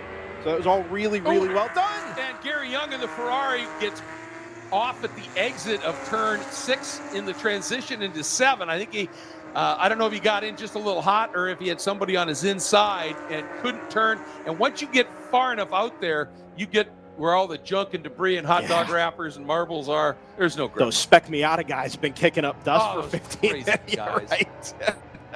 And now he's got the Ginetta on the inside as they work through turn 8. So keeping things interesting out there. And how are we? We still got time. Boy, they got that lap done nicely. So what I wanted to add here, Greg, important. If you look at the top left corner of the screen, we're under an hour to go in the Enduro. The red flag actually stopped the clock for the sprint. Nice. So what this has meant is we're going to go to the full 30 minutes for everybody that is running the sprint race, which is the whole field, obviously. Yep. We're going to go to that 30 minutes, no further for concerns of fuel. The race distance is 30 minutes, but we're going to get the sprint competitors their full 30 minutes, even with the red flag situation. That's a great idea. Perfect. Our man Gerardo down there making calls. The guy gets it, that's for sure. Oh, look at that run down into the first turn. We had 3 cars side by side at the turn into 1, and then it eased back to 2 side by side. But that's what you're getting here. One of those cars was Marc Julien working around the Ginetta. Now, behind him, the Manella Collins Porsche, that beautiful burgundy car, surprised that Ginetta, diving to the inside in turn 5, and great reaction by whoever's behind the wheel of the Ginetta, just opening the wheel up, not letting them, not turning down on top of them here. And that's part of the what makes this so exciting. It's not just the fast cars working through the slow traffic, but it's the track awareness, the situational awareness of the slower cars to understand, all right, that's a fast car coming up. I've got to give them that little bit of space here. You don't change your line, but when they make the move, you let them have it. It's just that simple. Don't look now at the front of GT1A, but David Tuati has got a mirror full of a Don Ramos in that number 241 Porsche. It's a good run off of the banking for Tuati, but Ramos has closed up a good 5, 6, 7 car lengths over the second half of the lap. Really, really quick is the Don down there through turns 10, 11, and 12. And now all of a sudden, David Tuati isn't just looking at a mirror full of Porsche, but a mirror full of lights as well, which can be just a little bit off-putting as the sun continues to set here over Homestead, Florida. It's a car length through turns 4 and 5. This run down into turn number 6 is a really good passing opportunity if you want it. Now, I don't think Adon is going to be close enough to make that move on the brakes, but David gets himself in a little bit deep. You can see wide at the apex. Yeah. Just missed that apex by a little bit. That's all it takes sometimes. Yeah. Was able to get back to the throttle reasonably well and recover for that run through the sweeper at 7 and down the back straightaway into turn number 8. So the margin kind of holds steady there, but recall that just before the full course yellow earlier on, this was upwards of a second and a half, and now all of a sudden we're nowhere near that. Yeah, and again, Tuati dropped his right rear at the exit of 8. I wonder if something's just gone off in the handling of that car, because here comes Ramos, almost gets him diving down into turn 10, all over him. Here we go. Look at how close this is. And Ramos was on his 6. So look at Ramos open up the entry. That's going to improve his exit.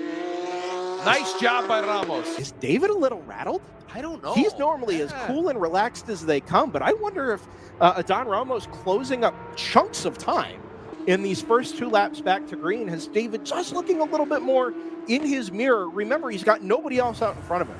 That green number 11 of Drew Altman has disappeared. So it's clear track, no traffic. David could be focusing forward, and instead he's got to defend just that little bit from the 241. The other battle we were talking about earlier, Greg, the 87 in the number 4, that's Marc Julien and Michael Manella or Bart Collins in that number 4.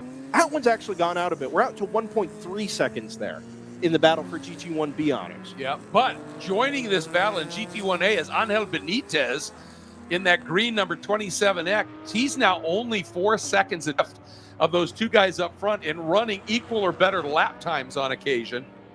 And, I'm not sure, if Tuati, he might be, he's not used to having car lights bouncing around behind him here. And I think the other part of it is right now Ramos is close enough Brendan, that, you know, when he comes out of 9 and they come out of 15, he's close enough to stay in that little bit of toe. I wonder if David, too, is dealing with learning a newer car to him, right? We're running the 992 now. It's likely it's faster. I wonder if it's maybe a little bit less nimble than that 991 behind him is. I wonder if maybe the electronics, the advanced electronics on that 992 is just holding him back a little bit where it matters from kind of hanging that car out and getting it a little ragged, trying to be a little bit quicker. You wouldn't think tires are a concern now, right? Very cool temperature, sunlight's gone. This really should be about as good as things get for both guys, and it just seems to be favoring Ramos right now. And now look, there's that green Porsche in the background. That last lap, that margin went from 4.4 seconds to 3.8. Benitez is, in terms of last lap times, is putting in some very quick laps at this stage and is rounding these guys up a little bit. Now, they just got through on a lap car that Benitez is going to have to deal with. And it looks like it may be one of our Honda Wars entry. So let's see what he's going to be able to do. You want to time this and not lose any of that run.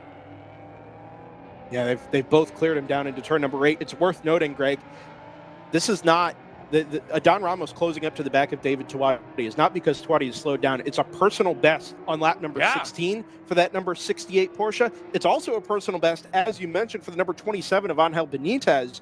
They're in 3rd in GT1A. So everybody just happens to have upped the ante that little bit, and everybody has come back together here as we make this run to the checkered flag, which is waving now at start-finish. And as David Tuati and Adon Ramos come off the final corner, Greg, the checkered flag will wave on. Oh, how close. It's Tuati getting it by 0.4 of a second. Benitez took another couple of tenths away. So that was an absolutely fraught battle here. And the battle between Julien and Collins, that was back down to under a second. Here they come, and look at that. That was a car length. Under a second here. That was actually a 1/4 of a second. Amazing. Between those two at the line. Great battle unfolding there. Let's not forget GT3A as well, Greg. It actually has gone the way of the number 55, Jose de las Casas and Jonathan Salerno. That margin had gone out to 2 seconds even. I was going to make the point that the 77 of Rick Tamarian was actually closing the margin. Unfortunately, just ran out of time. The green and checkers here at start-finish are going to signal the end of that challenge as far as the sprint race goes. But as we've covered at some margin now, we've still got 52 minutes remaining on the clock for the 90-minute Enduro. And remember, there is a mandatory now. Once everybody is done and off the track that are competing in the sprint, at that point, at some point in this next, what'll probably be 45 minutes, you've got to do a mandatory 4-minute pit stop. And when we say 4 minutes, it's not from pit in to pit out. It's time in the pit box. And if you don't have to do tires, if you don't have to change drivers, you don't have to refuel, you still have to sit there for 4 minutes. But if you've got to do one or all of those things, you better execute really well and get it done in 4 minutes, because you're going to lose some ground here. Yeah, this is also our first opportunity, Greg, to get a sense of what the Enduro is going to look like. Exactly. The registration page on FARAUSA.com, where, by the way, the 2025 schedule is sitting for your viewing pleasure, which we can talk about later. It makes it a little bit difficult to sort out the sprint versus Enduro cars. So the cars headed into the pit lane now are likely the ones pulling out for the Enduro. They're going to leave us with a slightly reduced field. Unfortunately, David Tuati is part of that list. Yeah, it looks like Mark Julien and Michael Manella are both part of that list, although it is possible here we're changing drivers and this is just this 4-minute pit stop. That could be. Well, you know, you've got Manella and Collins in that car, so you know, unless they're just changing out who drives in each of the sprints, which they can do, that's fine too. But boy, it'd be fun to have that car run this whole Enduro. But the problem is that, you know, we're running this Enduro. Oh, and Tuati's heading back out, or is he? I think he's making the hard left into the Paddock. The way he accelerated, I thought, he might be getting after it again. But nope, you're right. Yeah, Michael Manella also pulls the number 4 into the paddock there as well.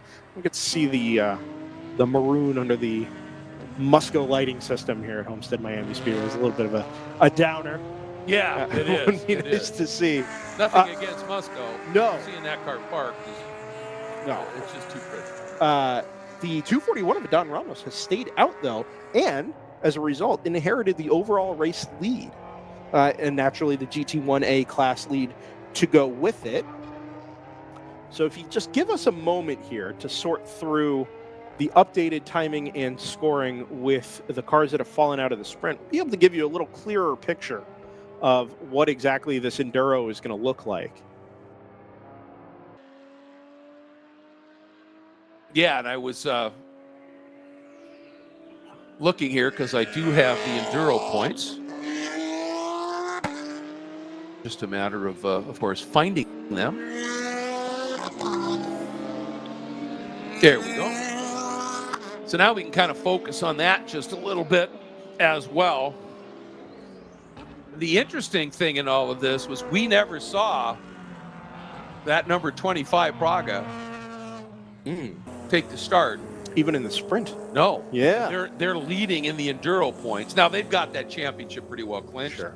So it wasn't a must-do here by any means. And that's up in FP1, correct? Correct. FARA Prototype 1? Yep. Yeah, I don't think that Radical of Drew Altman, are they close enough in the points there?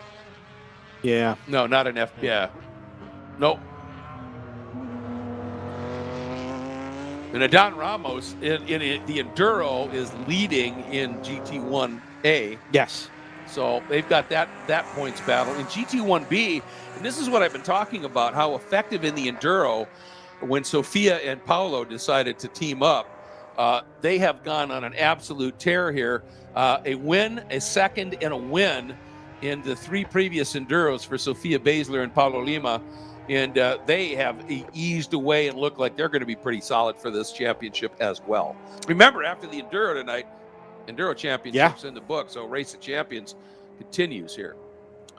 Yeah, I remember being with you here back in September of 2023, a little over a year ago. I was here with you, Greg, and that was something of a coming out party for Sofia Baszler. Absolutely ripped through the field in, I think it was a BMW M2 Club Sport with Ruckus Racing, and just put on an absolute fantastic show.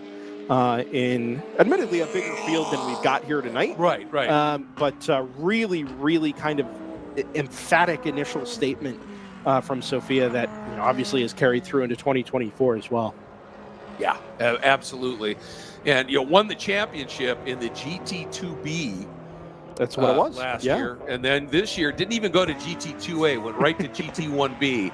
And has shown that she is just fine in that category. And I love this. Sometimes our prototypes don't really stay out for long and don't necessarily run the full Enduro. However, Jimmy Crawford and Jesse Gross, they are staying out there in their FP3 car. And I love this because, remember, Jesse Gross, he's teamed with Milan Lewis all year. And Milan had that accident, and he was fine, but the car was just too damaged to continue. And I will bet money, knowing this paddock, that Jimmy said, "Hey, I know you wanted to race the rest of the season. Come on and share with me." Yeah. Now, just good folk here for sure. Yeah, I'm a big Jesse Gross fan. We've crossed paths a couple of times. Jesse had calling it a health scare would be an understatement. A couple of years ago, made a full recovery. It literally he has a second birthday. Jesse's a really super guy. Then, yeah. Oh yeah. Whoops. Super guy, super coach as well, as you said. Yeah. Is supporting Jimmy Crawford as this weekend is kind of a one-off. I think speaks to his talent as a racing driver and his desirability as somebody you want to have in your corner. Yeah. Given the opportunity to help you, not just be a better racing driver, but share the sport with. Absolutely. Well. Yeah. Absolutely. Worth noting, we've had a pit stop from Adon Ramos. Fear not as you watch that Porsche tumble down the Race Hero timing order. Driver change appeared to be taking place on board that car. Might have actually just been a fuel, somebody with a fuel can coming over in the fire suit as well, because I don't see anybody else listed against I don't either. that white Porsche Cup. So if Adon is going to run that race solo, remember, it's a 4-minute mandatory stop. You have to be stationary for 4 minutes at the minimum. So no rush down there. That car will come back out afterwards and take up its place at the front of GT1A, but also make that charge back to the front of the overall running order, which right now is being headed by Robert Garza in the number 67. that GT2A competitor. Just 4 seconds in it between the 67 and the number 61 of Richard Walker. That's some good close racing up at the front. And then out of class, certainly, but Crawford and Gross are right there. And then Connor Cavalli, excuse me. I was told how to pronounce that. Interesting. Yeah. Was there a car called the Cavalli years ago? Yeah. The Trans Am. The Cavalli Mangusta. The Mangusta. That's what it was. That Brian Simo drove to a championship. That's right. Yep. But this apparently is C, or Cavalli. Got it. So then Baszler and Lima, and keeping an eye on the lap times here. That last lap, a 1:37.1. So that was absolutely booking. And the number 132. Next up is Gary Young at a 38.5. So the 132 Porsche, Baszler and Lima starting to make some speed here. Third right now in the GT2 category is Adolfo Rossi and Aline Cipriani. They're life partners, and she and he are both really talented drivers in that 46 Ginetta. You know, they went out to a big lead early in both the sprint and in the Enduro, and then it's kind of got whittled away. It's like they've had a few little issues, and I'm not sure what's going on there, but they're right back at it now, and running a very competitive third in the GT2A category right now. Don Ramos out of the pit lane will begin that charge, as we said, back up to the front of the overall running order. Robert Garza into the pit lane in the number 67. Believe that's the Audi R8 that's down towards the pit-in end of the front straightaway here, down near the Geico restart zone. So you may see it down there beginning its mandatory name drop 4-minute spot. Well, I mean, when it's the Geico restart zone, you know. You have to say it, of course. First of all, you have to say it in English accent. That's true.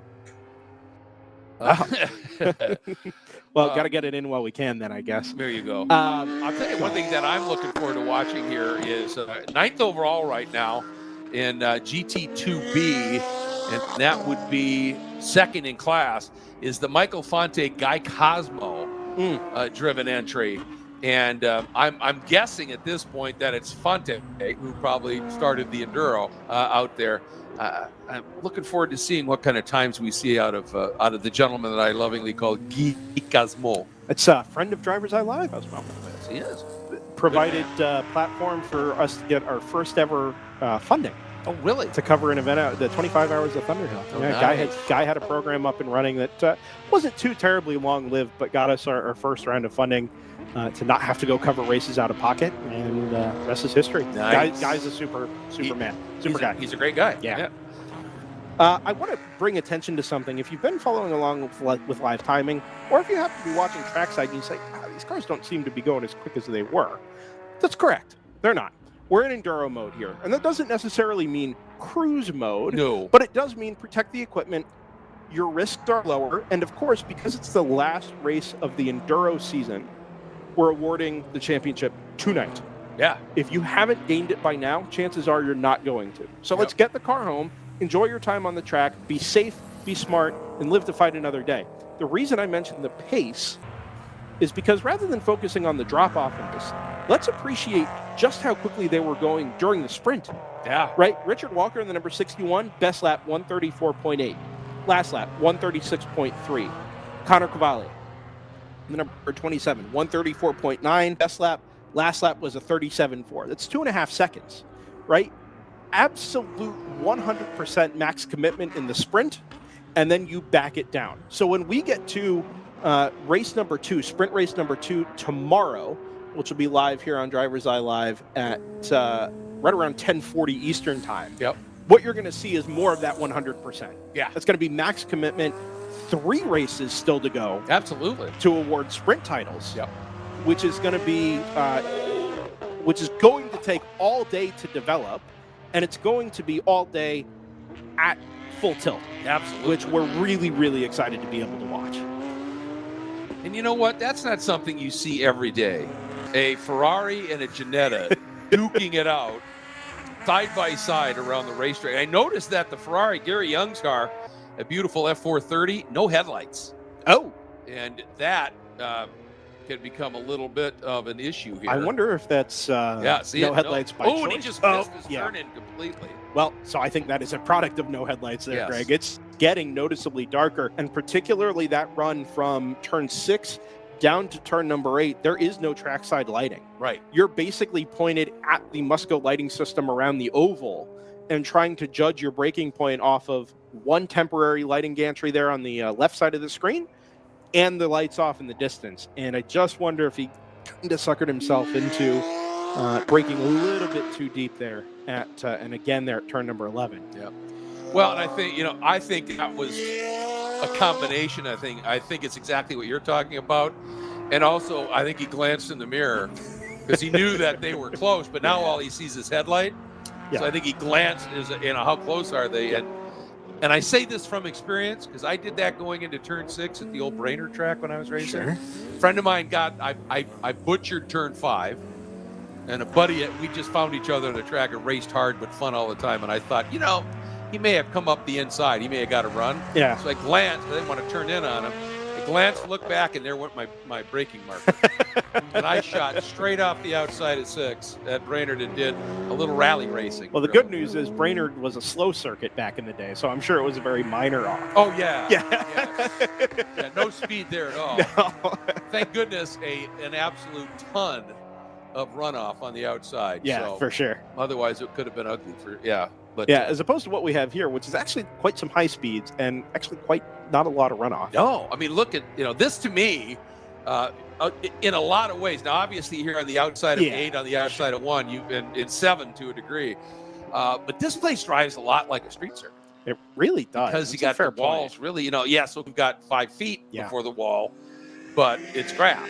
So if you go off, you're going to find that wall. So there's a lot of precision in how you drive this place. Yeah, when you look at the 2024 calendar for FARA, of course, we did 3 events over the spring and summer up at Sebring International Raceway, about a 3-ish hour drive north of here. And that is a track that IndyCar teams literally use to test for street circuits. Yeah. The short circuit there is bumpy, it's narrow, it's got tall curbs on either side. There are consequences to the way you drive that track the closer you get to the limit.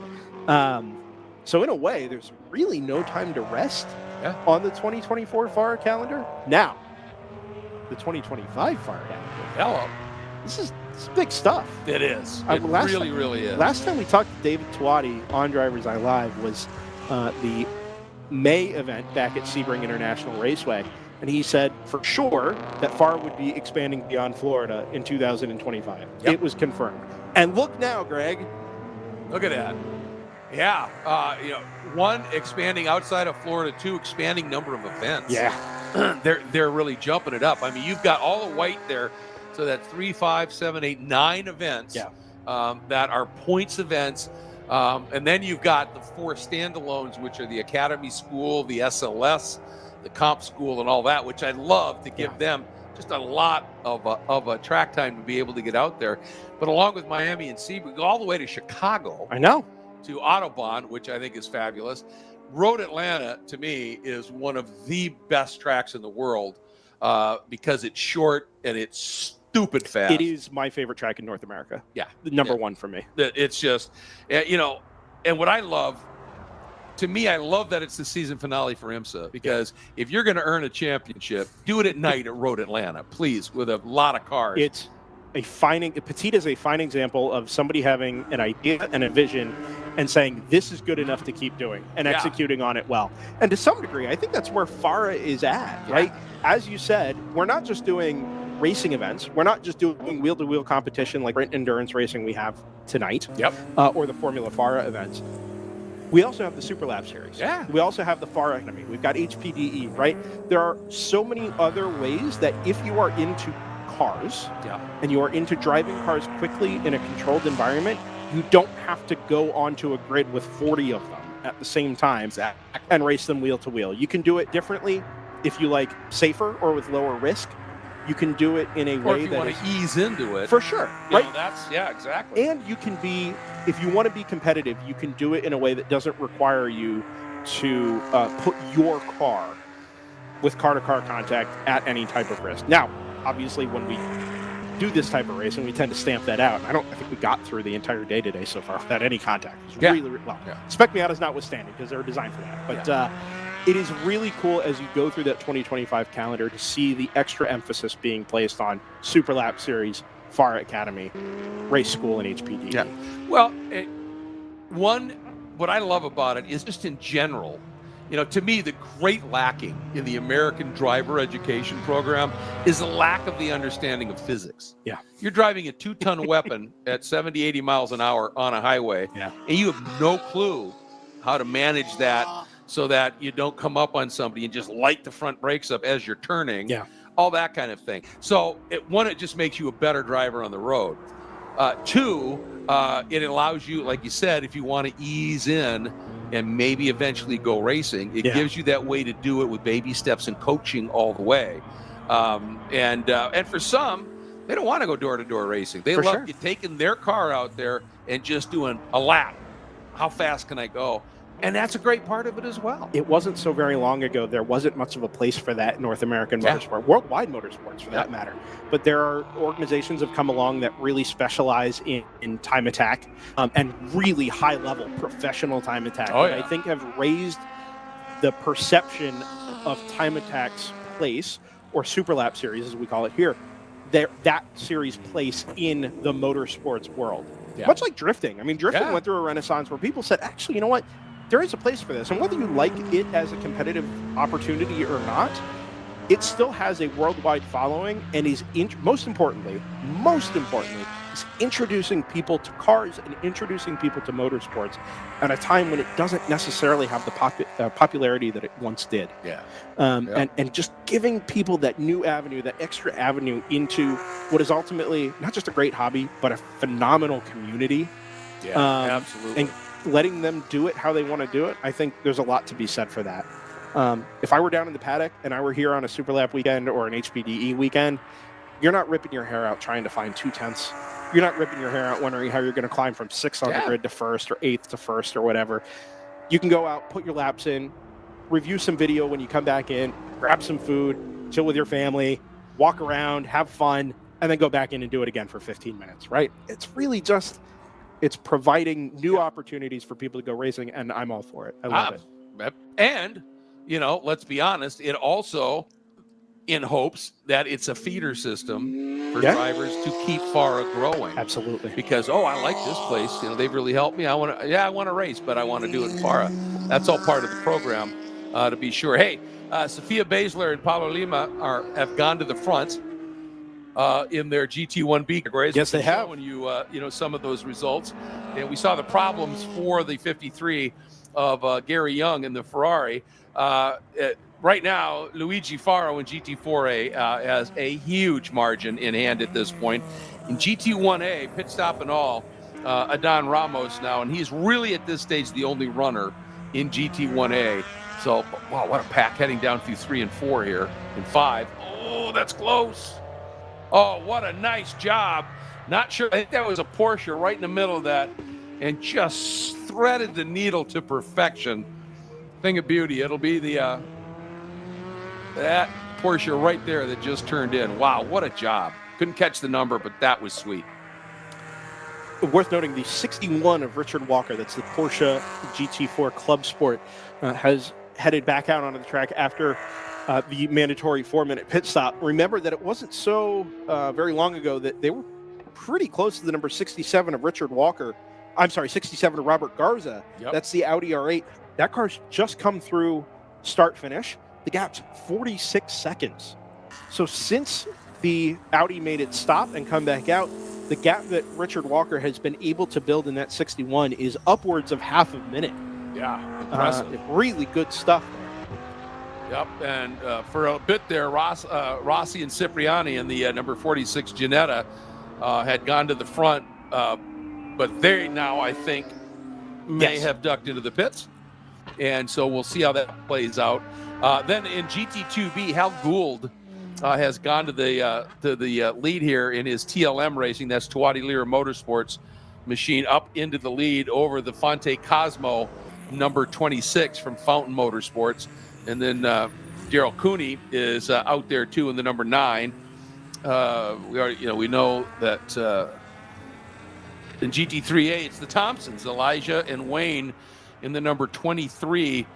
I don't know if they're actually a lap. No, they're 15 seconds clear of Jose de las Casas and Carlos Garcia in the number 55.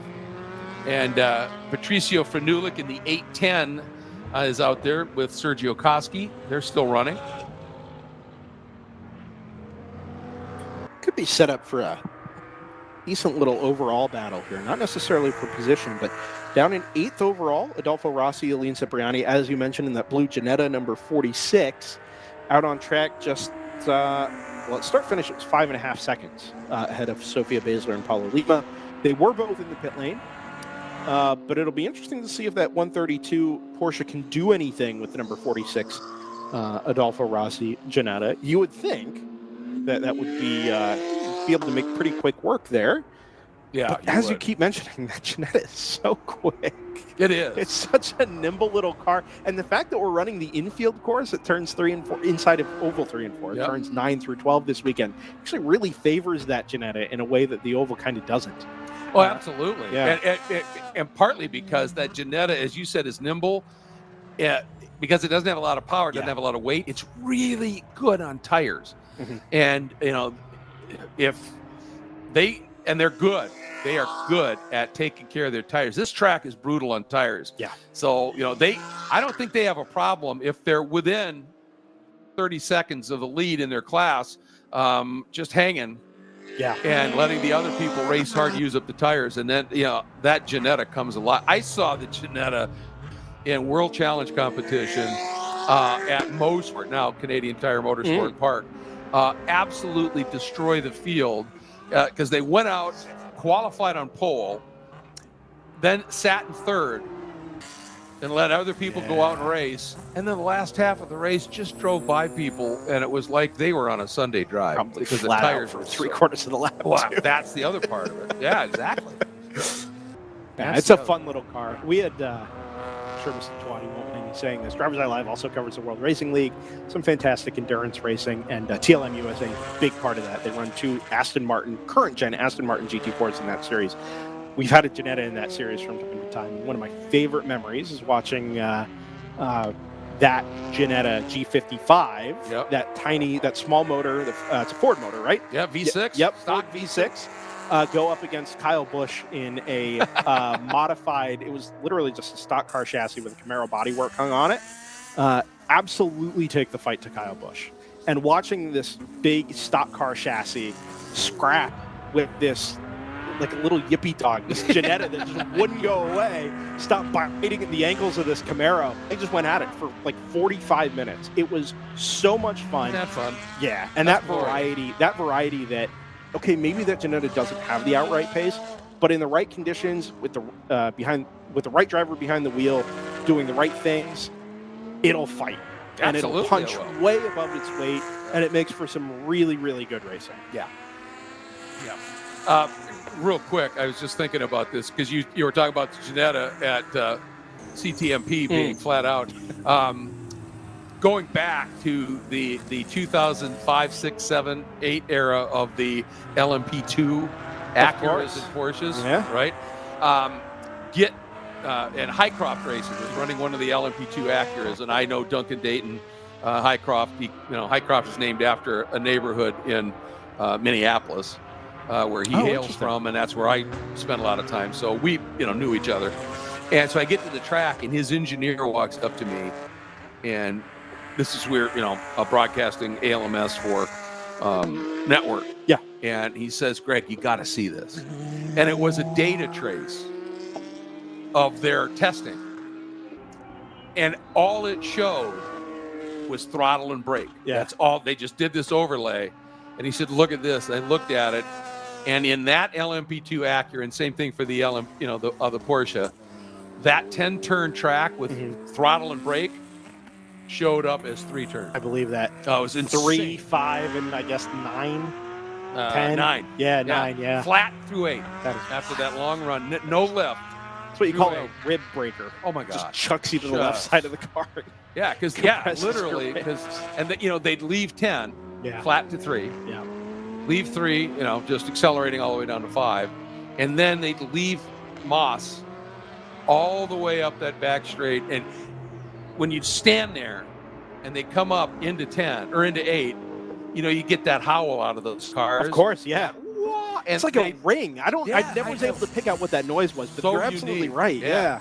And as they get to, and you're sitting there going, okay, brake, and so you're thinking this is going to be the wreck, and it was just all the way through 8, and then down for 9. It was insane, but so cool. I think it was Romain Dumas, maybe Romain, one of the Penske Porsche drivers in those DHL, fantastic bright yellow and red Porsche RS Spiders, said your breaking point was you wait till see God, you see God, and then you wait, and then you brake. It was impossible to describe just how deep those cars were going into these braking zones. And to be honest with you, as we have the number 5, that is a Ligier of Jimmy Crawford and Jesse Gross.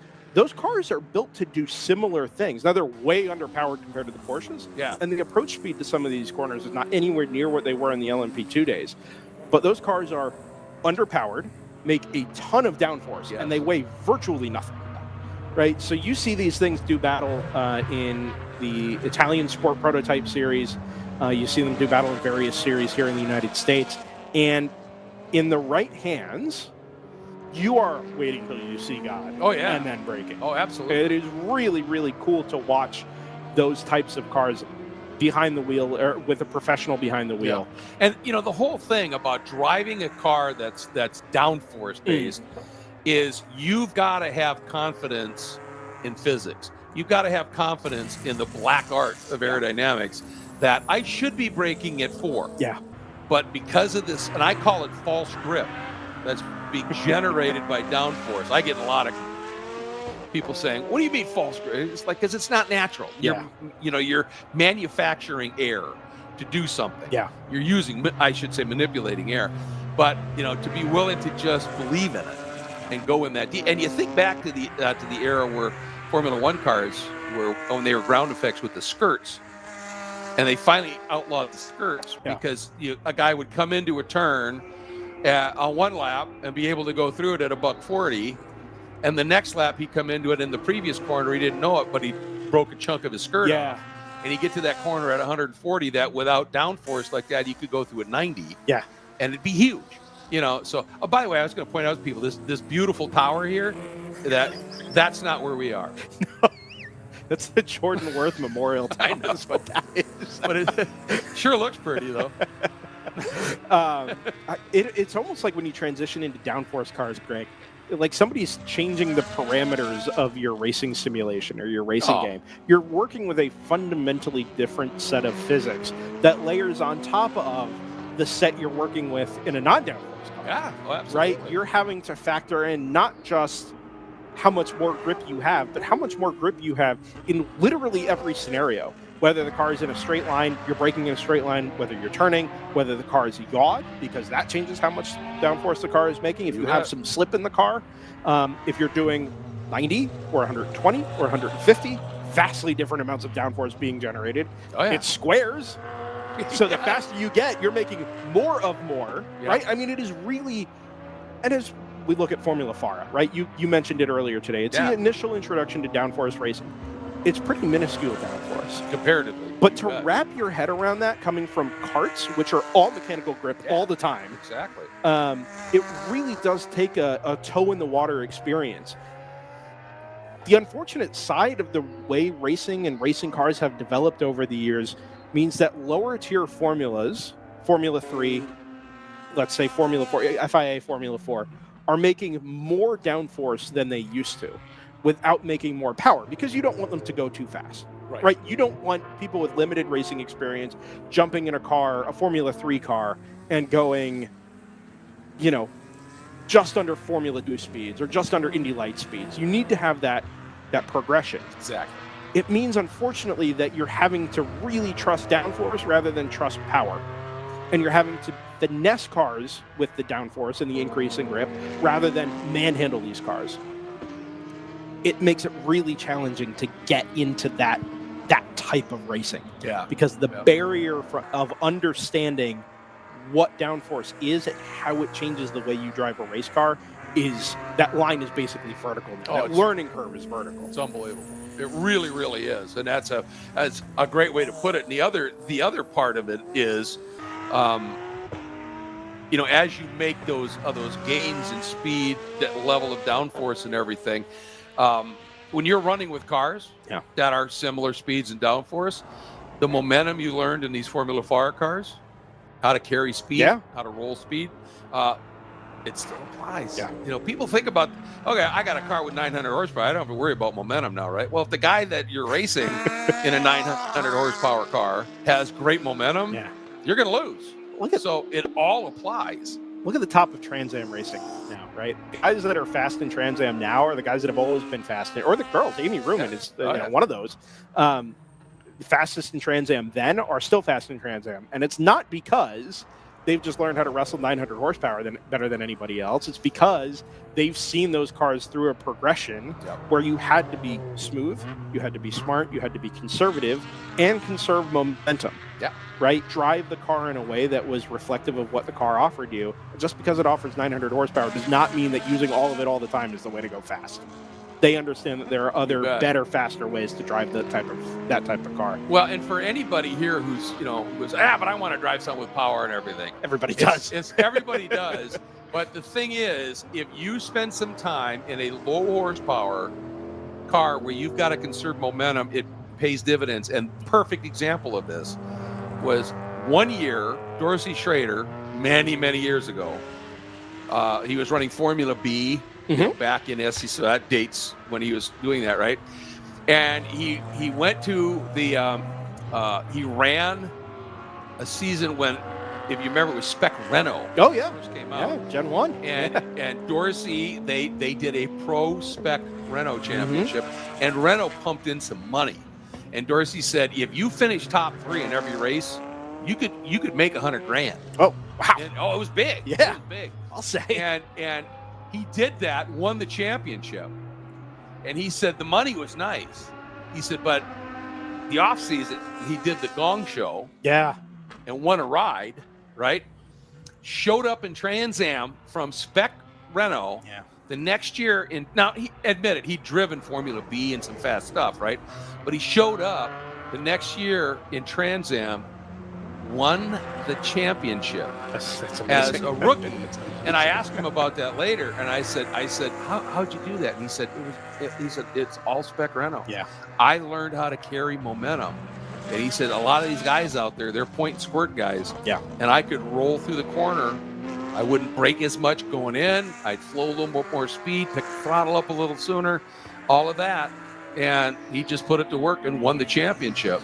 And so anybody who says, I don't want to drive something slow, drive something slow. Do it. It'll teach you how to be really fast when you drive something fast. Based on the Pro Spec Miata race we saw earlier, I don't know who wouldn't want to be a part of that. Yeah. Now, the drafting, I'm not sure carries over to a lot of other races. Those races a lot of times come down to effective communication, being in the right place at the right time, and setting yourself up for those last couple of laps. Not unlike a super speedway race, but with a lot more going on.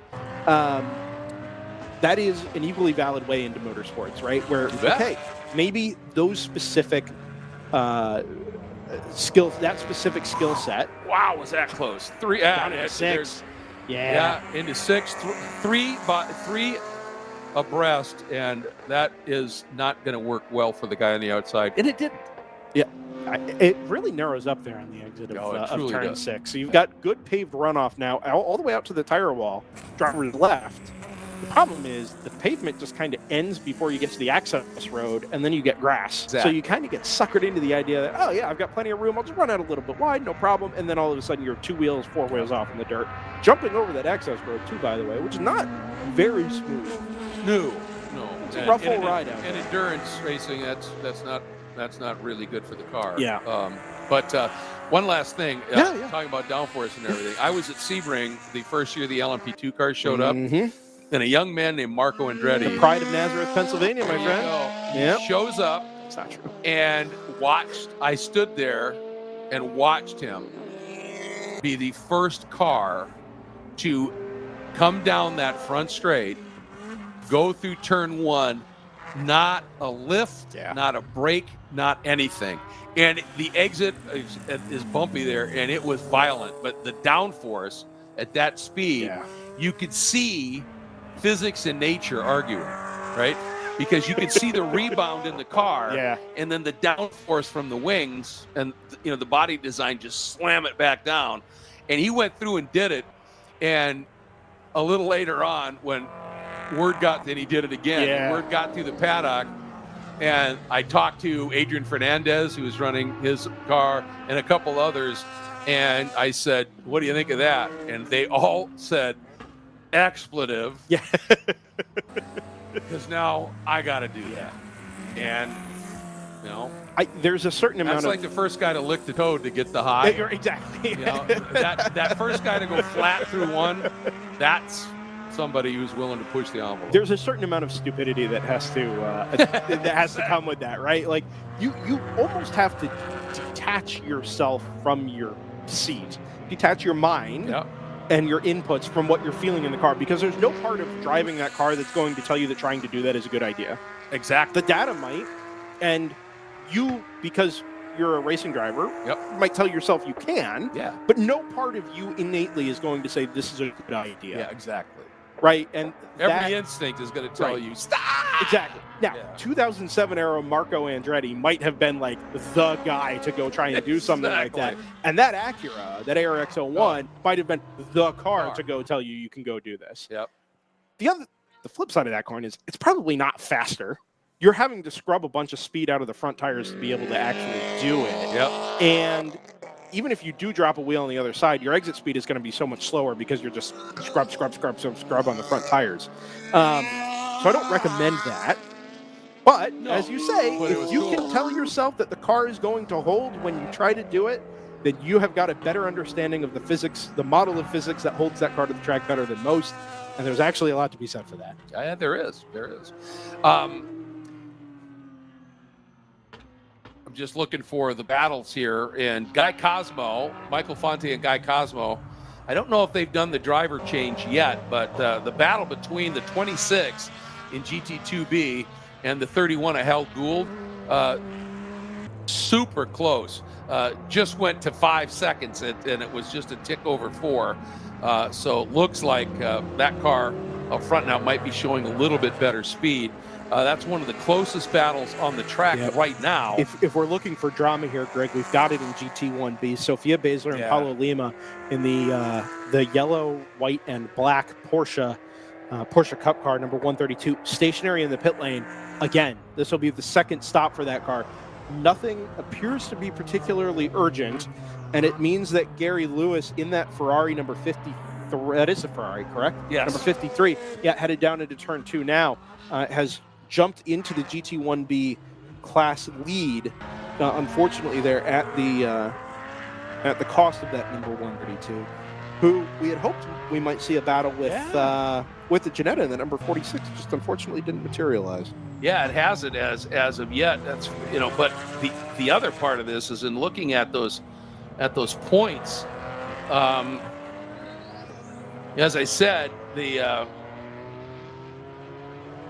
132 of Baszler and Lima has just been superb in their class in the Enduro here. And, like I said, in the 3 Enduros that were held so far, 2 wins and a third, out of the 4. They didn't run the very last one, but they have been really, really quick. And just the attitude of what's going on down there, I'm not sure that car's going back out. I don't think so. It's really unfortunate to see that here. Let's scroll down the order just a tick there, Greg, down to GT3A, where your class leader is now the number 23 of Elijah and Wayne Thompson. You'll notice that the car that won the sprint, the number 55 of Jose de las Casas and Carlos Garcia, now finds itself 40-plus seconds off of the class lead. And I'm not sure where all of that time has come from, whether it was a quicker stop and driver change from the number 23 BMW that's kind of given it the advantage there. But as I look through the lap time history, what I noticed from Elijah and Wayne Thompson in that 23 is consistency. Fastest lap of the race, including the sprint, was lap 2, 142.1. Last lap, lap 37, 143 flat within a second. That big drop-off we talked about 30 minutes ago of drivers settling into their Enduro pace. Yep. Sprint pace was Enduro pace for that number 23. Yeah. And I think it's that consistency over the last 20-ish laps since the checkered flag in the sprint that's helped jump that 23 ahead of the number 55. There's been no let's chill for the Enduro. There's been no let's dial it back a couple of percent. They've just run the pace that the car gives them, and that's it. That's a good point, because best lap for the 55 was a 140.8. Yep. And now they're running mid 144s. It's 3 seconds, 4 seconds. Yeah, exactly. That's a significant difference here. Yeah. That's what consistency will get you. There is obviously more to racing than going fast. If you want to go fast and do hot laps, then there are certainly ways to go do that. But the longer these races get, as we get out of the sprint format into the Enduro format, it favors that consistency, that ability to reel off the same lap, whether you're in traffic or, you've got clear road to just put the car in the same place every time. Yep. To be smart in the way that you handle traffic, even if you're the one being passed, right? There's an art form to that as well. Yeah, absolutely. And it just seems like that number 23 has the edge. Does that have any championship consequences for us, Greg, there in GT3A? Let's take a look. GT3A. Let's see. So, yeah, Tom, this is their first race in the Enduro. Interesting. So, yeah, none. Okay. So we just get to enjoy this for what it is. Yeah, they're very good. Putting on a great drive. Absolutely. We've got a good battle shaping up in GT2A as well. The Adolfo Rossi, Aline Cipriani. Is that them? It is. The Ginetta? That's not Curse of the Commentator, because I hadn't really gotten it out before Jordan picked it up there. That's a very odd one. That was. It's not like it doesn't look like got the tire wall. Producer Jordan says he may have spun going into the corner. I wonder if he dropped the wheels outside of turn 10 there, easily Greg. Be. It's a dark part of that track. Easy to overshoot it. Well, the battle I was going to say was shaping up has actually become a non-battle now, because the lead in GT2A has already changed hands over to the number of Sharon El-Safadi. It was going to actually kind of coalesce here right about the time we got to an hour and a half. Yeah. And unfortunately, I don't know if maybe the pressure got to the driver at that number 46 or whether it was just a simple error out there in the darkness. But as you said, easy enough to do, and unfortunately had the consequence of losing the, it's not the GT2 class lead. That is fourth place in GT2A, isn't it? Yes. Because Walker, Garza, and Cavalli are all GT2A competitors. Correct. Yeah, so fourth place, there in GT2A. Yep. And we're under 15 to go, so we're getting there. We are. We've done well. It's been good, and I hate what's happened here with the 132, because that was going to be a fun run. Aiden Ramos has just been clocking the laps. Same for Luigi Faro. That's in the GT4A category.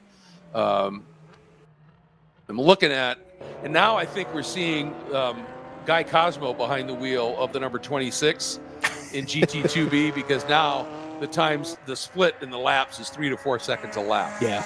So I think Guy Cosmo is. I got to tell you the story behind that. I've known Guy forever, and when he was coming up through Formula Mazda. Yeah. So known him, we've had a lot of fun together. And I was on a flight, and I was sitting on the aisle, and one row ahead on the aisle, on the other side, was Cosmo. And I'm sitting next to this guy. We get to chatting, and he asked, about, am I into sports? And I said, yeah, kind of. I said, I announce motorsports, and he went, oh. I said, yeah, I've never really gotten into that, too much. Yeah. And I said, I get that. And he goes, do you like other kinds of sports? And I went, yeah. I said, I watch football. I said, in particular, I love hockey. Sure. And he said, oh, I love hockey. And I said, I don't know what made me do this, but I'd always jokingly called Guy Guy, right? Yeah. And so I said, well, I said, that guy right there. And he went, yeah. I said, amazing story. I said, have you ever heard of Guy Cosmo? And he went, no, should I? And I said, and I see Guy turn his head back a little bit. And I said, Well, I said only if you follow the Quebec Junior Leagues in hockey. Sure, The guy was a phenom, Yeah. young guy phenom in hockey, Guy Cosmo, and was on his way to the NHL, on his way to the majors, and got checked, hit the boards wrong, damaged his knee terribly. Hockey career over, but he couldn't lose that competitive spirit, so Guy Cosmo decided to take up racing, and now he's one of the top drivers in the series. Fabulous story. And the guy's going, wow, really? And I look up and I see Guy from the back, the back of his head, and he's just shaking his head. And I'm going, oh, I'm going to hear about this. Imagine shattering your knee and then getting into making a living out of sitting in bucket seats of race cars. Yeah. Amazing. Yeah. Did he hold up his end of the bargain? Did we go full Quebec accent? Did we do the whole thing? No, they never. The guy never, that I'm aware of talking. No, Guy never held up the end of the bargain with the accents and everything. Oh, no. Pretended. No, not in that moment. Yeah, okay. They never really crossed Oh, paths. that's disappointing. That's the conclusion to the story. And he definitely was not speaking French when he talked to me about it afterwards. Well, you say that. Well, yeah, there you go.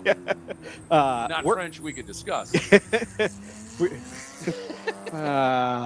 Yeah. Quebec Major Junior Hockey Leagues, huh? Big Halifax Mooseheads fan here. Yeah. Oh, there you go. Yeah. There you go. Yeah. How about you, Jordan? Yeah, it was Quebec Major Junior Hockey League fan. The Quebec City. There we go. If you haven't had a chance to cross paths with Jordan Worth, he's a Twitch streamer. Do you know that, Greg? I actually did. Yeah. Bottom split. At bottom split. Gary Young, again, a little problem coming through 3 or 4 and 5 and ran wide. Did a nice job to gather it up again. He's got headlights now, so he doesn't have that excuse anymore. Although they're not very bright. No, they're not. That's a really good Just point. enough. Yeah. And I'll tell you what, if you've never really driven at night, and again, as you pointed out, on the banking here, it's bright as day, but on the infield, it's definitely, there are some really dark spots back there, and you see lights flashing behind you and everything, it can affect you. Oh, we're on the last lap. All right, last lap. So, obviously, up front and overall right now, it is the 241 still of Don Ramos. He's headed through turn 6 at the moment. He is just Porsche, just clocking down them off. 7 now. Yeah, leading overall at a GT1A, and we'll be tracking him around here because he will be the first to pick up the checker flag. Second overall, and looking like a win perhaps in the GT2A categories, is 61, a Richard Walker, who has really put in a nice drive. Garza stayed close within a half a minute for the whole race here, but he just hasn't been able to close it down. And then Connor Cavalli, third in GT2A, and also not too far off here. And waiting for Ramos. Here he comes. Onto the front straight. There comes the Garcia entry, but there it is, Ramos, the checkered flag, winning the final Enduro overall and in the GT1A category, the final Enduro of the 2024 FARA Championship season, and doing it in fine style. Richard Walker coming home in second overall, winning in GT2A over Robert Garza and Connor Cavalli. And then at GT1B, Gary Young Lewis in that Ferrari wins in GT1B. Nice job there. Jimmy Crawford and Jesse Gross finished 6th overall, winning in FP3, the only FARA prototype that did the full Enduro. And then nice run here by Sharon Al-Safadi. Did a really nice job ending up in the GT2A category, finishing in the 4th spot. Adolfo Rossi and Aline Cipriani finishing 5th, and had that late little off here that just put them too far back to be able to race with, because they were really close with Sharon Al-Fadi, and it was going to be a fun battle. Had that moment. GT2B, I think that was them flying by right now. The Fonte Cosmo, number 26. An absolutely great run, winning in GT2B, but only by 22 seconds over Hal Gould, who did a really nice job in that number 31. And then you talked about this here, the absolutely fabulous run in GT3A of the Thompsons. Elijah and Wayne, number 23. Yeah. You know, I don't know that they are even brothers, but I just want to call them the Thompson twins for some reason. Of course. There it is. I was wondering where I went there. And again, winning that class by 45 seconds over an hour and a half of racing over Jose de las Casas and Carlos Garcia. So nice job there. Third in that class, the 810 of Patricio Fanulik and Sergio Koski. And then, of course, Sofia Baszler and Paulo Lima, after their issues with that late stop, have parked and are back in the category. And winning in GT4A, the number 88 of Luigi Faro. Well done. So, to you and Luigi. Thank you. Pronunciation was impeccable. If I could have just a quick... Grazie. Now you've lost me. I actually don't know any Italian. All right. If I could just have a quick moment on the air here, Greg. This will be my last stop. It's kind of, but I also, this is your show. We all know it's a Greg Creamer show.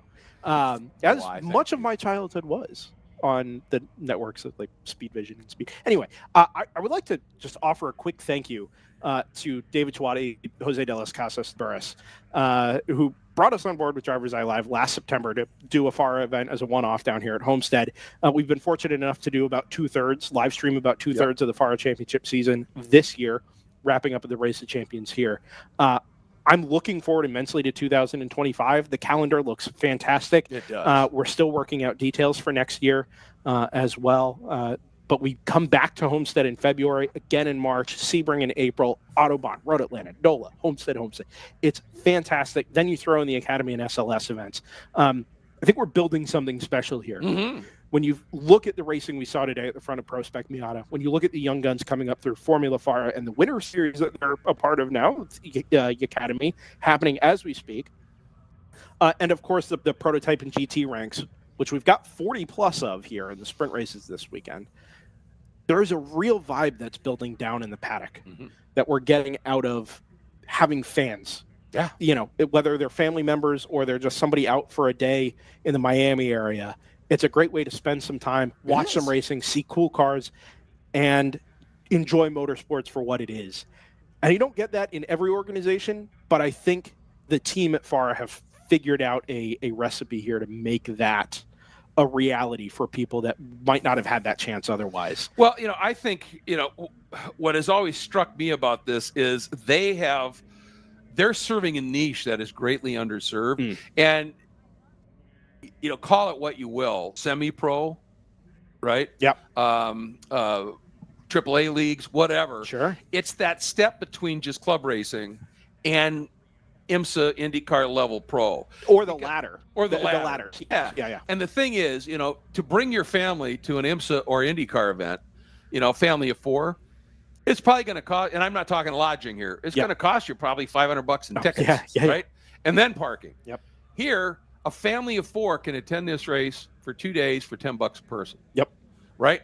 That's the magic of this. It is a place for people that if they can't afford to go to a major, an IMSA event, fantastic point, but they want to see some great racing, this is the place. And anybody who's gone to a Mud Hens game knows that's fabulous baseball. Yep. It's just not as expensive. And that's the niche that these guys, and they're not blowing it up here to eventually be a 20 race, massive championship. They're just expanding out and they're spreading the word about there is a way to make racing accessible, not just to the competitors, but to fans. Yeah. And that's the magic, I think, of FARA. That's why I keep saying, to me, FARA stands for the fan. For the fans. The fans. I've heard that somewhere before, and look where that got us. Yeah. It's awesome, and I agree. David Chouati and Jose de las Casas, and then when Todd Burris came on, what they're doing here has been absolutely fantastic, and also the amazing partners. Hankook is the official tire. Have been absolutely stellar. There's just so many wonderful partners here that have been part of this for a while. We add Extreme Velocity now, but we've got Chicago Atlantic Group, got Fixie Wheels, got Mission Foods, we got Garage Living, Colosso, Rue Helmets, Headquarter Mazda, Pilsen, and the Race Tailor, and others now that have been added, that have been the partners that have made FARA capable of taking some of these great steps and expanding out and growing just a little bit. And we're going to wrap things up here pretty quick because there's going to be an Enduro Podium that's going to be unfolding live on DriversEye Live. Oh, that will be live on Greg, DriversEye yeah. Live. Fabulous. I think the best way to handle this is we do a little production coordination here. I think we're going to leave the stream up. Okay. It'll go quiet for a little while. But as we start to cycle through the Enduro Podium down there, we'll get a live look at that beautiful headquarter Mazda and Mission Foods back there. It is backdrop there. And as we get drivers up onto the podium to receive their trophies and awards, and what looks like a bag of Mission Foods tortilla chips down there. Well, of course. We'll have the chance to watch that if you're over on YouTube. Stick around for it, for sure. Absolutely. I'm going to start pulling cameras, and you, Greg, can bring us home for the evening. All right. That sounds great. Want to remind everybody we will be back here on DriversEye Live at 9:05 tomorrow morning, probably about 9:30 for the Pro Spec Miata race, the first of two on the day that will wrap up the championship. And then we've got two Formula FARA races. We got 3 prototype GT2 sprints with a unique format for race 2 and race 3. And then, of course, we have got the feature race for Pro Spec Miata, the Formula FARA second race. It is going to be epic. It is the race of champions to wrap up the 2024 season. 1 day to go. And it all starts here on DriversEye Live tomorrow at 9:30. With that, huge thank you to Brendan for not just all the work he does on site here with all of the equipment and the production, but also for jumping in and helping out with the Enduro. Great job as always, bud. And to Jordo, the man behind the scenes here, where's he based for this? Where's he sitting right now? Daytona Beach. Daytona Beach. All right. Tough life. So he's over there beaching it. And love it. He does a great job as well. He's the one who's cutting all the shots for us and making it work. So with that, we will go quiet until the podium starts. And we just got a note that said it should be happening very quickly. Thanks so much for joining us. And we'll see you tomorrow morning, but somewhere between 9 and 9:30 as we get ready to go.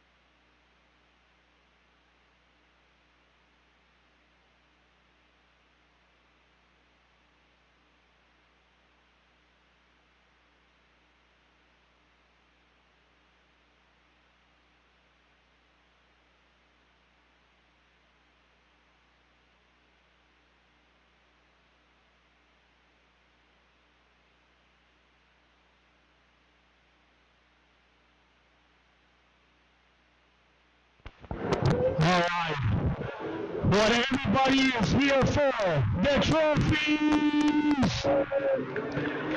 This is the name of this race. The Race of Champions! Woo! Be quiet, Ferrari. Is this an unbelievable day? Beautiful weather, beautiful people!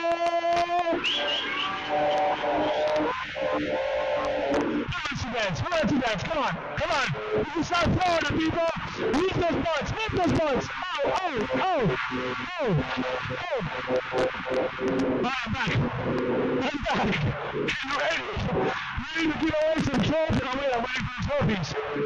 I'm ready. I raced, I ran a team. I'm here. The trophies are not here. I'm here. Guys, Guy Cosmo in the house!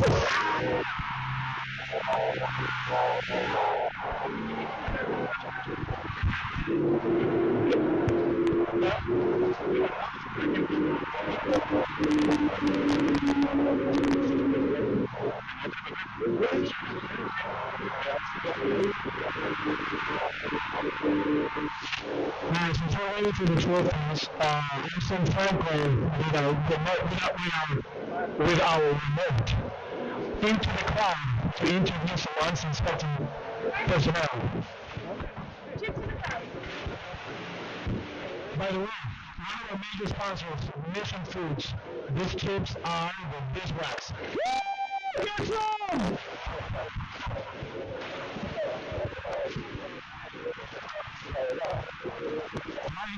Flying chips. Who wants chips? Chips for everybody! Woo!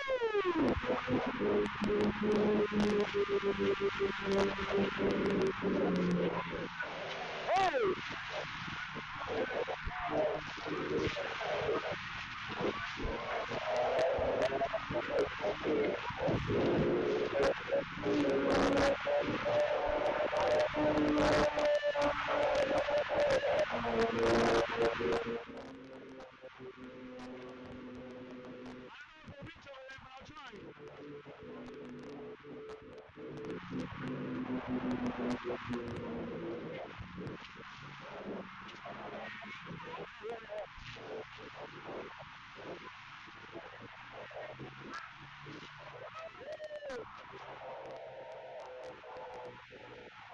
The trophies are ready, the people are ready, and I think the factor wants to interview microphone to Guy Cosmo. Guys, congratulations. Tell us about it. How was this race? Oh, it was awesome. My first race, and like my son, I know David for 18 years. He's as crazy as ever. Love to be here. Come back soon. Excellent. We appreciate you guys coming out. Absolutely. This is a big ground effort that we're doing here in South Florida, and FARA is breaking all sorts of grounds here. We're really packing the house up, so we appreciate you guys coming out here. How was the race? How's the weather? The weather was lovely. Thank you for arranging the air conditioning. It's been real nice. And to the FARA team, excellent work. lots of fun to the TLM team. Let's go, people!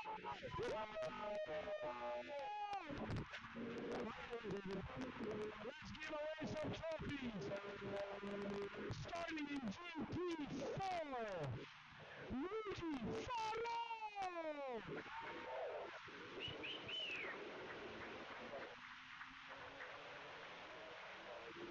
I'm going to call a couple of guys away. Unfortunately, one class comes in GP1A.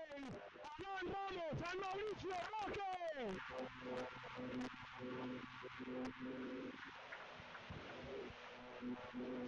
And in SP3, in first place, Jimmy Crawford and Jesse Groves!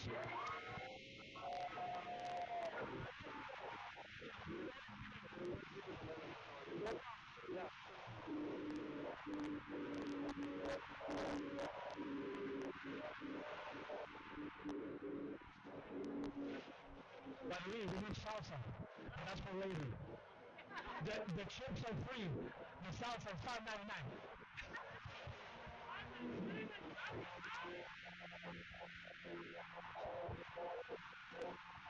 Luigi!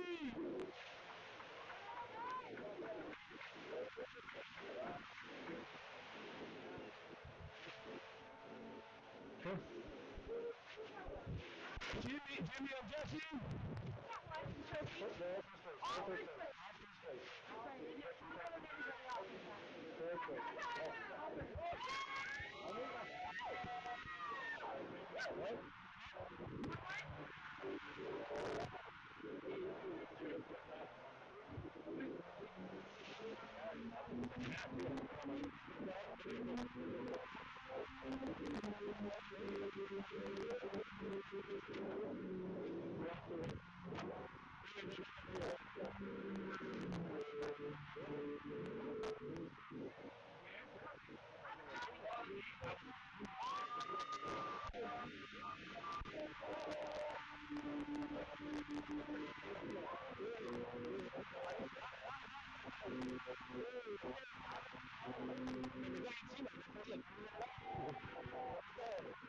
Jimmy and Jesse!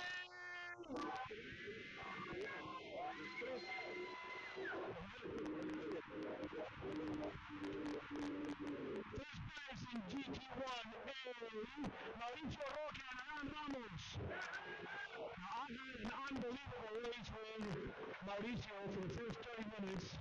He was on my behind the whole time. That's it, get out.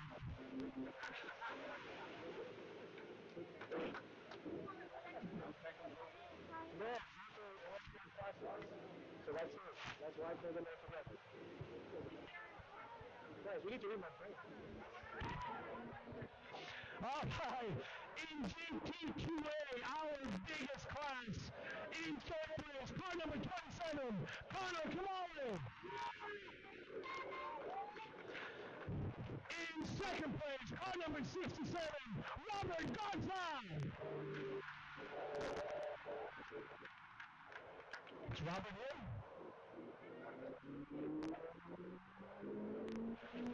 And in first place, my good friend, Richard Walker!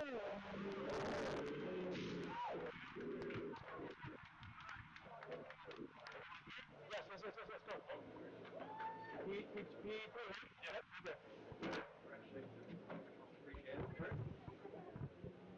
if somebody sees Robert Garza, tell him he missed a good one. There's free chips.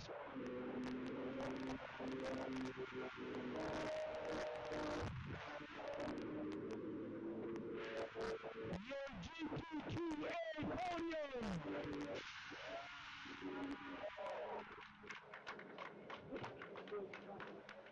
Moving on to GT2B, another large class. In third place, driving a TLM M2, car number 9, Dale Cody.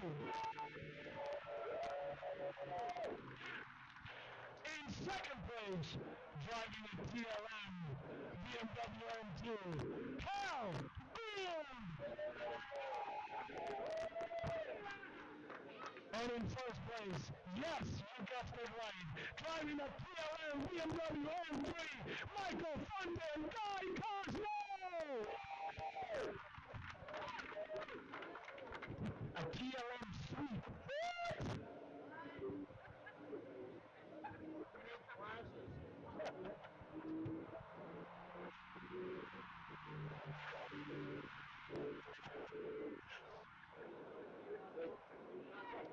Here you go, guys.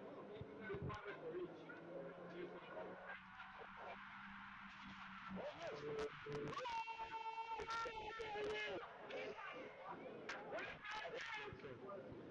There is a tradition, before we do it, there's a tradition here at, wait.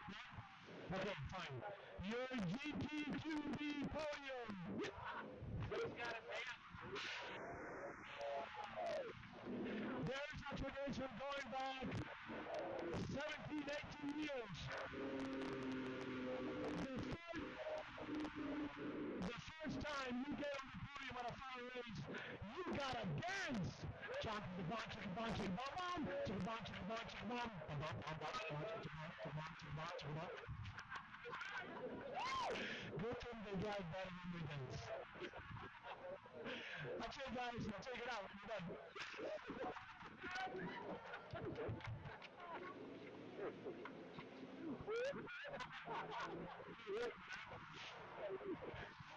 Love it. Who am I today? Here we go. GT3A, guys. Driving a borrowed PLM Brown Vitruno. Patricio Faloni and Sergio Koski.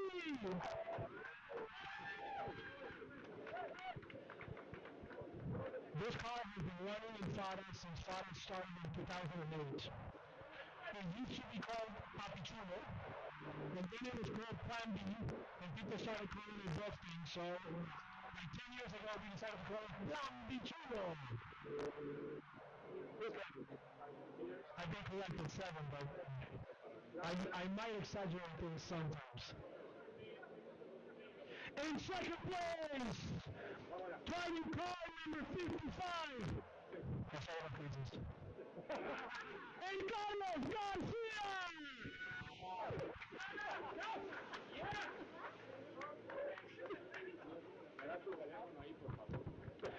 And in first place, driving car number 23, Elijah Thompson and Wayne!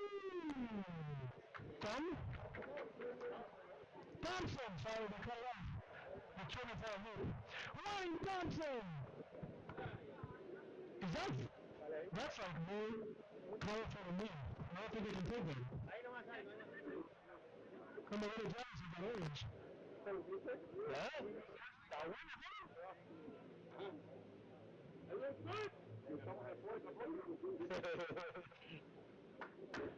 Congratulations, GT3A!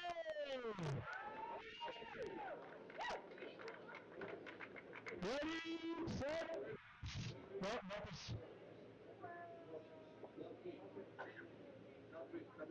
No?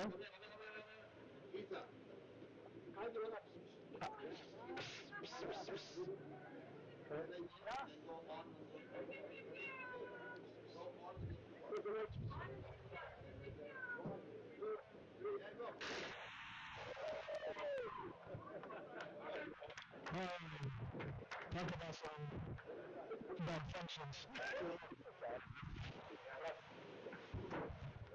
That's good.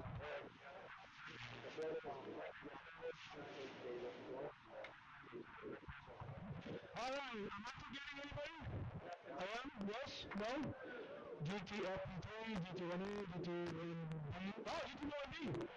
GT1B in second place, driving a PLM. Porsche 911, car number 132, Sofia Basile and Paolo Lima. And always putting up a fight in first place. Car number 53, beautiful, on fire Ferrari, Gary Young, and Ignatius.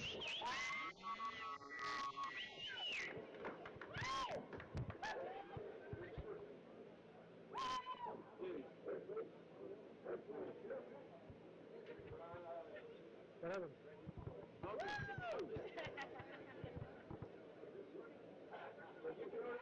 Does everyone know Trish? Trish, would you like to say a few words?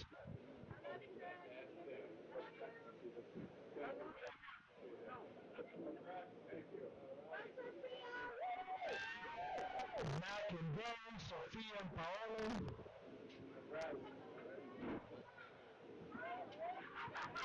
Alright guys, let's go.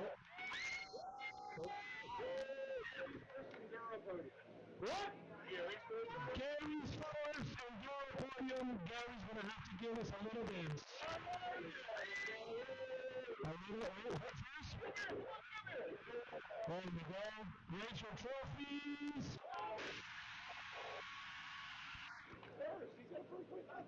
Oh, what's going on?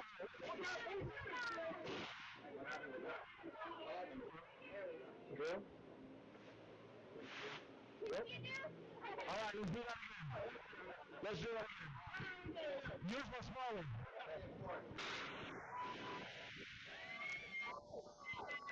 And Gary, it's time to dance. Come on, to the one, to the one, to the one. Alright, I believe that's it. I didn't forget anybody. I think we're good. I love you guys. See you all tomorrow. Peace out.